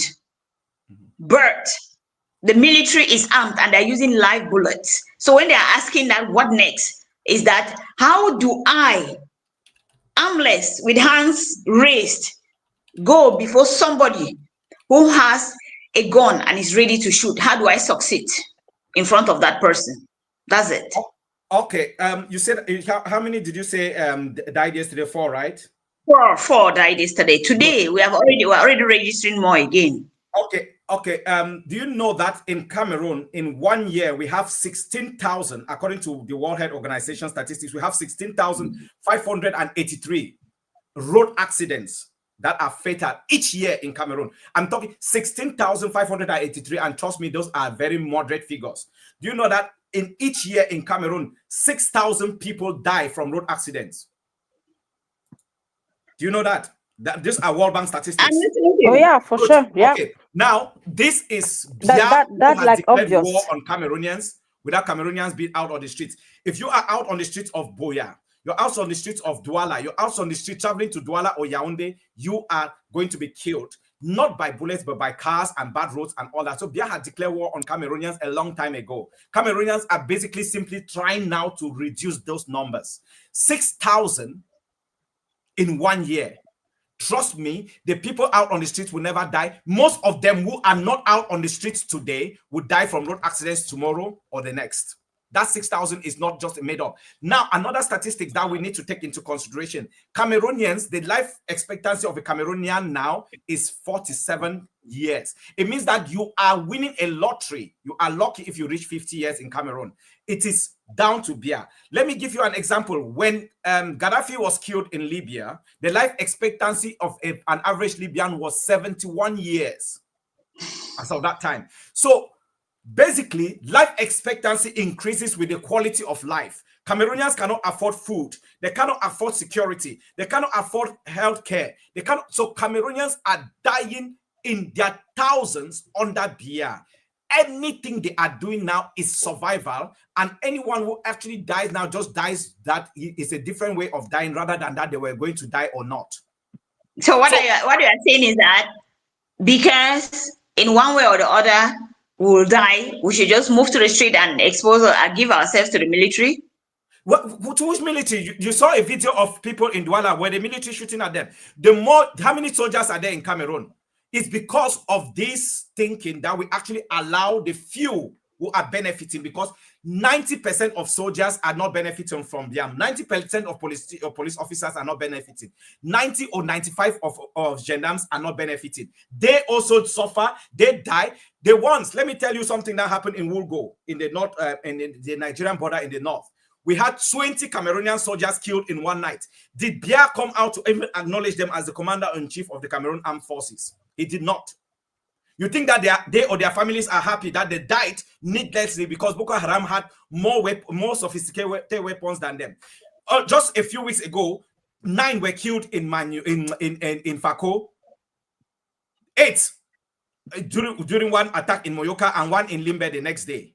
Did they acknowledge them? So you think their families are happy?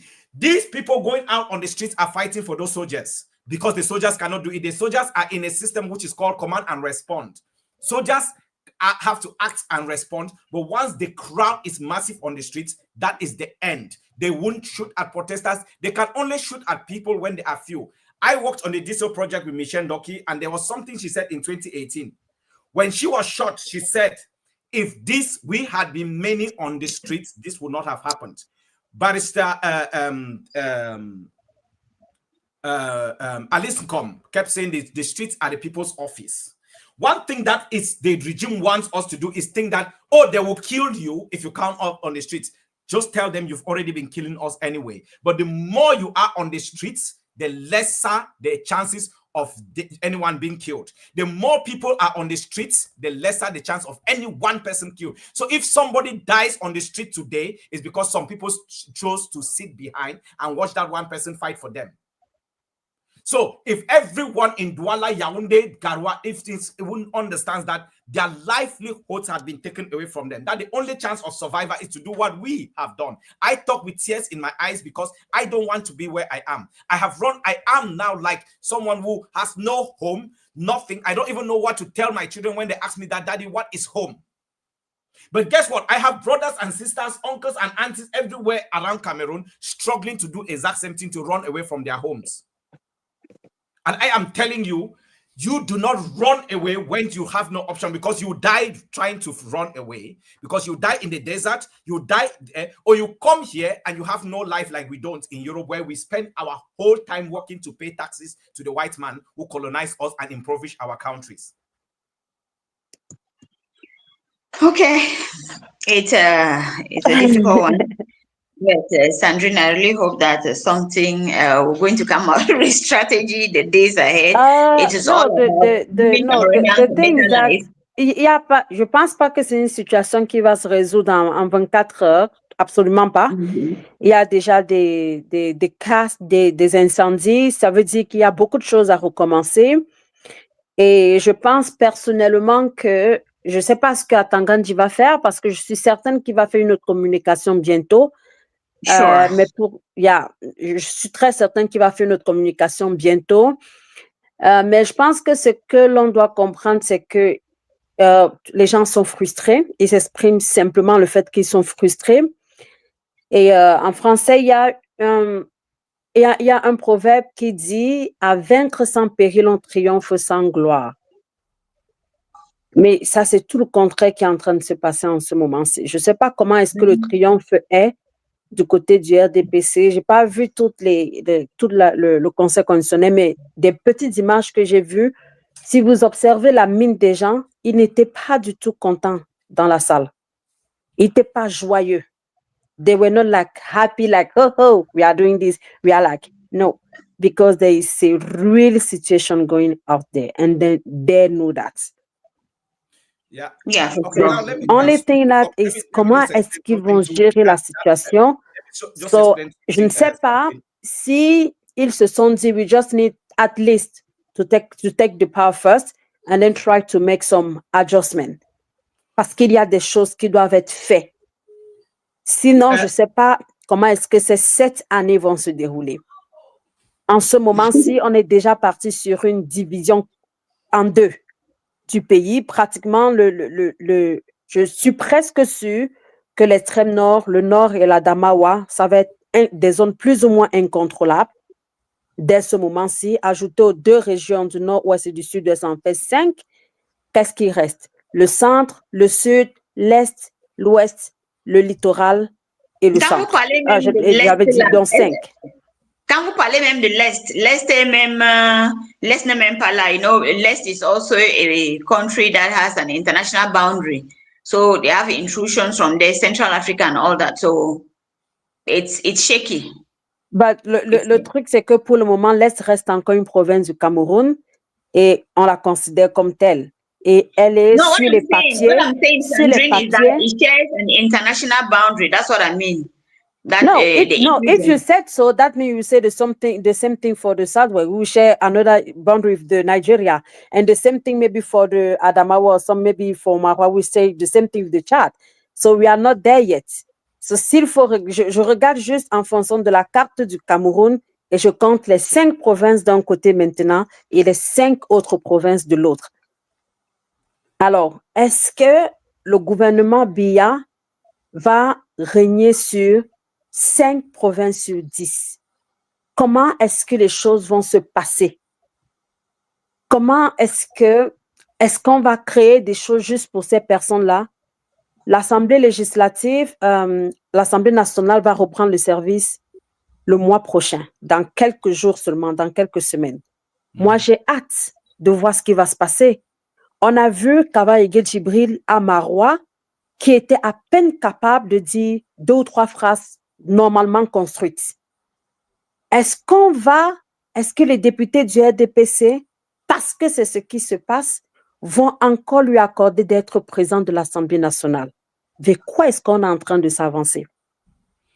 Est-ce que c'est devant lui et devant Nia Dufendi qu'on n'a même pas aperçu aujourd'hui que Biya va prêter serment? Pas seulement aujourd'hui. Moi j'ai un peu pas la conviction, je me dis que peut-être, et on le sait, tous ceux qui sont autour de Biya ne veulent pas laisser ce qui se passe. On sait très bien que c'est un groupe de personnes. Et je pense qu'ils veulent juste contrôler les choses.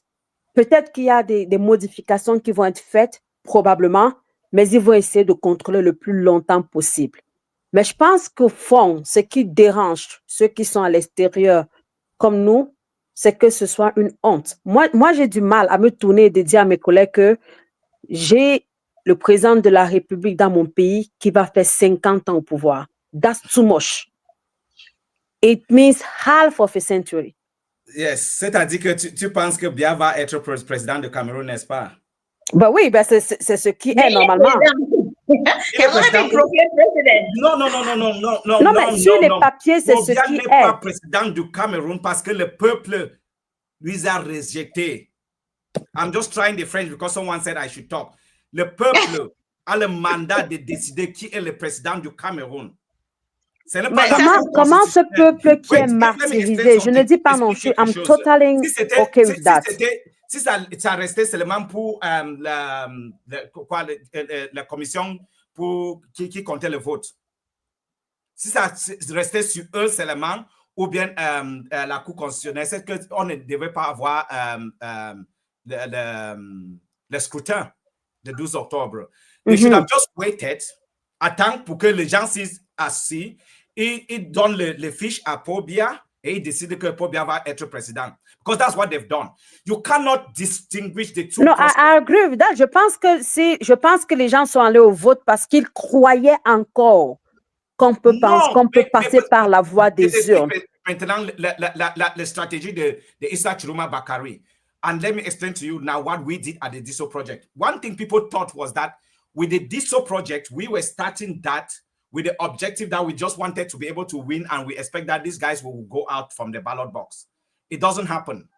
I'll give you an example. People ask me this question over and over when Michelle and I were talking about vote and protect your vote. People ask the question, what will you do if it's proven that the incumbent lost and he refuses to go, like it happened in Venezuela with Maduro? Maduro lost the elections in Venezuela. He's still there, right? The difference with that and Madagascar is that the people were thinking that Maduro will look at the results and leave. We were not under that illusion. Issa Tchiroma Bakari is not under that illusion. And let me tell you why. Look at his communication today. Have you seen him talk about the Constitutional Council? Nope. Have you seen, what did he say when people were shot and killed? Let me read it out so that people understand where Issa Tchiroma's this is. He said, told of their attack to death. I wonder what will be said this time. Shooting point blank at your own brothers. I can't help but wonder if you are mercenaries. What he has just done is just delegitimize the people who shot. You cannot be a soldier of the Republic of Cameroon or a police officer who swore an oath to protect the Cameroonian people, and you shoot them because of money. You become a mercenary, and for that reason, you are no more legitimate. By calling those who shot Cameroonians today mercenaries, he has just distinguished them from Cameroonian soldiers and from Cameroonian police. Mercenaries are people like the Wagner group, like the Tuaregs in Mali, that you pay them and they come in and kill. Any soldier who raised his hand and pulled that trigger is now a mercenary in Cameroon, and they are illegitimate in the eyes of the Cameroonian constitution. Let me proceed. He said, kill me if you want, but I will liberate this country by any means necessary. End of quote. That was Issa Tchiroma Bakari on the 27th of October 2027. He is not saying, I will claim the victory, we will get the ballot box, I will go for an appeal, I will do this. He is not talking that, he's talking liberation. That is the active word in what Issa Tchiroma said today. Issa Tchiroma never once expected that. But also because there's nowhere to appeal now. It's over. Cameroon is a state that has been captured for a long time by a few individuals who has Biya there as a party. They are controlling and all that, and it needs to be liberated. He needed the legitimacy to be given to him by the Cameroonian people through the ballot box. He needed something to be able to be sure that the Cameroonians that he will be putting his life on the line for are ready for him to do that. And Cameroonians answered yes. I don't know how that happened. Don't ask me. I am a political scientist, but I cannot tell you the phenomenon that has become Issa Tchiroma. In 3 months, he got every Cameroonian to believe that he is that liberator. That is what he's calling himself today. I am the liberator. I will liberate Cameroon. He did not say, I am going to take my stolen mandate. He's not talking about what John Fundi said in 1992. He's not talking what Kamto said in 2018. He's talking about liberation. That liberation comes in one way and one way only. When the people whose mandate has been stolen decides that enough is enough, we are going to stop this, which has already started happening. We say that it should be peaceful, it should be coordinated, get out on the streets. It was 1 million people in 2014 on the streets of Burkina Faso. Blaise Compaoré fell. 1 million, he fell. He is a dictator like no other. He's the one who killed Thomas Sankara, but 1 million people on the streets and Blaise Compaoré fell. How does it happen? People often do not understand how people on the streets lead to the fall of a dictator. It's because once the people turn out on the streets and you have 1 million Cameroonians across the streets, or there are more Cameroonians on the streets more than the people who voted for Biya, Biya loses legitimacy and the military will tell him, you step down because we cannot protect the national territory. If we get an attack from Nigeria, if we get an attack from Central Africa, we will not defend the territory because the people are on the streets. The military suddenly is in a very difficult position because they cannot control the territory anymore. They will force Biya down, and then they will have to look at the next step forward. Tchiroma is not looking to be president of Cameroon. That's what people are mistaken about. He's not looking to be president. He is looking to be the liberator of Cameroon. He's not talked about presidency today. He's not talked about himself as president. He's talked about himself as a liberator. Cameroonians, if you want to be liberated, this is your moment. You've got someone saying he's willing to die to liberate you, but you only can make that happen. The youth of Madagascar chose to chase out a 51-year-old president. Cameroonians can do that in Cameroon if you want to. Come out, do not burn anything because you are giving them excuse to shoot or do something. But the numbers on the streets, what we want to do from the diaspora is that we want to mobilize to be able to feed the people who are out there on the streets. I'm calling on anyone in the diaspora. If you want Cameroon to be liberated, let's stop the talking. Let's go to Project C and start contributing the money that can be able to tell boulangeries to be roasting bread and giving people. People should start coming out in your quarters. Don't go to a central position. Everywhere, come out and know that you are in a funeral. You want to be liberated. C'est le moment de la libération. C'est le pas fraude électorale, ce n'est pas electoral hold up. No, it's liberation. That is, I'm not quoting myself, it's Issa Tchiroma. He's talking about liberation. Cameroonians need to liberate themselves. Okay, Kingsley, thank you so much. Really, seeing how much they so you know, when you start talking, Kingsley, at some point you go up and up and up. The power is in you know. I can understand. But remember what I said to Loveline a couple of days ago. Don't let the emotion going over. Oh, you know what you're saying. Sorry, I would say someone said to me another time. I know you're getting emotional. I cannot be rational in a very irrational situation. Anyone who tells me that you don't need to really get I am very emotional. Very, very emotional. I'm talking the tears in my eyes. I am very emotional and intentional. Thank you. A friend in the USA called me 2 days ago, and this person has not talked to me for years. Called me, and the first thing they said was, Kingsley, I lost my brother. I said, oh, was he sick? He said, no, he died on an Okada accident in Douala. Okay.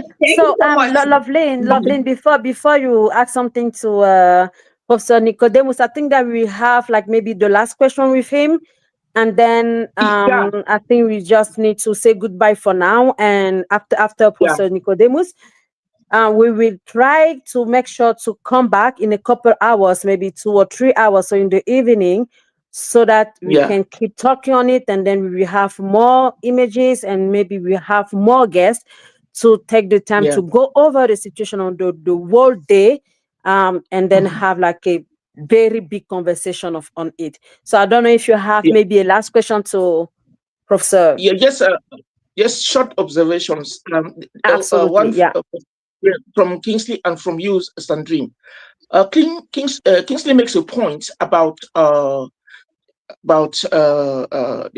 president-elect, or